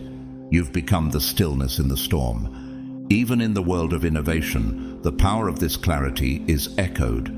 Steve Jobs once said, "Simple can be harder than complex." You have to work hard to get your thinking clean.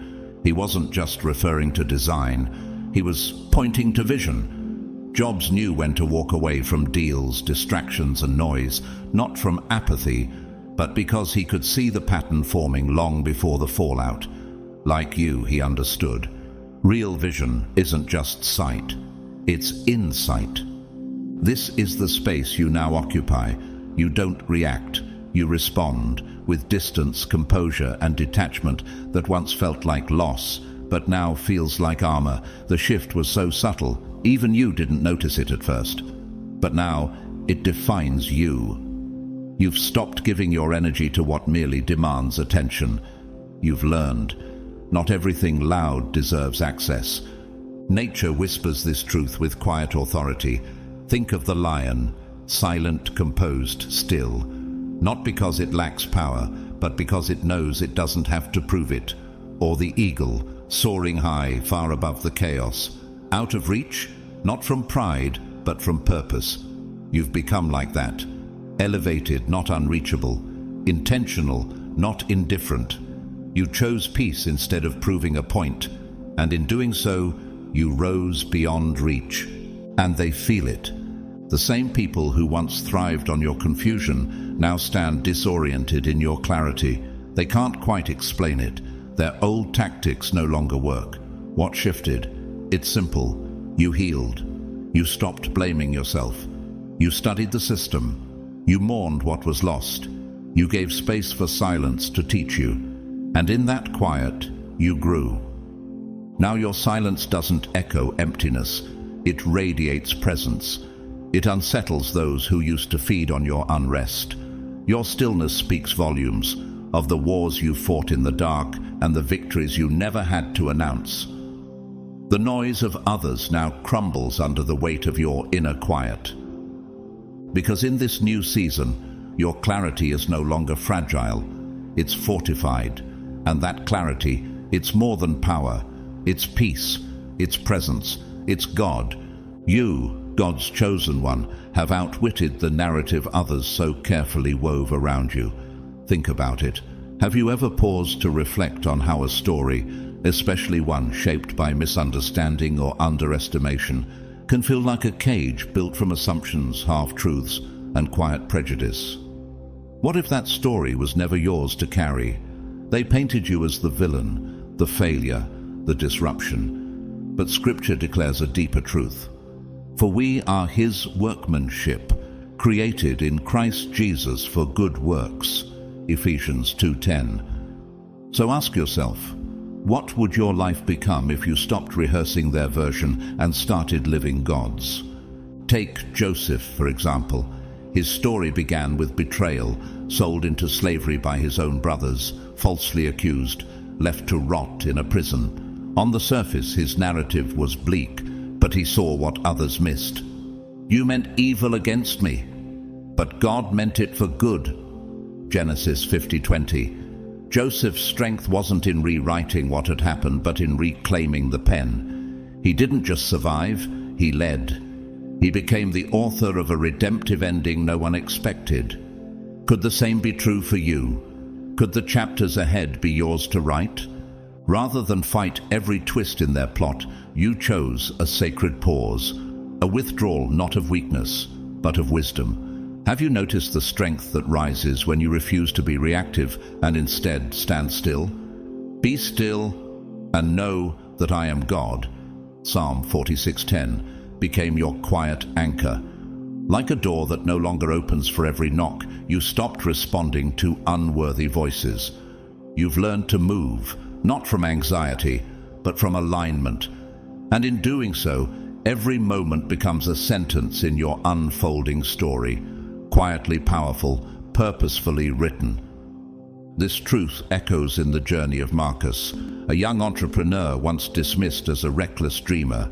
Not long ago, skeptics scoffed at his ideas, called his vision impossible, but Marcus carried the spirit of David facing giants and Esther risking everything for her people.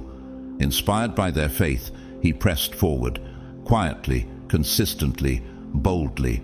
What if your dreams too are heaven-sized, too large to be seen by eyes clouded with fear?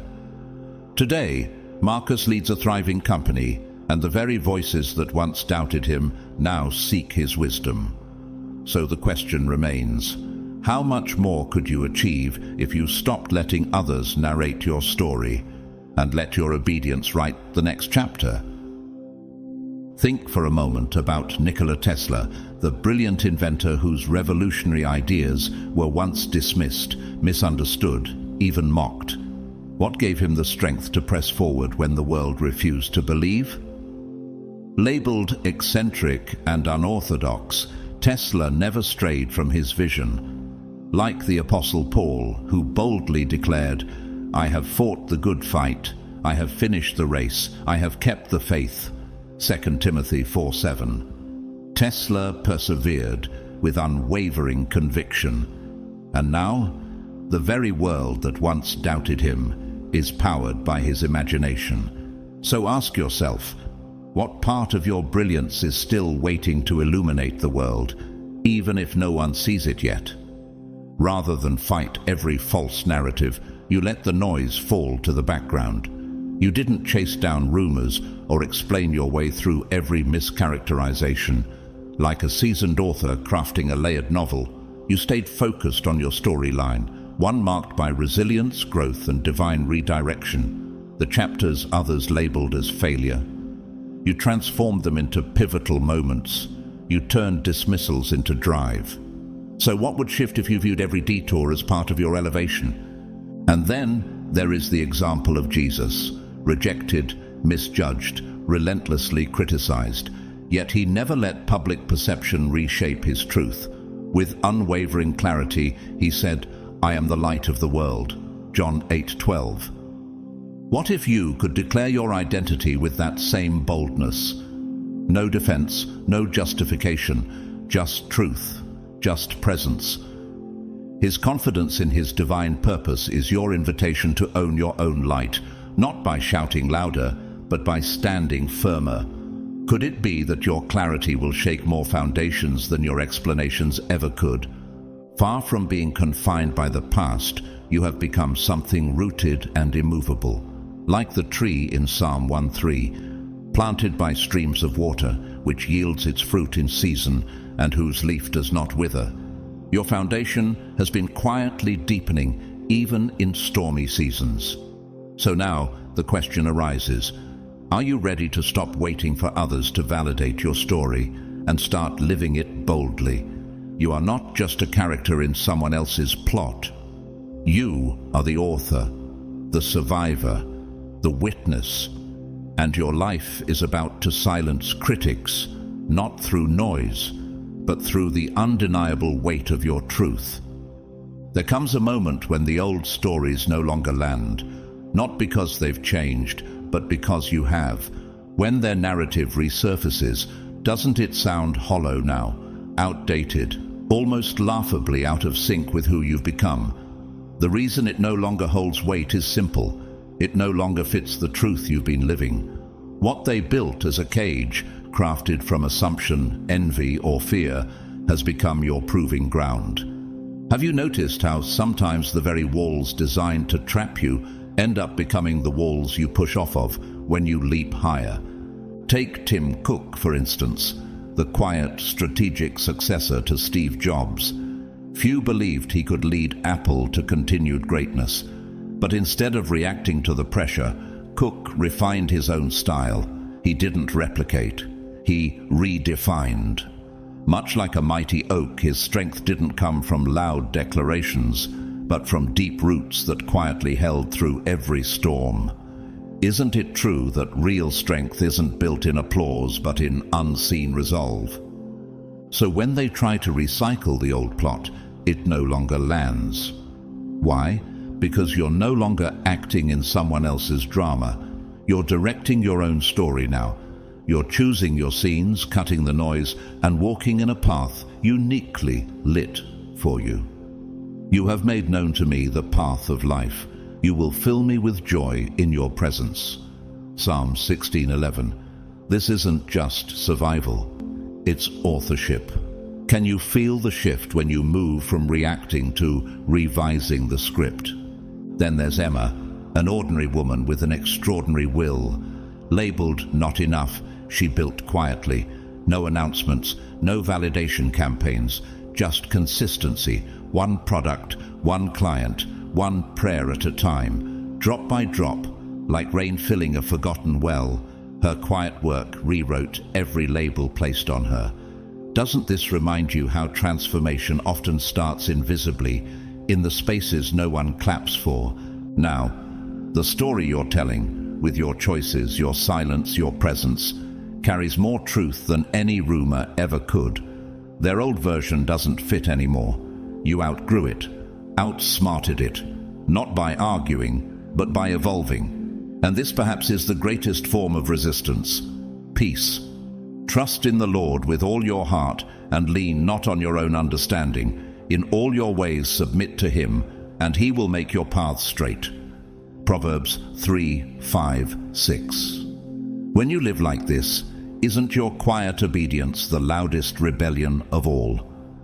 And that's the quiet triumph. They can't touch you anymore, not because you built walls, but because you rewrote the map. When you author your story, you choose how it ends. Their chapter has closed, not in anger, but in transformation. Like Paul, pressing toward the goal to win the prize. Philippians 3:14. You keep moving forward, focused, unshaken, and guided by something far greater than their opinions. Pause and really ask yourself, what does it feel like to live with this kind of authorship? To know your pen isn't in their hands anymore, but in yours, guided by God. What happens to anxiety when you realize no one else controls your final scene? The answer isn't just freedom, it's peace. Their version of you has expired. You've outgrown it. You're not just surviving anymore, you're living deliberately, boldly, and without apology. But here's the deeper truth. They never expected you to turn pressure into power. Can you see it now? How every wound they weaponized became the whetstone for your wisdom. The pressure they applied wasn't wasted, it was redirected. You didn't just endure, you refined. You studied the weight of every jab and used it as resistance training for your soul. What if every criticism wasn't an obstacle, but a clue to your next evolution? Think of Emily. Just months ago, she was nearly invisible at work, dismissed as too soft to lead. Yet in the furnace of doubt, she chose not to melt, but to mold. She refined her skills quietly, sharpened her focus, and led without theatrics. Now, she leads a team that once overlooked her. Have you ever seen how grace under fire often becomes the loudest leadership? Every sneer, every mislabeling, every subtle exclusion. They underestimated the kind of person who grows in the shadows. You didn't just withstand their heat, you used it. Like a master blacksmith, you turned flame into form. And Scripture captures this beautifully. For you, O Lord, will test us. You will refine us like silver. Psalm 66:10. What if your trials aren't punishments but polish? What if this isn't the end, but the upgrade? Let me share another story. Michael, a young entrepreneur, faced rejection after rejection. Investors dismissed his vision, calling it naive and impossible. The noise told him to quit, but Michael didn't place his trust in the opinions of the moment. He placed it in something higher. He anchored himself in Psalm 37, verse 5. Commit your way to the Lord, trust in him, and he will do this. That promise became his compass. With every closed door, he refined his pitch, tightened his plan, and deepened his conviction. And eventually, he launched a startup that didn't just succeed, it transformed his entire community. So let me ask you, when was the last time you trusted beyond what your eyes could see? Now, your thoughts don't just wander through the fog of confusion, they slice through it. Precision has become your default. What once felt like a battleground in your mind is now a sharpened weapon, clear, intentional, and unshakable. You didn't merely withstand pressure, you transmuted it. What if the chaos they tried to drown you in was actually the soil that grew your clarity? Look at Thomas Edison, dismissed, disbelieved, yet never deterred. I have not failed, he said. I've just found 10,000 ways that won't work. That isn't denial. That's vision. That's grit. And it mirrors what Paul wrote in Romans 5:3-4. We glory in our sufferings because we know that suffering produces perseverance, perseverance, character, and character, hope. What if the very hope you're seeking isn't beyond the suffering, but produced by it? You began to see differently. You read beneath their words, beneath their intentions, beneath the noise. Their attempts to provoke you became mirrors, revealing their patterns and refining your discernment. Their mockery lost its grip when you realized it said more about them than you. The rumors, they pushed you higher. The rejection, it revealed where not to waste your energy. Isn't it amazing how strength multiplies when you no longer take offense, but take inventory? You're not just carrying scars, you're carrying trophies etched with the lessons of every trial. What they meant for collapse, heaven used for construction. And now, when confusion tries to enter your space, it finds no foothold. Why? Because you've been here before, and you know what to do with pressure. Just like the psalmist declared, though I walk through the valley of the shadow of death, I will fear no evil, for you are with me. Psalm 23:4. That confidence isn't born in comfort, it's born in the valley. And you walked through it. So what's next for you now that you no longer flinch at the flame? What doors might open when your sharpened mind, your battle-forged spirit, and your unwavering clarity lead the way? Isn't it strange how the very people who once mocked your silence or picked apart your every word never realized what was actually unfolding beneath your calm? While they dissected your tone and sneered at your restraint, they missed the truth entirely.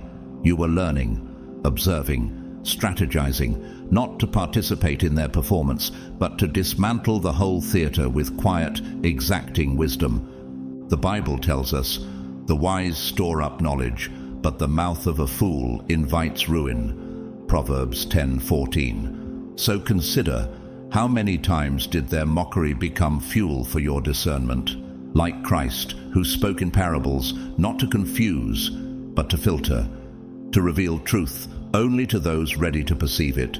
Matthew 13:10-17.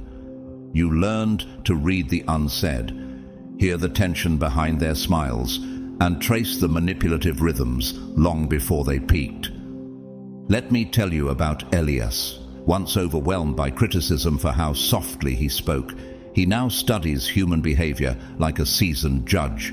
Inspired by Deborah, wise, prophetic and resolute, Judges 4, he trained his ear to hear beyond words. He could spot the shift in energy mid-conversation, notice when a compliment was actually a trap. That kind of insight. It changes everything. Can you imagine what happens when you not only hear the lie, but understand the why behind it? Some gifts are forged in silence. Your intelligence, refined through pain and precision, isn't loud, but it's surgical. Like a blade tempered by fire, you don't swing wildly. You strike only when necessary and with unshakable clarity. The heart of the discerning acquires knowledge, for the ears of the wise seek it out. Proverbs 18:15. That's what lives in you now. Not reactive noise, but anchored knowing. How powerful does it feel to move through the world with that kind of inner compass? And then there's the legacy of Robin Williams, a man who disarmed the world with humor, yet carried deep insight in every line. Behind his brilliance was an uncommon ability to read people deeply. He made you laugh, but what he really did was reveal your humanity. That's the gift you've been given too, the power to shift the atmosphere, expose manipulation, and disarm chaos, all without raising your voice. King Solomon reminds us, "The wise in heart will receive commandments, but a babbling fool will come to ruin." Proverbs 10:8. Are you becoming that wise heart, recognizing manipulation the moment it begins and dismantling it before it can take root? Your mastery terrifies those who rely on deception because you no longer fit their scripts. You have turned their language against them, proving you are not merely a player. You are the one controlling the board. What does it mean to live with such clarity? To see through lies and distractions? To accept nothing less than truth? Your intelligence isn't about knowing more words. It's about understanding the game so well that you break it before it begins. This is the power no one expected you to have, the power of a mind sharpened by faith, courage, and insight. Can you feel the stirring within, the undeniable call to wield this power boldly, as God's chosen one, silencing critics and reclaiming your divine authority? Sometimes the most profound shock doesn't come from loud confrontations or explosive arguments. Instead, it emerges quietly, almost imperceptibly, through the simple act of your existence. Have you ever stopped to wonder why those who once mocked you so easily now hesitate, almost as if your very name unsettles them? What is it about your presence that stirs discomfort deep within their souls? They never imagined that the person they belittled, laughed at, or dismissed would one day become a mirror, reflecting back everything they fear to face within themselves. For years, they ridiculed what they assumed was your weakness, blind to the powerful transformation quietly taking place beneath the surface. Could it be that your calm strength is more threatening to them than any loud argument ever could be? The Apostle Paul challenges us in 2 Corinthians 13:5, "Examine yourselves to see whether you are in the faith. When others glance your way now, do they see only your outward appearance, or do they glimpse the stripped-down truth beneath, their own hidden faults and insecurities laid bare?" Have you ever realized the weight of being that unflinching light, the one that exposes what others desperately try to hide in shadow? What might it feel like to stand as that unyielding reflection, a constant reminder that no lie can hide forever? Can you imagine what it means to be that mirror? Not just showing surfaces, but revealing the deepest cracks, the hidden fractures that others desperately conceal. Every stolen glance they catch of you is like a silent accusation, an unspoken truth that rattles their inner peace and shakes their confidence to its core. Why do their voices falter or vanish entirely when your name arises in conversation? What power lies in your silence that speaks louder than any words ever could?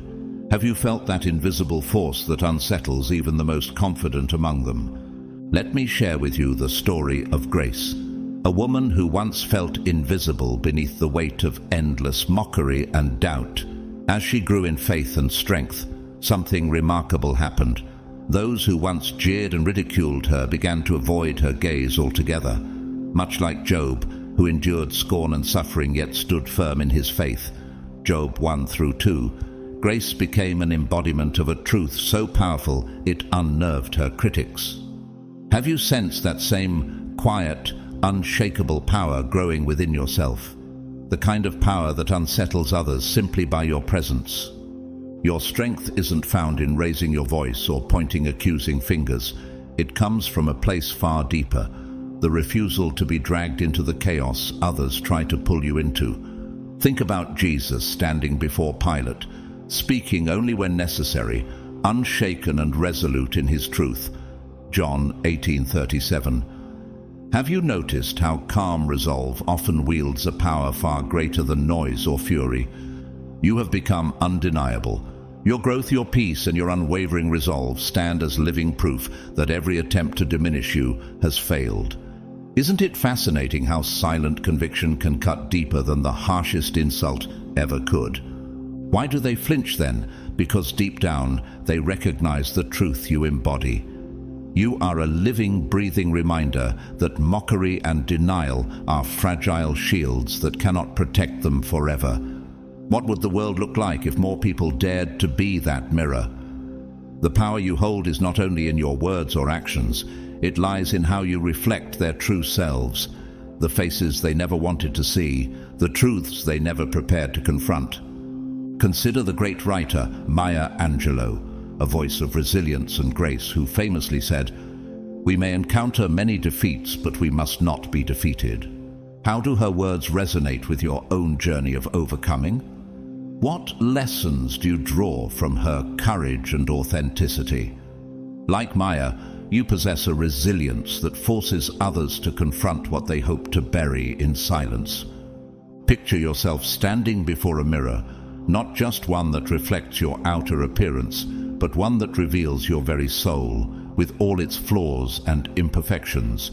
You shock them not by changing who you are, but by becoming that honest mirror they feared to face. And in that reflection, they see their own undoing. How will you continue to hold up that mirror, even when resistance grows stronger?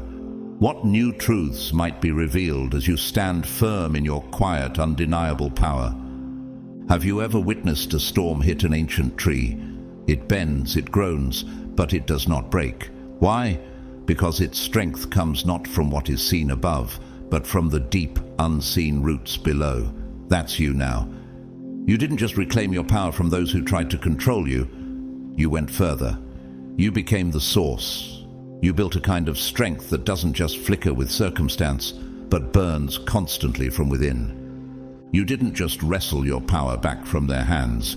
You transformed it into something far more formidable. A power that feeds itself, renews itself, and cannot be taken away.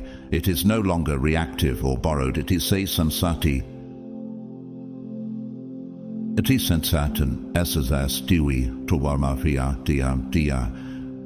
That is stun. Have you noticed that you no longer wait for applause, no longer shrink in the shadow of judgment? That's not just growth, that's liberation. Jesus said in Luke 17:21, "The kingdom of God is within you." And now you know, your strength doesn't lie in the noise of crowds, but in that quiet kingdom inside. A kingdom that cannot be shaken. They used to think you'd always need them, their approval, their praise, their permission. They thought your confidence was dependent on their silence or their applause. But how could they have known that you would find a way to exist apart from all of it? That you would step away from the noise and find something deeper, something self-sustaining. Let me tell you about David, a man who spent years climbing the corporate ladder, constantly seeking approval from his superiors and peers. He chased promotions and praise, measuring his worth by their recognition. But one day, he chose to step away, not out of failure, but out of self-respect. He left the city bustle behind and started volunteering at a local community center where no one judged him by his title or achievements. In that humble space, he discovered a purpose that needed no external applause. Now, even his former colleagues admire his quiet impact.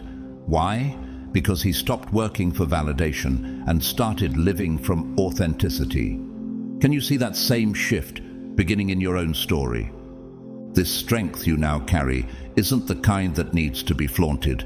It doesn't arrive with thunder. It hums, it flows. It's like a river deep beneath the earth, invisible yet unstoppable. They try to poke holes in your calm, try to shake your certainty, but nothing moves. Why does your quiet unsettle them more than your anger ever did? In Isaiah 40:31 it is written, "But they that wait upon the Lord shall renew their strength. They shall mount up with wings as eagles. They shall run and not be weary, and they shall walk and not faint." That's your power now, not loud or frantic, but eternal, tireless, quietly soaring. Virginia Woolf, a groundbreaking 20th century writer and thinker who challenged the conventions of her time and gave voice to the inner lives of women, once wrote, "I am rooted, but I flow." A woman ahead of her time, she understood that the deepest power isn't rigid or boastful. It is centered, fluid, and unstoppable, like yours. You didn't just become strong, you became still. You stopped chasing fleeting highs, the addicting rush of validation, the sugar high of revenge. And in their place you found peace, steady, undeniable, whole. People who live off the energy of others through control, manipulation, or criticism are terrified of those who no longer feed them. They thought you'd collapse without their attention, but what do they do now that you're thriving in silence? You flipped the script. You didn't just take your power back, you rewrote the whole story. Now, your absence is louder than their presence ever was.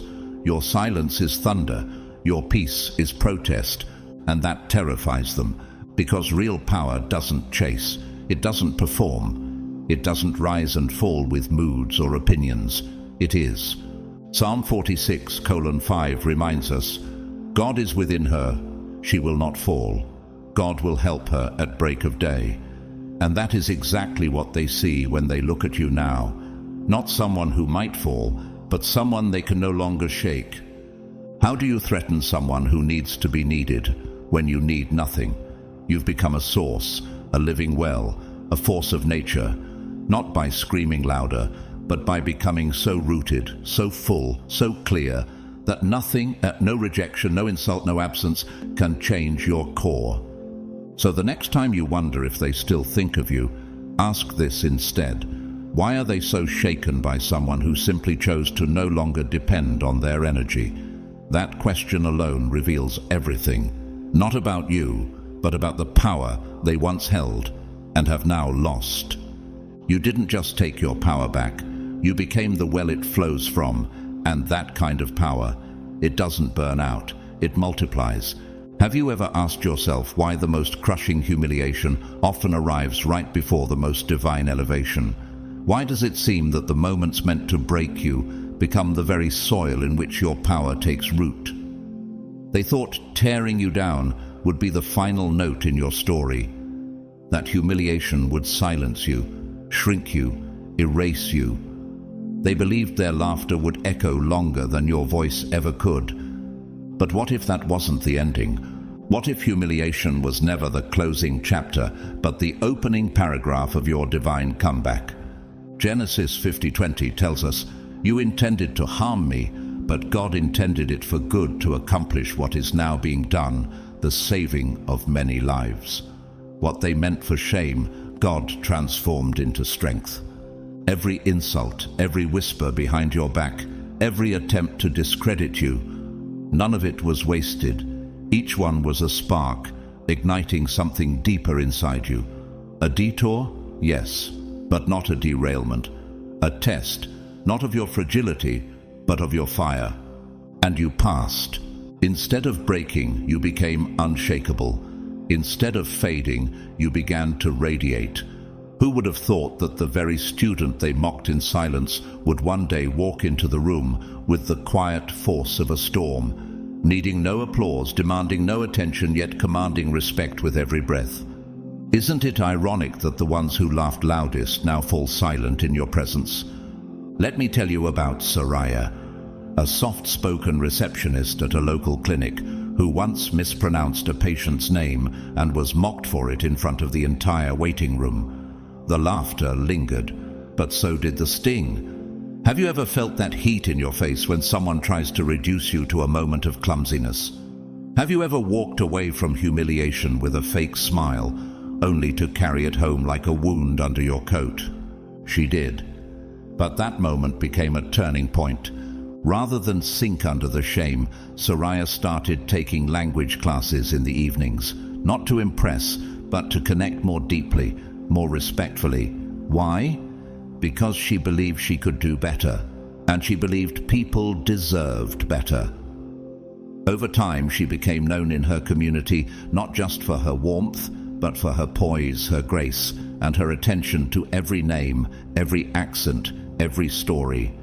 Years later, one of the very people who once mocked her came back, embarrassed, quiet, asking for her help. And she helped. No bitterness, no drama, just dignity. Isn't that the most powerful answer of all? And then there's Dr. Denis Mukwege, a gynecologist from the Democratic Republic of Congo and Nobel Peace Prize laureate, who treated thousands of women affected by sexual violence in a nation where silence was easier than truth and danger was the price of compassion. When the world turned its back, he stepped forward. But have you ever wondered what it feels like to be ridiculed for defending the broken? To face death threats not for doing harm, but for doing healing? What gives a person the courage to stay when others run? He was humiliated, targeted, even exiled, but he didn't stop. He kept building Pansy Hospital, one bed at a time, one soul at a time. He restored more than bodies. He helped restore identities, dignity, hope. And when the world finally looked his way, they saw a man who never needed a stage, only purpose. His life now stands as living proof. Even the most humiliated voices can become global agents of healing. What about you? 1 Peter 5:10 says, "And after you have suffered a little while, the God of all grace will himself restore, confirm, strengthen, and establish you." You are not the exception. You are the fulfillment of that promise. You are living proof that shame and silence are not full stops. They're commas, setups for something far more astonishing. They thought they were writing your ending. What they didn't realize was you were editing in real time, turning ridicule into revelation, mockery into momentum, and pain into poetry. Now, you don't just survive their judgment, you eclipse it. You don't seek applause, because your existence is already a standing ovation. Your comeback?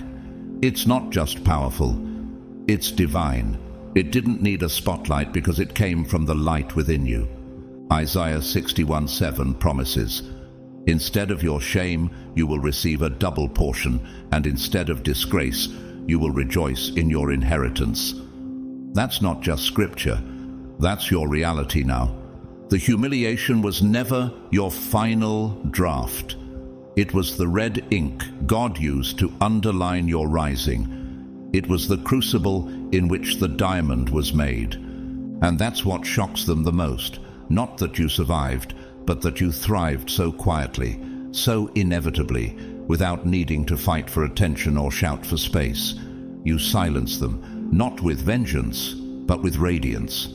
Not by answering them, but by outgrowing them. Because you didn't just make a comeback, you became the comeback. You took back your power, not as a fleeting victory to be celebrated for a moment and forgotten the next, but as a permanent transformation, a metamorphosis that changed the very way you see yourself, and slowly, unavoidably, reshaped the way the world must now see you. But have you ever wondered when exactly the shift began? Was it in that final moment of triumph, or in the quiet, invisible moment when you refused to let humiliation have the last word? That was the true turning point. Not the applause that followed, but the decision made in silence. I will not shrink to fit the story they wrote about me. This journey you've walked, no, endured, has never been about proving them wrong. That was too small a goal for the vastness of your spirit. It was about proving to yourself again and again that no outside voice, no gossip, no belittling whisper, no public shame has the authority to define your worth or dictate your destiny. Like it says in Romans 8:31, if God is for us, who can be against us? Your comeback didn't explode into the room. It unfolded quietly, like dawn slowly overtaking the night. It didn't need to shout. It simply grew, deeply and undeniably, through the sharpening of your mind, the deepening of your wisdom, and the unshakable alignment with your truth. You rewired your consciousness. You disentangled yourself from the narratives written to break you, and without fanfare, you became the mirror, but not the kind they expected, not one that flatters. You became the mirror that exposes their own falsehoods, their unresolved shame, their quiet fears. As Psalm 118 verse 22 says, the stone the builders rejected has become the cornerstone. You know, this journey is not unlike that of Oscar Wilde, the celebrated Irish writer and poet of the 19th century. Mocked, humiliated and imprisoned for who he was, Wilde was publicly shamed in front of the very elite who once celebrated his brilliance. But did humiliation destroy him? No. It refined his voice. His post-prison writings glowed with a depth, compassion and clarity that only suffering could have birthed. His name outlived his critics, and his words still pierce through time. And yet, these divine comebacks aren't just for poets and prophets. Let me tell you about Harlan, a retired janitor from Nebraska. He used to clean school hallways at night, and for years was mocked for his silence and small life.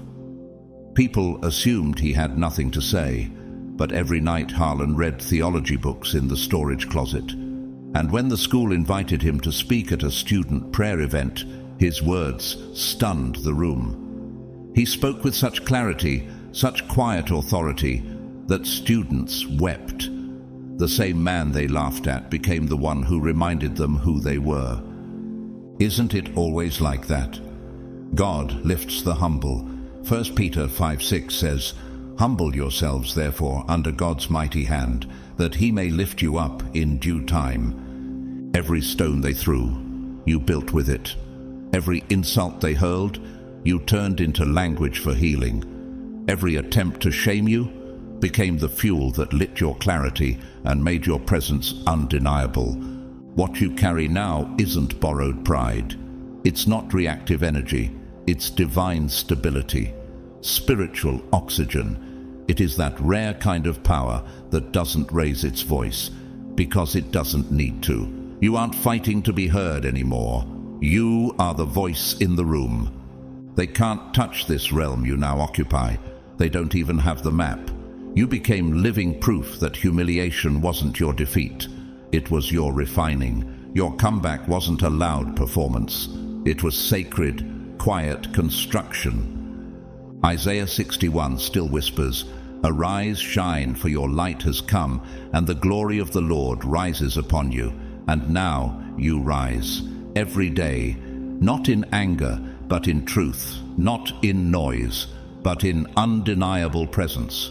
Because the moment meant to destroy you was simply the rough draft of something divine. And now they must watch you become the final masterpiece. You didn't just silence the critics, you rewrote the entire narrative, owned your power in a way that no one else can, and showed the world that real intelligence, real strength and real victory come from mastering yourself first. This is your story. Extraordinary, unshakable, and still unfolding. And as it unfolds, know this: the smartest, most powerful version of you is just getting started. If this message resonated with you, if you feel that spark of power rising within, then don't just keep it to yourself. Hit that subscribe button to join a community that's all about rising above, reclaiming your strength, and rewriting your story on your terms.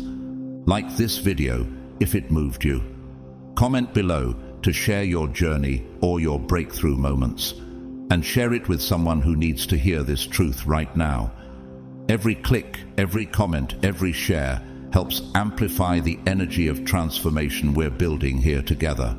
We're not just silencing critics, we're creating a movement of unstoppable minds and unbreakable spirits. So don't wait. Take that step. Be part of something greater. Your power deserves a platform. Let's rise loud and clear. So now you know, it was never just about surviving. You didn't rise from the ashes simply to exist.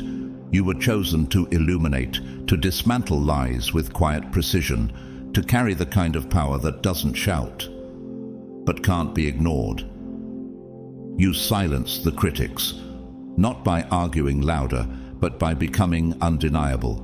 You took back your power, not as revenge, but as restoration, and you stunned them, not with force, but with the brilliance of your mind, the sharpness of your discernment, the calm fire of your purpose. You became the evidence that God truly uses the rejected, the mocked, the overlooked, to reveal what no one saw coming. Like 1 Corinthians 1:27 says, "But God chose the foolish things of the world to shame the wise. God chose the weak things of the world to shame the strong." And now, here you are, not just free, not just healed, but transformed. So if this message resonated with the warrior in you, if something inside you whispered, "Yes, this is my story too," then don't keep it to yourself. Like this video to let others know this light reached you. Share it with someone who needs to remember who they are. Comment below. Tell us what part of this journey spoke loudest to you. And if you haven't already, subscribe, because this is just the beginning. To those who've supported this channel through Super Thanks, thank you. But even if you're just here listening, quietly being reminded of your strength, that means everything. Finally, wherever you are right now, in victory, in waiting, or in healing, may the God who restored you in silence continue to elevate you in peace. May your mind stay sharp, your spirit remain unshaken, and your comeback echo louder than their doubt ever did. You're not just chosen, you're rising again and again, and nothing can stop what God already started in you. Be blessed and walk in your power. Hello and welcome, Divine Warrior. You didn't just survive what was meant to destroy you. You danced through it like it barely touched your aura. And if you're here right now, reading this, it's not by accident. Something sacred pulled you in. A force beyond logic. A vibration only the anointed ones can feel. Let me ask you, have you ever walked away from something that should have crushed you, only to look back later and realize, that was a direct hit, and I didn't even bleed? That's not normal. That's not luck. That's God's fingerprint on your life. That's divine immunity wrapped around your calling. Some folks dodge drama. Some sidestep bad luck. But you, chosen one, you just glided past a full-on spiritual assassination attempt with your peace intact and your glow unshaken. You were targeted, marked, spiritually profiled for destruction, but it didn't land. Because heaven didn't authorize your collapse. That's why you need to comment 777 right now, if you know deep down that what tried to break you just made you sharper. And to every beautiful soul sowing into this space through Super Thanks, thank you from the deepest part of this mission. Your support isn't just noticed, it's anointed. And here's the part no one saw coming. The same bullet they prayed would silence you. It ended up shattering their illusion instead. That's what happens when divine favor makes you untouchable. That's what happens when you're not just chosen, you're protected. So stay close, because what you're about to hear next will unlock the hidden truth behind your survival. We're diving into exactly what you just dodged, how you did it without breaking, and why your presence alone is blowing the cover off every secret plot they tried to bury. You're not just here, you're here on purpose. Let's begin. God's chosen ones, you're a walking miracle, just dodged a bullet like it was nothing.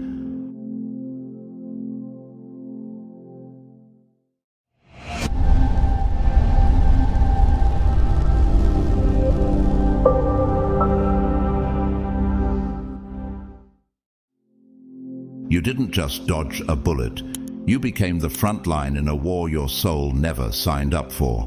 But the moment your spirit entered the battlefield, the entire narrative shifted, because what struck you, what nearly unraveled your peace and splintered your world, was never meant for you in the first place.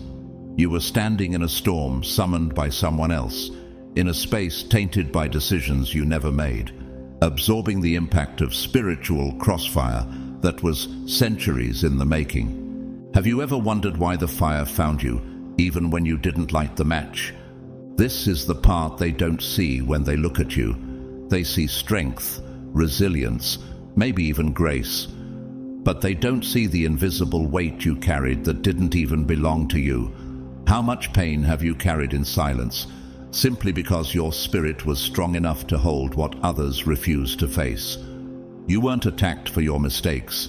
You were attacked for your mantle, for the role you were chosen to play in a divine expose. You were the decoy, but not a victim. You were the vessel through which ancient agreements, silent generational sicknesses, and cloaked spiritual pacts were forced into the light. Just like Joseph, sold into slavery by his brothers, not because he had done wrong, but because the family bloodline was infected with jealousy, secrecy, and generational dysfunction. Genesis 37. It wasn't Joseph they hated.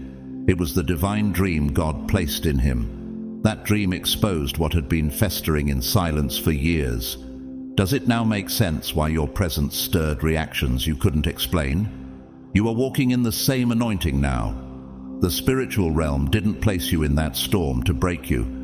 It placed you there because only you could stand without bowing, endure without cursing, and survive without losing your soul.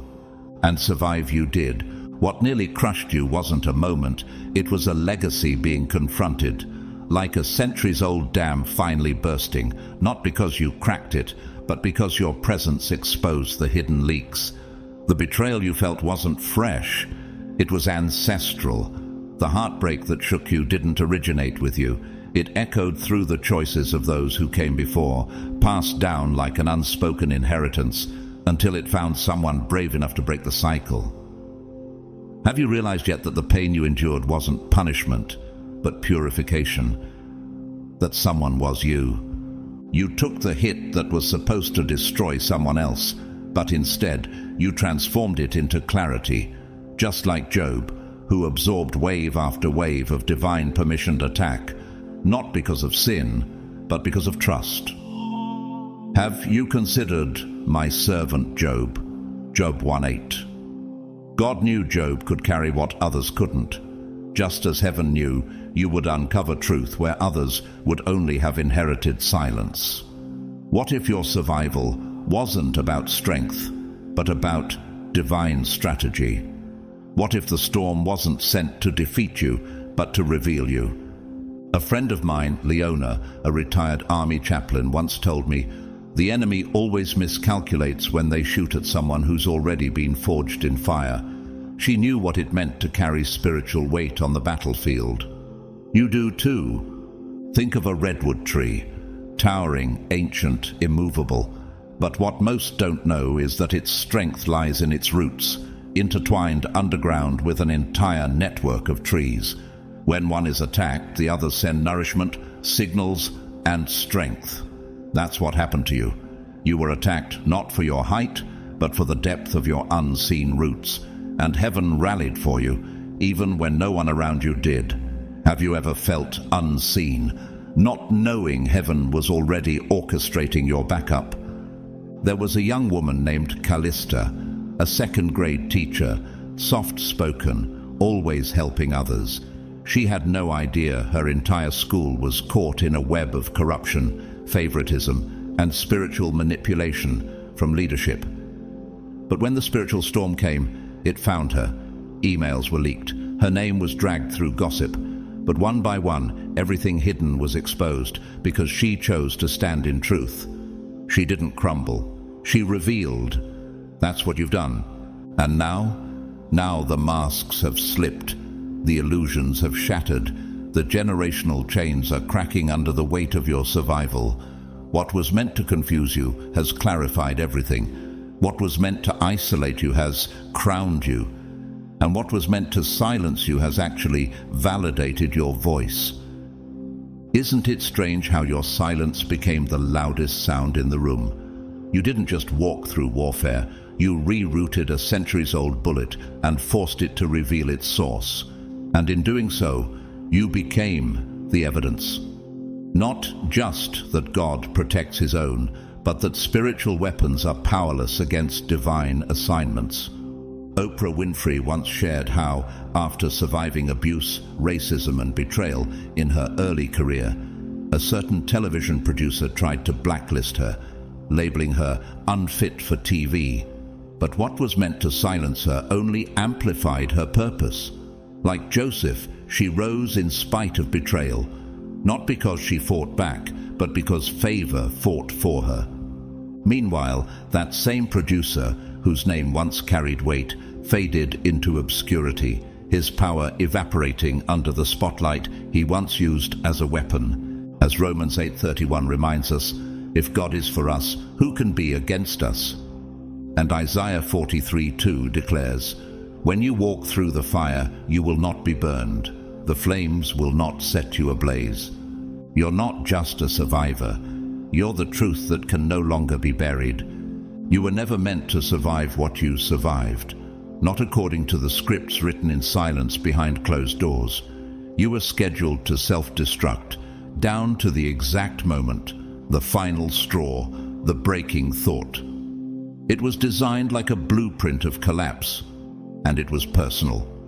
Not because you did anything wrong, but because your existence posed a threat to a system that depended on your silence, your smallness, your surrender. Have you ever stopped to wonder why your very presence seemed so dangerous to them? Why your light made them so uncomfortable, even when you said nothing? From the outside, it looked like emotional exhaustion, maybe stress, maybe burnout. But in the spiritual realm, it was precision warfare. Certain people around you, the ones who claimed to care, were quietly invested in your downfall. Not always with words, sometimes just with passivity, subtle sabotage, and a silence that screamed louder than betrayal. They fed your insecurities like slow poison, watched you question your worth, played with your fears, then backed away just enough to pretend innocence. And beneath it all, darker forces moved, watching, measuring, calculating. They didn't just study your pain, they studied your patterns. And in those moments of confusion, did you ever ask yourself, am I imagining this, or is something real trying to break me from the inside out? It felt like everything was collapsing at once, didn't it? Like your body was shutting down, your mind looping through the same ache, your emotions becoming numb. You were moments away from total shutdown, mentally, spiritually, and physically. That's how precise the trap was. How could anyone have known just how close you were to disappearing? But what no one anticipated, what not even you could fully understand, was what happened in that moment of almost collapse. Your soul did something sacred. God intervened. At the exact second the system predicted your breakdown, heaven rewired the entire mechanism. The spiritual trigger they hoped would shatter you became the very point where your soul reactivated. The bomb didn't just fail, it transformed into a resurrection code, and instead of crumbling, you rebooted. Your grief flipped into growth. your despair sharpened into discernment. The very moment they thought would destroy you became the platform for your elevation. Isn't it strange how God often chooses the final second, the last breath, the cliff edge, to perform his most radical rewiring? This is what Paul meant when he wrote, "We are hard-pressed on every side, but not crushed, perplexed, but not in despair, struck down, but not destroyed." 2 Corinthians 4:8-9. That's not poetry. That's prophecy fulfilled in your life. You were meant to be one of the many who fold, but instead you became the few who rise. Let me tell you about Robert Downey Jr., one of Hollywood's brightest talents who nearly lost it all. Fame came early, but so did addiction, arrests, and public collapse. He was labeled beyond saving, written off as a cautionary tale. At his lowest, a powerful studio executive even told producers, "Don't waste a cent on him. He'll ruin your film and vanish." Those words became chains in the minds of many. But in one of his darkest nights, after another stint in jail, something sacred began to stir. Downey later shared how, in that silent moment of collapse, he felt an unmistakable shift, a divine nudge that said, "You're not done yet." He embraced help, sought healing, and rebuilt his life brick by brick. Today, he's not just Iron Man, he's a walking testimony that favor can resurrect what the world tries to bury. He was supposed to self-destruct. Instead, he became a sanctuary. The Lord is close to the brokenhearted and saves those who are crushed in spirit. Psalm 34:18. Many are the afflictions of the righteous, but the Lord delivers him out of them all. Psalm 34 verse 19. Have you considered that your scars might not be evidence of defeat, but architecture for someone else's healing? That what was meant to mark you for death might be the very sign someone else needs to believe in life again. You've done the same. In a world that expected your ruin, you rose like something unexplainable, like rain falling upwards, like a flower blooming in concrete. From the outside, it looked like nothing changed. But inside, God rerouted every wire. They were waiting for you to implode, and now they have no idea how you've become stronger, more focused, more clear than ever before. And maybe, just maybe, the miracle wasn't in your comeback, but in how quiet, unshakable, and undetectable your transformation really was. And still they whisper, still they wonder, how did you survive that? But what they fail to understand is that your existence isn't random. Your survival isn't just grace, it's strategy, divine, deliberate, and untouchable. I'll never forget the story of Ava, a young pianist who grew up in a strict home where love was conditional, praise was rare, and shame was currency. She had panic attacks before recitals, night terrors she never told anyone about, but something kept her playing. Years later, she learned her gift wasn't just talent, it was warfare. Her music began to heal others, depressed teens, grieving widows, lonely strangers.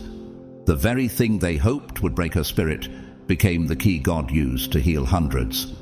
That's you. You are someone's key. Could it be that your very gift, the one they dismissed, minimized, or tried to bury, is the exact tool God will use to rebuild broken hearts? Think of the tectonic plates under the ocean. They're constantly shifting, sometimes violently, but those shifts create new continents. That's what happened inside of you. Your nervous breakdown was really a spiritual realignment. They built a trap expecting you to fall through it, but instead you walked over it and built something sacred. Now, every time you speak truth, every time you love, laugh, heal, or simply breathe with peace, they lose ground, because your existence is no longer wired for destruction, it's designed for destiny. Your life became the very proof that spiritual systems built to collapse the chosen can't override God's plans. And do you feel it?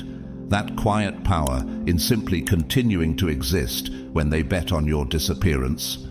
You were never meant to detonate. You were meant to disrupt. And that disruption is happening every time you choose to live with clarity, with power, and with joy. Stay grounded. You're not just the survivor of a close call. You're the evidence that divine rewiring is real and unstoppable. What you escaped was never just danger. It was a soul trap, custom-built in silence, dressed in false peace, and engineered with one purpose: to erase your divine identity. It wasn't a bullet you dodged. It was an invisible scheme, spiritual in nature, masked as a difficult season, a toxic relationship, a breakdown you couldn't explain. But make no mistake, it was warfare. It was meant to cut you off from the truth of who you are, not by force, but by erosion. Slowly, quietly, thoroughly.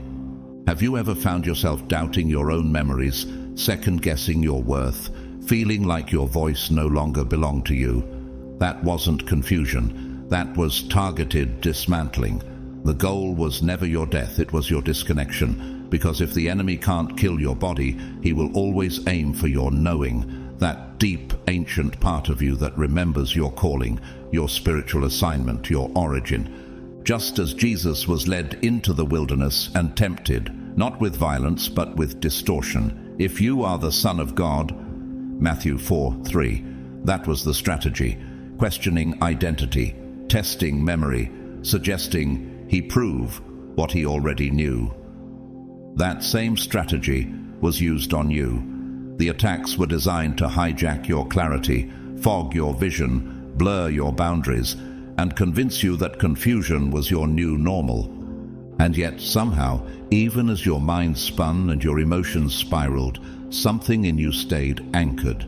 It wasn't loud, it wasn't proud, it was quiet defiance in the spirit, a whisper inside that refused to bow. You didn't even have the words for it, but you remembered. You remembered something they couldn't program out of you, your essence. Your soul didn't just survive, it resisted. I'll never forget hearing about Lucia, a graphic designer from Lisbon. She spent 2 years in a relationship that slowly dismantled her identity. The gaslighting was so refined that she began to believe she was incapable, unlovable, unwanted. But one night, while working late on a project, she opened an old journal. Inside was a line she'd written as a teenager: "God will use my hands to speak when I feel voiceless." That line undid something. She left the next morning. 3 years later, her artwork hangs in a trauma recovery center. She told me, "I thought I was losing my mind. Turns out I was losing their version of me." That's what you've gone through. And more. You walked through spiritual interference so subtle that even the people around you couldn't see it. And some of them, they were part of it, unknowingly echoing the very energy that was trying to trap you. That's why your spirit felt caged, why your joy felt artificial, why even your reflections started to look unfamiliar. You weren't depressed, you were under siege. But the moment the trap failed, the power shifted. You didn't just survive, you woke up. You started to see the patterns. You recognized how energy was being siphoned. You saw the smiles that didn't reach their eyes, the conversations that drained instead of restored, the environments that bent your spirit into something smaller, and you walked away. Like Moses returning from the mountain, glowing with an awareness the people around him could not process. Exodus 34:29. That's you now. Your glow unsettles, your clarity exposes. Your presence makes spirits tremble that once celebrated your confusion. And what they never expected was for you to come out of it stronger than you went in. Realer, unshaken, whole. There's a young man named Theo. He was once groomed into silence, told his sensitivity was weakness, his dreams were unrealistic, and his voice too loud for the world to accept.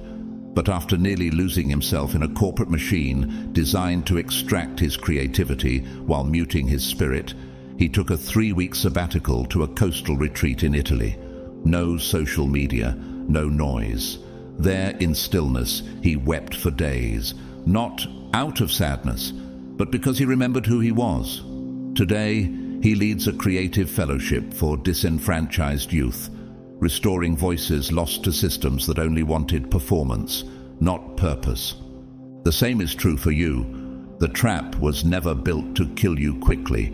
It was designed to confuse you until you surrendered your identity by default, to make you feel like safety meant shrinking. That survival required silence.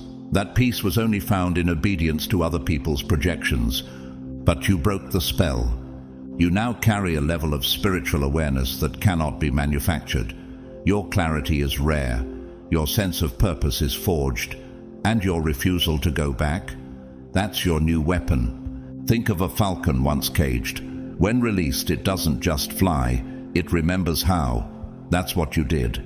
You remembered how to be whole. You remembered how to be true. You remembered how to be you. And now, your very presence testifies against every lie that was spoken over you. You walk with a truth that can't be faked, a light that can't be dimmed, and an authority born not of ego, but of endurance. You didn't just escape, you exposed, and you're never going back.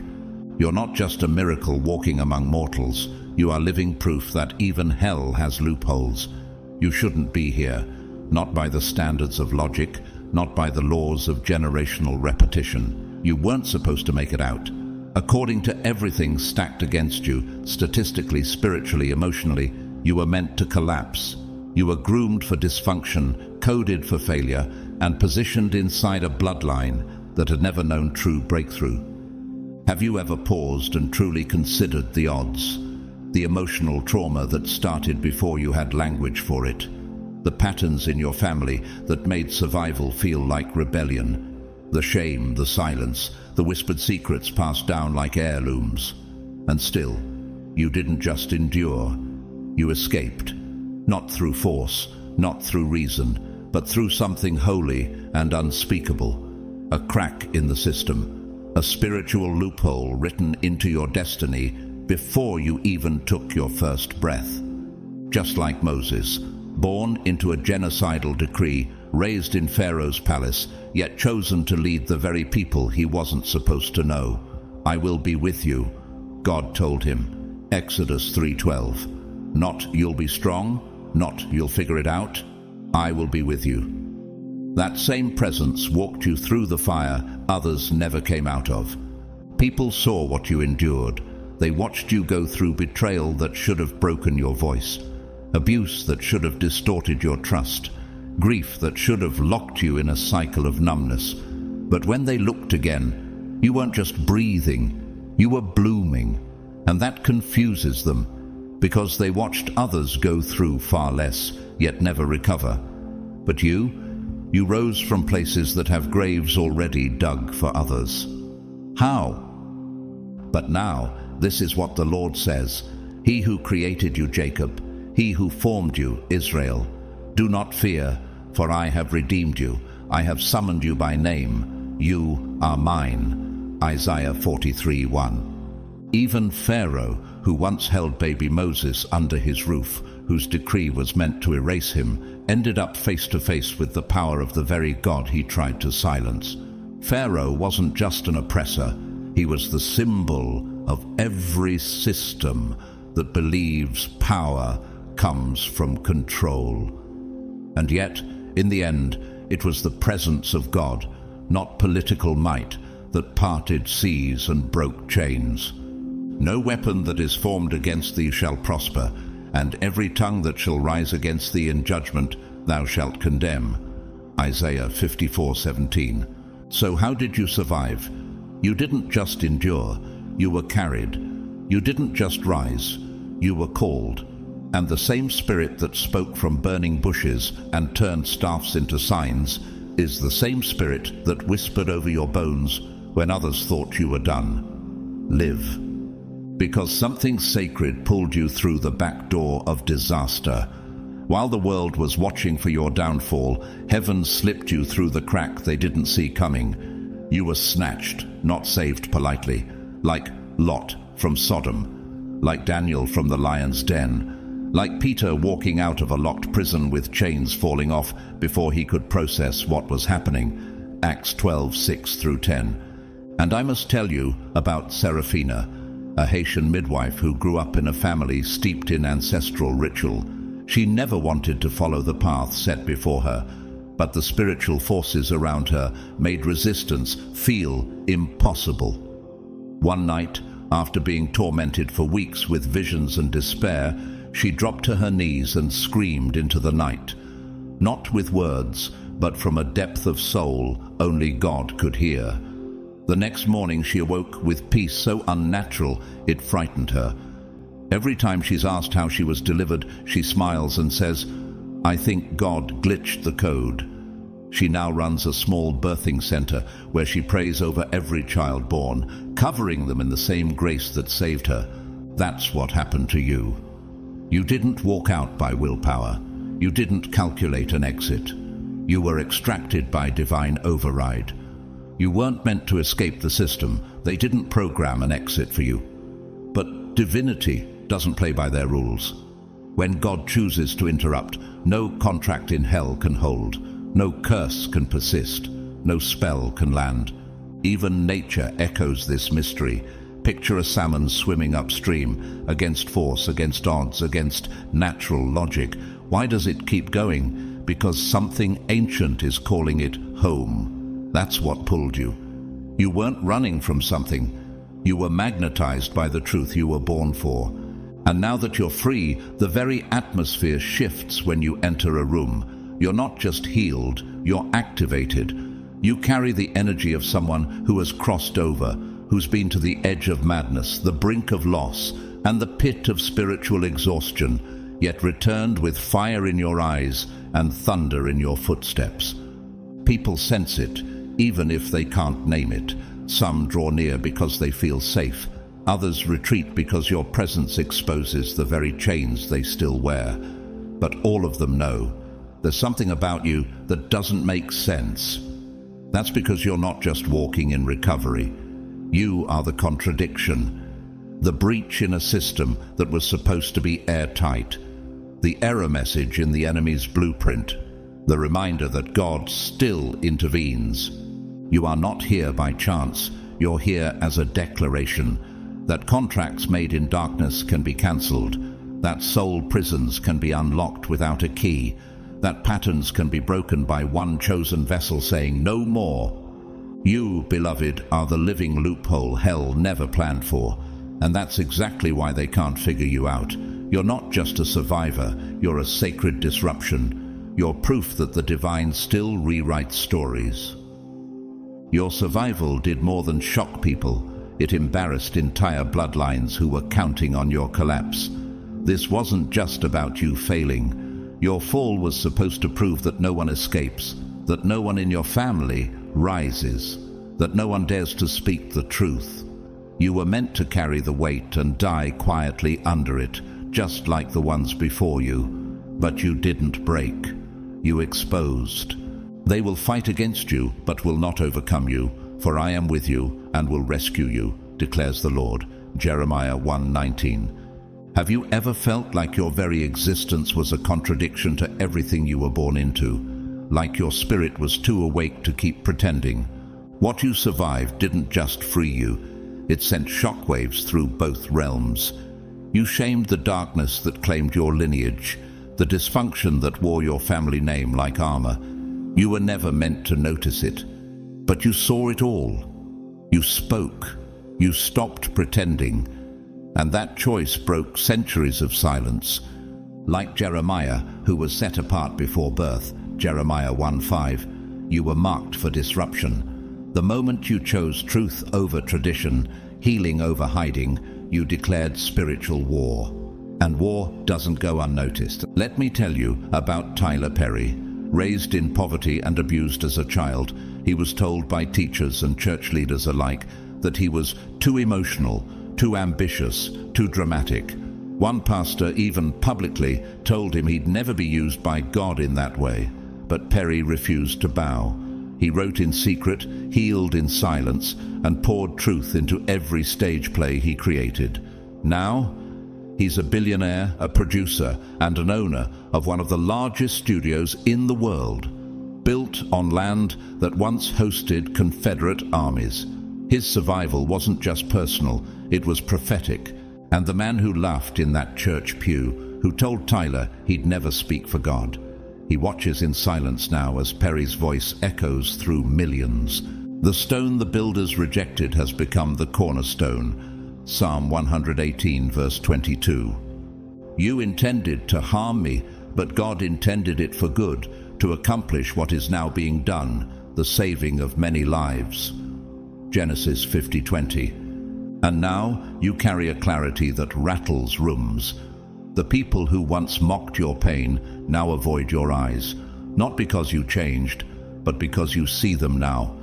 Has your vision ever made people shift in their seats? Have you noticed how your peace disturbs what used to control you? Even nature testifies, like the eagle born on cliff edges. When it flies, it doesn't just move, it separates itself from limitation. So did you. You walked away from a name without walking away from your soul. And that makes you dangerous to every lie that hoped you'd stay small. You're not just healed, you're revealed. The altar they built to silence you became your platform. The pain they hoped would bury you became your message. And the truth they feared you'd carry to your grave, you carried it straight into the light. You are the one bloodlines never expect. The pattern breaker, the truth teller, the returned one. You didn't just survive, you rose. And your rising is their reckoning. You've probably wondered, why does it feel like I'm always under fire, even when I'm just trying to exist? Why does peace come with a shadow and rest feel like a luxury you have to fight for? Here's the truth. Most won't say out loud. It's not because you're easy to defeat. It's because you're impossible to replace. You carry something so distinct, so divinely coded, that every attack against you has really been an attempt to duplicate and erase you at the same time, but they failed. Because what God imprinted in your spirit can't be forged, copied, or passed on. Before I formed you in the womb, I knew you. Before you were born, I set you apart. Jeremiah 1:5. Have you ever considered that the warfare isn't proof of weakness, but of necessity? You weren't attacked to silence your voice. You were attacked to prevent the delivery of what you carry, your vision, your clarity, your resonance. Because once you speak, something hidden shatters. Once you enter a room, falsehood starts to squirm. It's not you they fear, it's what awakens because of you. Even Jesus, after fasting 40 days in the wilderness, was attacked right before his public assignment began. Why? Because purpose, when revealed, threatens systems. Matthew 4. Your story echoes the same rhythm. The closer you get to clarity, the more chaos tries to cloud your path. I once met a man named Julian, an architect in Cape Town, who was quietly designing shelters for abused women, funded by his own paycheck. When local developers discovered what he was doing, they tried to smear him, steal his plans, even freeze his accounts. Why? Because his blueprints weren't just buildings. They were interruptions to systems of power. They didn't want me gone, he told me. They wanted me tired. You know that feeling well, don't you? Because that's always been the real tactic. Not quick destruction, but slow exhaustion. Drain your joy, make you doubt your worth, whisper lies until you self-sabotage. But even when you were running on fumes, when friends misunderstood, when rest felt like a foreign language, you kept showing up, you kept shining, and that terrified them. Why do you think they study you so closely? Why do they mimic your ideas, copy your language, mirror your rhythm, but still fall short? Because you're not just talented, you're encoded. What you carry is structure. Without you, the blueprint collapses. Without your presence, what they built starts leaking. You've probably felt the shift, how people change when you simply stand still, how conversations twist when you say nothing, but your energy speaks for you. That's not pride, that's divine infrastructure. Viola Davis knows that warfare. Long before she stood on Oscar stages and became a global icon of resilience, she was a little girl growing up in poverty, often bullied and dismissed. Early in her career, she was told by a casting director, "You're not leading lady material. Too dark, too raw." It was meant to crush her confidence and keep her in the background, but favor rewrote the script. She didn't change herself, she deepened herself. And from those deep wells of pain and truth, she began to shake the very foundations of the industry that tried to erase her. Today, she's the first black actor to achieve the EGOT status, Emmy, Grammy, Oscar and Tony winner. Not because she fit in, but because she refused to. And that casting director, quietly retired, forgotten by the very industry they once kept. "No weapon formed against you shall prosper, and every tongue which rises against you in judgment you shall condemn." Isaiah 54:17. Have you ever noticed how storms rise right before you step into clarity? Have you realized that your coincidences have been confirmations? Even nature reflects this.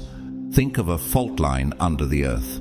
It looks stable on the surface, but once pressure is applied in just the right spot, it shifts continents. That's you. Your very existence destabilizes what was never meant to stand. So no, you're not just hard to kill. That would be too easy. You are irreplaceable. A divine design that darkness can't decode. Every attempt to take you out only proved that you're necessary. You don't just carry light. You carry the order that holds the structure together. And now, every breath you take, every truth you speak, every step you walk in alignment, it causes systems to shake. Because without you in your rightful place, the plan fails. That's why the attacks come. Not because you're fragile, but because you were born to interrupt what hell hoped would go unnoticed. And you did.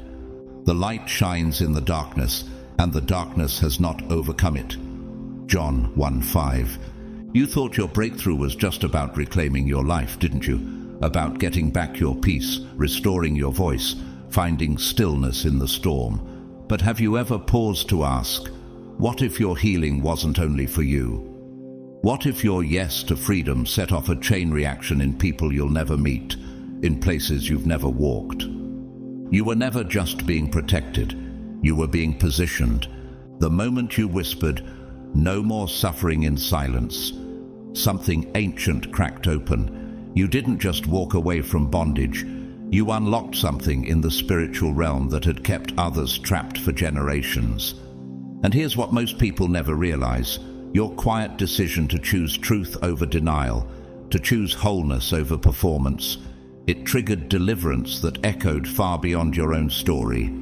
Just like Esther, who thought she was just surviving palace politics until Mordecai told her plainly, "And who knows whether you have not come to the kingdom for such a time as this?" Esther 4:14. Your moment of obedience carried weight far beyond your comfort. Someone else's breakthrough was buried in your decision to heal. I want to tell you about Marius, a renowned orchestral conductor in Vienna. For years, he battled with addiction in silence while composing masterpieces that moved nations. No one knew his torment, until one evening mid-performance he stopped the orchestra and confessed in front of thousands, "This music has been my mask, but today I play unmasked." That confession led to thousands coming forward across Europe with their own stories. What was meant to be his breakdown became a wave of truth across an entire artistic community. Why? Because vulnerability is viral. Freedom spreads like fire. What made his rise even more remarkable was who tried to stop it. His predecessor at the Philharmonic, a rigid traditionalist, once told him behind closed doors, "Art is not therapy, Marius. It's discipline, and broken men don't belong in the spotlight."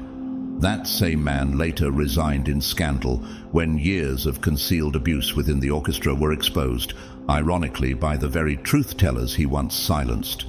For whatever is hidden is meant to be disclosed, and whatever is concealed is meant to be brought out into the open. Mark 4:22. Has it occurred to you that someone somewhere stood up because you didn't stay down? That a young woman gathered the courage to leave an abusive home because she saw your resilience online? That a man decided to forgive his father because your story reminded him that healing was still possible? There's a woman named Talia. She was stuck in a manipulative spiritual community that used scripture as control. For years, she believed her silence was holiness, but one night she stumbled across your story, your post, your words, and something shifted. She walked away the next day. She wrote once in her journal, "It wasn't the preaching that freed me, it was their survival." She was talking about you. Even in nature, this pattern is clear. Think of an avalanche. It starts with one snowflake moving, barely noticeable, but that single shift triggers a cascade across mountains. You were that first movement. Your survival wasn't just survival, it was activation, and it's still echoing. That's why the attacks were never casual. The enemy wasn't just trying to silence you, he was trying to stop the wave. Because darkness doesn't fear a healed individual, it fears what that healing might set off in others. When you healed, someone else felt brave. When you told your truth, someone else questioned their silence. They triumphed over him by the blood of the Lamb and by the word of their testimony. Revelation 12:11. Every time you speak, spiritual systems feel the tremor. Every time you rise, the ground beneath old lies shifts. You are no longer just a person. You've become a frequency, a blueprint, a living template of what freedom looks like when obedience overrides fear. Why do you think you were preserved so specifically? Not because of ego, not because God needed you to prove your worth, but because your presence would ripple through families, through timelines, through spiritual lineages. Your voice was never meant to echo alone, it was meant to awaken. The Spirit of the Lord is upon me, because He has anointed me to proclaim good news to the poor, to set the oppressed free. Luke 4:18. And now the system is shaking, not because you were loud, but because your freedom multiplied. So when you walk into rooms and people turn, when your peace makes others restless, when your truth brings tears to strangers' eyes, that's not coincidence. That's the ripple effect. That's the result of divine timing. And it's just getting started. You weren't saved to be safe. You were saved to set others free. They didn't just want to harm you. They wanted to rewrite your memory of the harm. You saw the weapon pointed at you, felt the tension in the air, heard the sharpness under their calm tone. And yet they smiled and asked, "Why are you so defensive?" You flinched and they called you fragile. You questioned and they called you dramatic. But what if the pain you felt was never an overreaction, but a spiritual alert system firing at full force? Have you ever wondered why they worked so hard to convince you that what you sensed wasn't real? Why so much effort went into making you distrust your own soul? That wasn't just gaslighting, that was spiritual sabotage, a direct assault on your discernment. They knew if they could corrupt your clarity, they could keep operating freely, unchecked, unexposed. And for a while, it almost worked. You nearly handed them your voice just to keep the peace. You nearly silenced your intuition to fit their version of truth. But then something shifted. Not with fury, not with fanfare, just focus. A moment when the fog lifted and all the confusion unraveled into crystal understanding. That moment was your awakening. And in that quiet knowing, you became untouchable. They didn't expect you to see through them. They expected you to internalize the chaos and label it as your own fault. But you didn't. Like the blind man Jesus healed, who declared in front of his accusers, "One thing I do know, I was blind, but now I see." John 9:25. He wasn't defending a theory, he was announcing a fact. So are you. What once confused you now stands exposed under the full light of your discernment. Let me tell you about Eloise, a human rights lawyer in Marseille.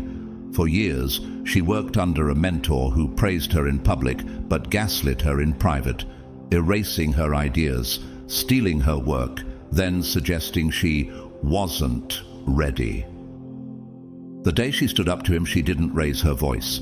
She submitted proof of the last 5 years' emails to the board, calmly. Within a month, 4 other women came forward. It wasn't rage that made me dangerous, she said. It was clarity. Her story became mandatory reading in her university's law department. Has your quiet seeing ever unnerved someone louder than you? Have your observations made people shift uncomfortably, even when you say nothing? You used to doubt your own energy radar. Now you know that shift in tone was a warning. That drain in the room was confirmation.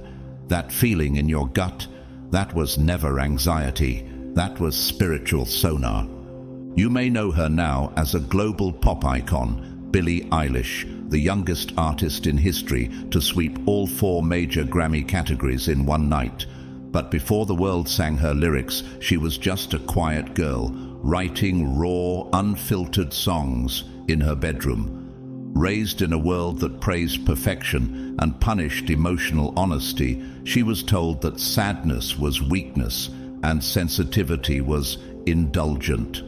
But Billie started writing songs in secret, lyrics that held unsettling truths, dressed in haunting melodies. One day, a teacher heard one of her early songs and called it dangerous. That word stuck, not because Billie was wrong, but because her clarity disturbed what had long been buried. The stone the builders rejected has become the cornerstone. Psalm 118, verse 22. Years later, those very songs would become anthems of healing for millions navigating depression, grief, and silence. What she was mocked for became a tool others clung to. Consider the owl, silent, still, almost unnoticeable, yet it sees through darkness with eyes no other predator possesses. That's your gift, not to destroy but to reveal. You walk into everything. Now, you no longer dodge the weapon. You name it, you decode it, and better yet, you teach others how to do the same. Your healing became a lens-dot strategy. You are the consequence they never prepared for. Because now, when someone else is being manipulated, your voice shows up in their spirit like a flare. You've become the light they instinctively turn toward. And what they once called paranoia, now it's prophetic insight. What they once dismissed as too emotional, now it's spiritual X-ray vision. They tried to erase your seeing. Now you're equipping others to never go blind again. You're not a whisper of survival anymore. You're a warning shot. You're not avoiding conflict. You are the truth confronting systems. And the game, it's over. Because now, you see, they thought your silence meant weakness, that your quiet meant confusion, that your stillness was surrender. But have you ever considered, what if your silence wasn't submission, but a sacred scan of everything around you? You weren't shut down, you were switched on. While they smiled, you saw the twitch in their eyes. While they offered compliments, you felt the envy hiding in their tone. While they spoke of peace, your spirit caught the tremor of unrest in their energy. You weren't frozen, you were watching. You weren't quiet because you had nothing to say. You were quiet because you were recording the room, the power dynamics, the subtle betrayals, the shifting allegiances. Like Jesus at the Last Supper, who sat among disciples knowing exactly who would betray him, yet said nothing until the time was right. John 13:21-27. That wasn't passivity. That was prophecy in stillness. That's what you were doing, waiting for the appointed moment. Have you ever walked away from a conversation and felt more exhausted than heard? Have you noticed the ones who only show support when no one else is watching? That's not paranoia. That's pattern recognition. Your silence trained you to pick up what others miss. Let me tell you about Cassian, a commercial airline pilot from Brazil. Years ago, he was grounded unfairly for technical errors on a flight. Errors that turned out to be planted to cover for a corporate scandal. Instead of speaking out immediately, he observed, documented, waited. 2 years later, he released a detailed internal report that exposed 5 executives and saved the careers of dozens of innocent staff. When asked why he waited, he simply said, "You don't confront shadows until you learn where the light hits." You did the same. You let them talk. You let them laugh. You let them believe you didn't notice when they looked away at your victories and leaned closer during your failures. But you noticed everything, and you stored it not for revenge, but for revelation. Even in nature this is true. Consider the jaguar camouflaged in stillness, unseen, unbothered, until the exact moment it moves, and by then it's already too late for its prey. Your silence wasn't absence, it was calculation. Every quiet day was a sharpening of sight. Every ignored slight was a thread you were tracing back to its source. I knew a woman named Meghan, yes, Meghan Markle, former actress turned Duchess of Sussex. To the world, she was seen smiling at royal events, staying quiet, speaking only when asked. But beneath the silence, she was paying attention. She noticed how narratives were twisted, how subtle exclusions became systemic patterns. While headlines painted her as too dramatic or too American, she was quietly gathering what the world didn't want to see: evidence of bias, isolation, and coded disrespect. When she finally spoke, through interviews, through her own words, it shook the palace and the press alike. "I wasn't silent," she might as well have said. "I was gathering evidence. For there is nothing hidden that will not be disclosed, and nothing concealed that will not be brought to light." Luke 8:17. Her voice didn't just challenge tradition, it triggered global conversations about race, mental health, and power dynamics in the most guarded of institutions. What they thought was passivity was actually prophetic perception. She wasn't breaking protocol, she was breaking silence. So why do you think they flinch now when you speak? Why do people look away when you walk in the room? Because you've become precise. You speak after you've seen, and your seeing is surgical. They can't twist your words now, because your knowing is layered, measured, clear. And now that you've gathered what you needed, you no longer stay silent. You're not just reacting, you're releasing. What they called cold is your clarity. What they called indifferent is your alignment. What they thought was you being too quiet was really you collecting spiritual data they had no idea was even visible.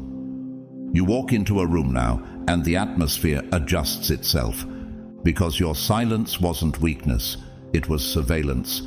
And now that you've stepped into purpose, every liar in the room feels exposed, without you even saying a word. They thought they had you figured out. They assumed you were still the vulnerable version of you, raw, reactive, easily rattled. So they came in fast, loud, reckless. But have you noticed? The louder they moved, the more they revealed. Their confidence wasn't strength. It was camouflage unraveling. Have you ever watched someone's mask fall off without them even knowing it slipped? They didn't just miss the target when they came for you. They exposed the entire blueprint of their intent.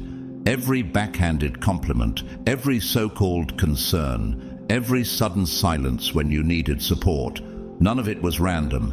Their overconfidence became evidence, and you were ready. You didn't just survive, you studied.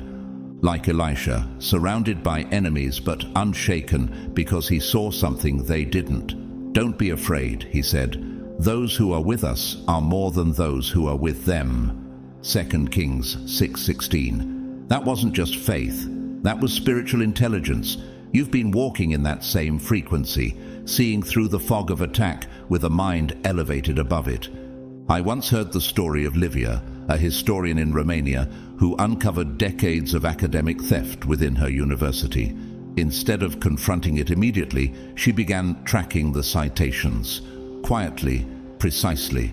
She found her own research buried under someone else's name in over 20 published journals. Her case, once revealed, caused a global wave of resignations. But it wasn't rage that got her there. It was awareness born from betrayal. You did the same. They underestimated you, and that miscalculation became the very spotlight they never wanted. They thought you were reacting emotionally, but you were observing with divine distance. You were tracing the pauses in conversation, noting who stayed quiet when your name was slandered, feeling who laughed too quickly at your pain. And you remembered. Why do you think you walk into rooms now and discern energy before words are spoken? Why do their explanations sound like confessions before they even finish? You've developed more than survival. You've developed X-ray vision. You know when someone is projecting. You sense when support is really surveillance. You can feel the difference between a mistake and a manipulation. That's not intuition alone. That's spiritual pattern recognition. For the Word of God is alive and active, sharper than any double-edged sword. It judges the thoughts and attitudes of the heart. Hebrews 4:12. Even in nature, the hawk doesn't swoop blindly. It circles, observes, waits, and when it strikes, it already knows the weakest point. You didn't retaliate, you recalibrated, and the elevation you gained became the one thing they couldn't prepare for. Let me tell you about Darnell, a tech analyst in Chicago who suspected his startup partners were misusing investor funds. They kept him distracted with charm, dinners, group photos, but he sensed something beneath it. So he waited. He traced paper trails. 3 months later, he presented the receipts in a board meeting. Calmly, precisely. The room went silent. Darnell wasn't loud. He was undeniable. Be as shrewd as serpents and as innocent as doves. Matthew 10:16. That's you now. Undeniable. They thought they could break you with chaos, but you studied the chaos. You learned the storm's language, and now you speak it better than they do. You see the spirit behind the smile. You hear the fear behind the brag.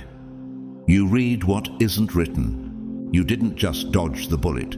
You watched it in slow motion, analyzed its origin, noted the fingerprints, and you walked away, not just alive, but aware. Not for vengeance, but for liberation, for strategy, for purpose. Nothing in all creation is hidden from God's sight. Everything is uncovered and laid bare before the eyes of him to whom we must give account. Hebrews 4:13. Because now you see them. And the game isn't over because you beat them. It's over because they revealed themselves. And once the truth is exposed, there's no going back to illusion. They tried everything. Dark whispers behind closed doors, smiles sharpened like razors, friendly invitations masking deadly intentions. They used charm as bait and strategy as poison. From slander to sabotage, curses to manipulation, they gathered every tactic known to man and spirit. But have you ever wondered why nothing stuck? Why it all collapsed like shadows fleeing at dawn? Because there was one thing they never had, and never will: favor. Favor can't be copied. It can't be summoned through rituals or strategies. You don't buy it, borrow it, or earn it through performance. You were marked with it. Before you spoke your first word, heaven already whispered over your spirit, "This one is mine." Have you ever felt protected and couldn't explain why? Or sensed doors open that even your effort couldn't justify? Could it be that favor has been guiding you long before you even knew what to call it? That's not luck, that's favor. Like Noah, who found favor in the eyes of the Lord, Genesis 6:8. While an entire generation drowned in their decisions, he floated on faith. The storm wasn't lighter for him, it just couldn't sink him. That's you. The storms hit, the weapons formed, but somehow nothing could hold you down. Let me tell you about Orla, an opera vocalist from Prague. She lost her voice completely days before her most important audition. Doctors found nothing. She prayed, fasted, sat in silence. On the day of the performance, she sang with a clarity and power she never trained for. The judges wept. When asked how, she said simply, "I wasn't meant to win. I was meant to reveal." Her voice returned that day and stayed. That's favor. Not skill, not effort, assignment. And it's the same with you. They thought if they threw enough dirt on your name, no one would look for the truth. They thought if they made you disappear long enough, you'd stay forgotten. But favor doesn't follow human timelines. It overrides protocol. It disobeys darkness. Have you ever asked yourself how you're still standing after everything they threw at you? How the doors kept opening, even when their slander echoed louder than your defense? You've been moved into rooms they tried to lock you out of. You've received insight that training couldn't teach. You've risen from ashes they swore would be your end. Why? Because you weren't just protected, you were preserved. Though they plot evil against you and devise wicked schemes, they cannot succeed. Psalm 21:11. The weapon didn't jam by accident. The smear campaign didn't gain traction by oversight. The sabotage didn't stick because divine interference disrupted their design. I once knew a man named Aidan, a retired military intelligence officer turned wildlife photographer. He once found himself surrounded by a rebel group in a remote African forest. They were convinced he was a spy. He should have been dead. But their leader, upon seeing his camera, froze. "Your father gave me medicine in 1986, he said. "He saved my mother's life." They let him go unharmed. Aidan never knew about that story until that moment. That's what unseen favor looks like. Protection from seeds planted by your lineage, still bearing fruit in places you've never walked. Even in nature, favor is mirrored. Consider the bison, slow and seemingly vulnerable. But during a blizzard, every other animal turns its back to the storm. The bison walks straight into it. It's wired to withstand what others flee from. That's how you've been shaped. The favor on you is not soft. It's structural. It doesn't bend. It covers. You are my hiding place and my shield. I hope in your word. Psalm 119, verse 114. Have you noticed that what broke others only built you? That what drained them seems to pour something deeper into you? They can't manufacture that. They can fake charisma, buy influence, conjure illusion, but they can't fake what you carry. Favor is the oil that doesn't run dry, the light that exposes sabotage, the frequency that can't be jammed, the covenant that speaks when you are silent. That's why they're confused. You were never the most funded, never the most praised, but still, your name keeps rising. Still, the doors open. Still, the weight of glory follows you where credentials never could. No weapon formed against you shall prosper, and every tongue which rises against you in judgment you shall condemn. Isaiah 54:17. So the question is no longer, what did they do to stop you? But how did favor silence every attack with such ease? It wasn't your strength alone that made the difference. It was favor, divine, undeserved, and undeniable. Favor made every bullet miss its mark, not because you dodged them, but because they were divinely rerouted. Favor didn't just block their plans. It confused their strategies until their own weapons turned against them. It swallowed their curses whole before they could ever touch you. And favor, it's not something that can be explained or rationalized. It can only be witnessed by those who tried to curse you and now must watch you rise. You wear that favor now like armor, unbothered by their opinions, unbent by their pressure, and undeniable in your presence. This is not arrogance, it's evidence of alignment with something higher. You didn't just survive death, you changed its definition. But have you ever truly sat with that? Have you ever paused and asked yourself, what even is death anymore if I keep resurrecting through things meant to erase me? You didn't just brush past the edge. You lived through deaths that don't come with funerals, but leave you grieving all the same. The death of identity, the one you built just to fit in, to survive, to feel seen. The death of illusions, when the masks fell and you realized not everyone who cheered was clapping for you. the death of dreams that were too small for your becoming, the death of control, when you stopped trying to shape everything and finally surrendered. And through all of it, you didn't just breathe, you transformed. Like Paul, who said, "I die daily," 1 Corinthians 15:31. Not because he longed for death, but because each layer of ego that fell away brought him closer to his true assignment. You've walked that same sacred path, and you didn't even need a tombstone to prove it. Your scars are enough. Let me tell you about Mirielle, a sculptor in Florence. She lost her husband, her savings, her ability to walk within 6 months. Grief tried to paralyze her in more ways than one. But one day, in the garden behind her apartment, she picked up clay with trembling hands and started forming broken figures. Bodies fragmented, but not forgotten. Her work is now displayed across Europe under the name After the Fire. When asked what kept her alive, she whispered, "I let the old version of me die, so the new one could create." Have you done that too? Let versions of you quietly slip away in the dark while no one noticed? Have you mourned silently while others thought you were just quiet lately?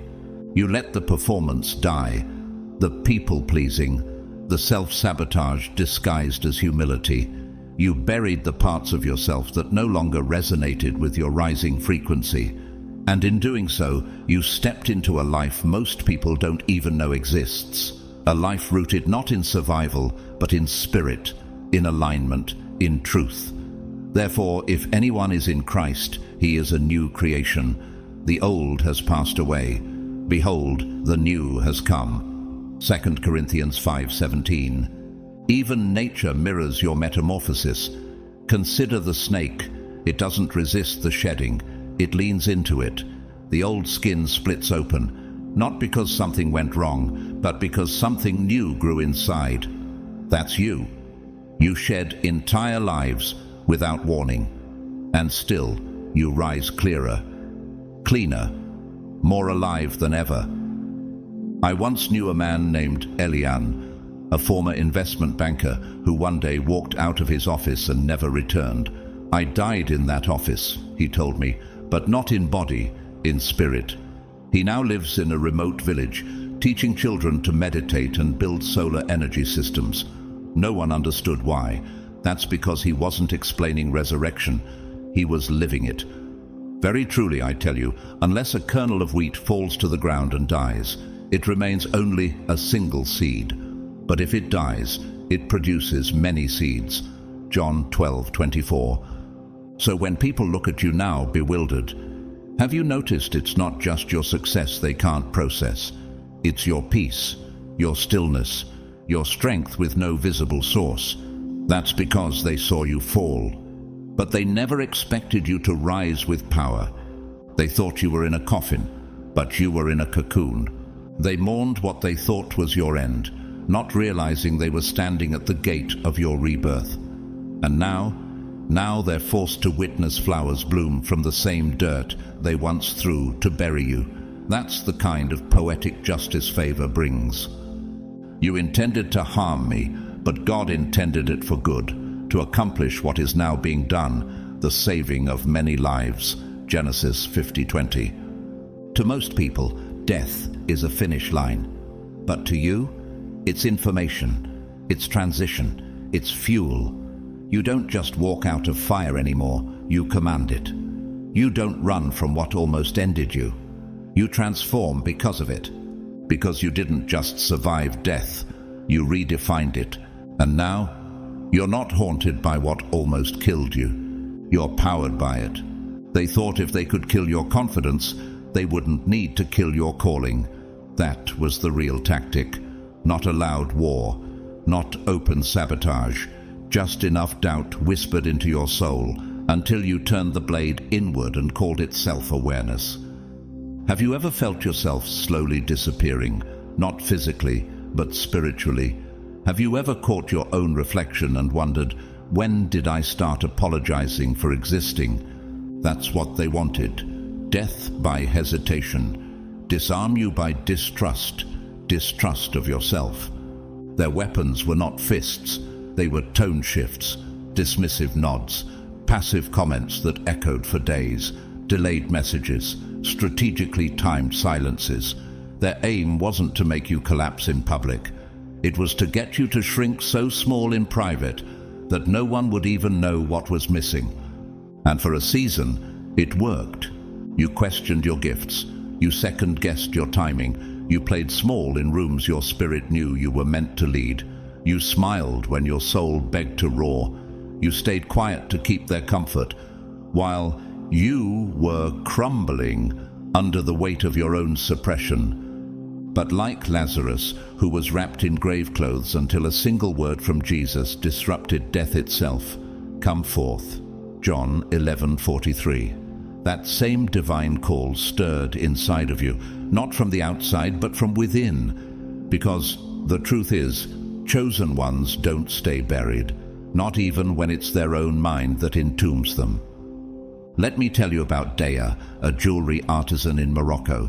For years she sold her work in silence, never signing her pieces, never pricing them fully, because her family told her real artists don't need attention. One day, a client asked, "Why do you act like your gift is invisible?"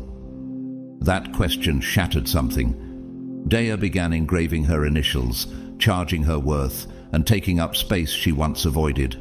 Today, her pieces are worn by ambassadors and poets across continents. My confidence didn't come from applause, she says.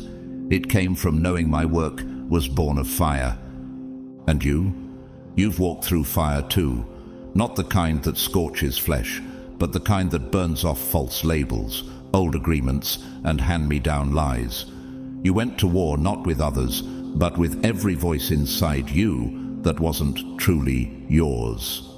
Have you ever sat in silence and felt something deeper than healing? Something like returning? That's what happened. You didn't just build self-esteem, you resurrected your essence. You met the version of yourself that had been buried under expectations, buried under fear, buried under shame, and you chose them. And that's when everything shifted. You didn't just step back into rooms, you stepped back into power. Your presence started exposing motives. Your clarity started triggering defensiveness. The same people who used to speak over you now fumble for words. And it's not because you're louder, it's because you see them now, completely. You didn't become arrogant, you became aligned. And alignment is magnetic and threatening. Why do you think they glance down when you walk in? Why do they avoid eye contact when you speak with conviction? Because they can no longer manipulate the version of you that knows exactly who you are. Think of uranium. It's silent, invisible, but once split, it becomes unstoppable. That's you now, not just glowing, you're radioactive, not dangerous in presence, but undeniable in energy. You don't demand the room recognizes you. I once met Theo, a sound engineer from Cape Town. For years he adjusted everyone else's volume, but never dared turn up his own. Until one night during a live concert, the mic failed, and he stepped in, reciting the missing lyrics from memory. The crowd went silent, then exploded. He never returned to the booth again. Now he headlines. His confidence didn't start with applause. It started the night he realized silence was no longer his assignment. And you? Your confidence isn't rooted in compliments anymore. It's rooted in proof. Proof that you made it. Proof that the rejection redirected you. Proof that calling doesn't need confirmation. It reveals itself in resurrection. They tried to kill your confidence, thinking that would end the story. But confidence in a chosen one doesn't die. It resurrects, louder, stronger. And this time, it doesn't ask for permission. You're not a survivor. That word's too small now. You're a spiritual system update, a complete override to everything hell thought would define you. Survivors escape, yes. But have you ever asked yourself what happens when the one who escapes also rewrites the map? Because that's what you did. You didn't just navigate a storm, you rewired the atmosphere. You adjusted the coordinates for every soul who will walk behind you. You became the change in the weather pattern of spiritual warfare. Have you noticed that the same attacks don't hit the same anymore? That the things that used to derail you now barely scratch your surface? That's not coincidence. That's code rewired. Like the woman with the issue of blood who reached out and touched Jesus' garment.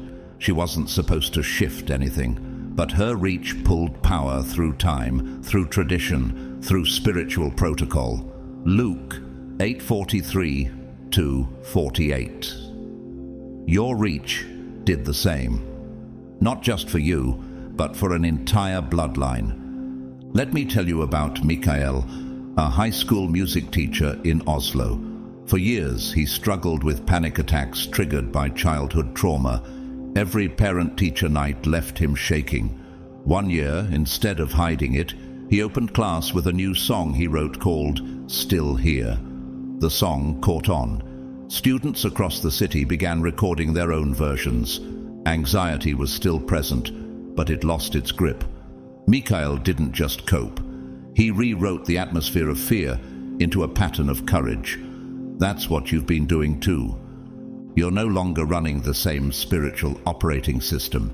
You used to respond from trauma, from patterns of abandonment, from old programming wrapped in childhood pain. But now it's like they're speaking to a version of you that doesn't even exist anymore. Have you felt it? That strange shift when someone tries to provoke you, and it just doesn't land. They're typing in corrupted code, trying to hack a system that's no longer on their server. You've gone offline from manipulation, from shame, from programmed guilt, and gone online with divine protocol. You're not just aligned, you're reformatted. Think of volcanic ash. What looks like destruction to the naked eye actually becomes the most fertile soil. That's what your warfare did. It didn't just pass, it planted something sacred. And now, everything that grows from you feeds those who come after. I once met Adira, a former photojournalist from Tel Aviv. She survived a car bomb during an assignment, lost her vision in one eye, but she returned with a camera she designed herself. Thermal, sensitive to heat, and spiritual light signatures. Her images now reveal emotional residue in war zones. She told me, "Losing my sight was the beginning of my seeing. We walk by faith, not by sight." 2 Corinthians 5:7.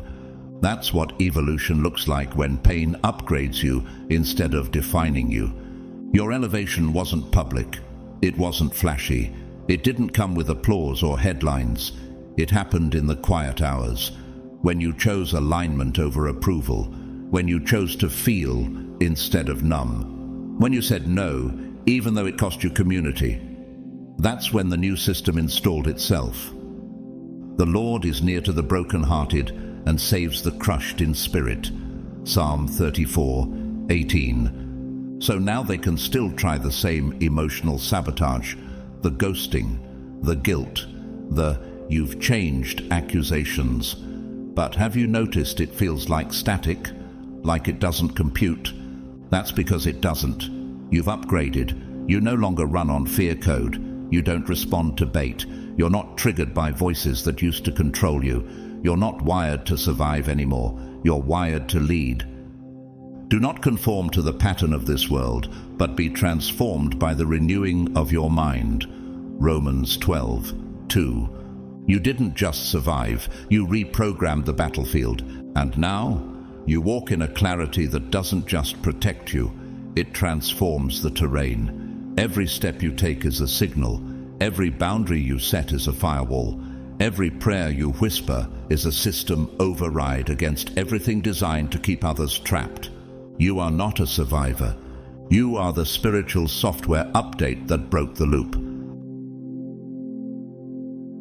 And now, chosen one, let's bring this home. When you chose healing over pretending, when you stopped running on outdated spiritual code built from guilt, shame, and approval addiction, you didn't just bounce back. You rewrote the system. You became the firewall. Your discernment became the encryption. Your inner peace became unhackable. You're no longer compatible with the fear-based tactics that once took you out. That's why the lies fall flat now, why their shade never lands, and why you feel untouched even in the middle of spiritual warfare. You didn't just survive the storm, you evolved beyond it. And now, without even raising your voice, you shift rooms. Without announcing yourself, you are still the signal. Your very presence speaks the language of authority. You are no longer just a survivor. You are a spiritual update. The living patch that rewrote the code and broke the system they thought would run forever. So if this message hit your spirit like lightning through silence, don't keep it to yourself. Let it breathe. Tap that like button if this reminded you of who you are. Drop a comment. 777. If you know your resurrection was never about ego, but divine assignment. Share this with someone who's been fighting silent wars and needs a word that affirms their survival. And subscribe. Turn on notifications, because this isn't just content, it's a confirmation. A sacred space. A revival for the misread, the underestimated, and the spiritually reborn. And to those who've supported this space through super thanks, thank you from the bottom of my heart. And if all you've done is show up, listen, and receive, your presence is honored. You didn't just survive, family. You're the reason the old system crashed. Stay aligned, stay encoded, stay unshakable, and until we meet again, may divine favor shield you, purpose guide you, and grace cover every step. God bless you.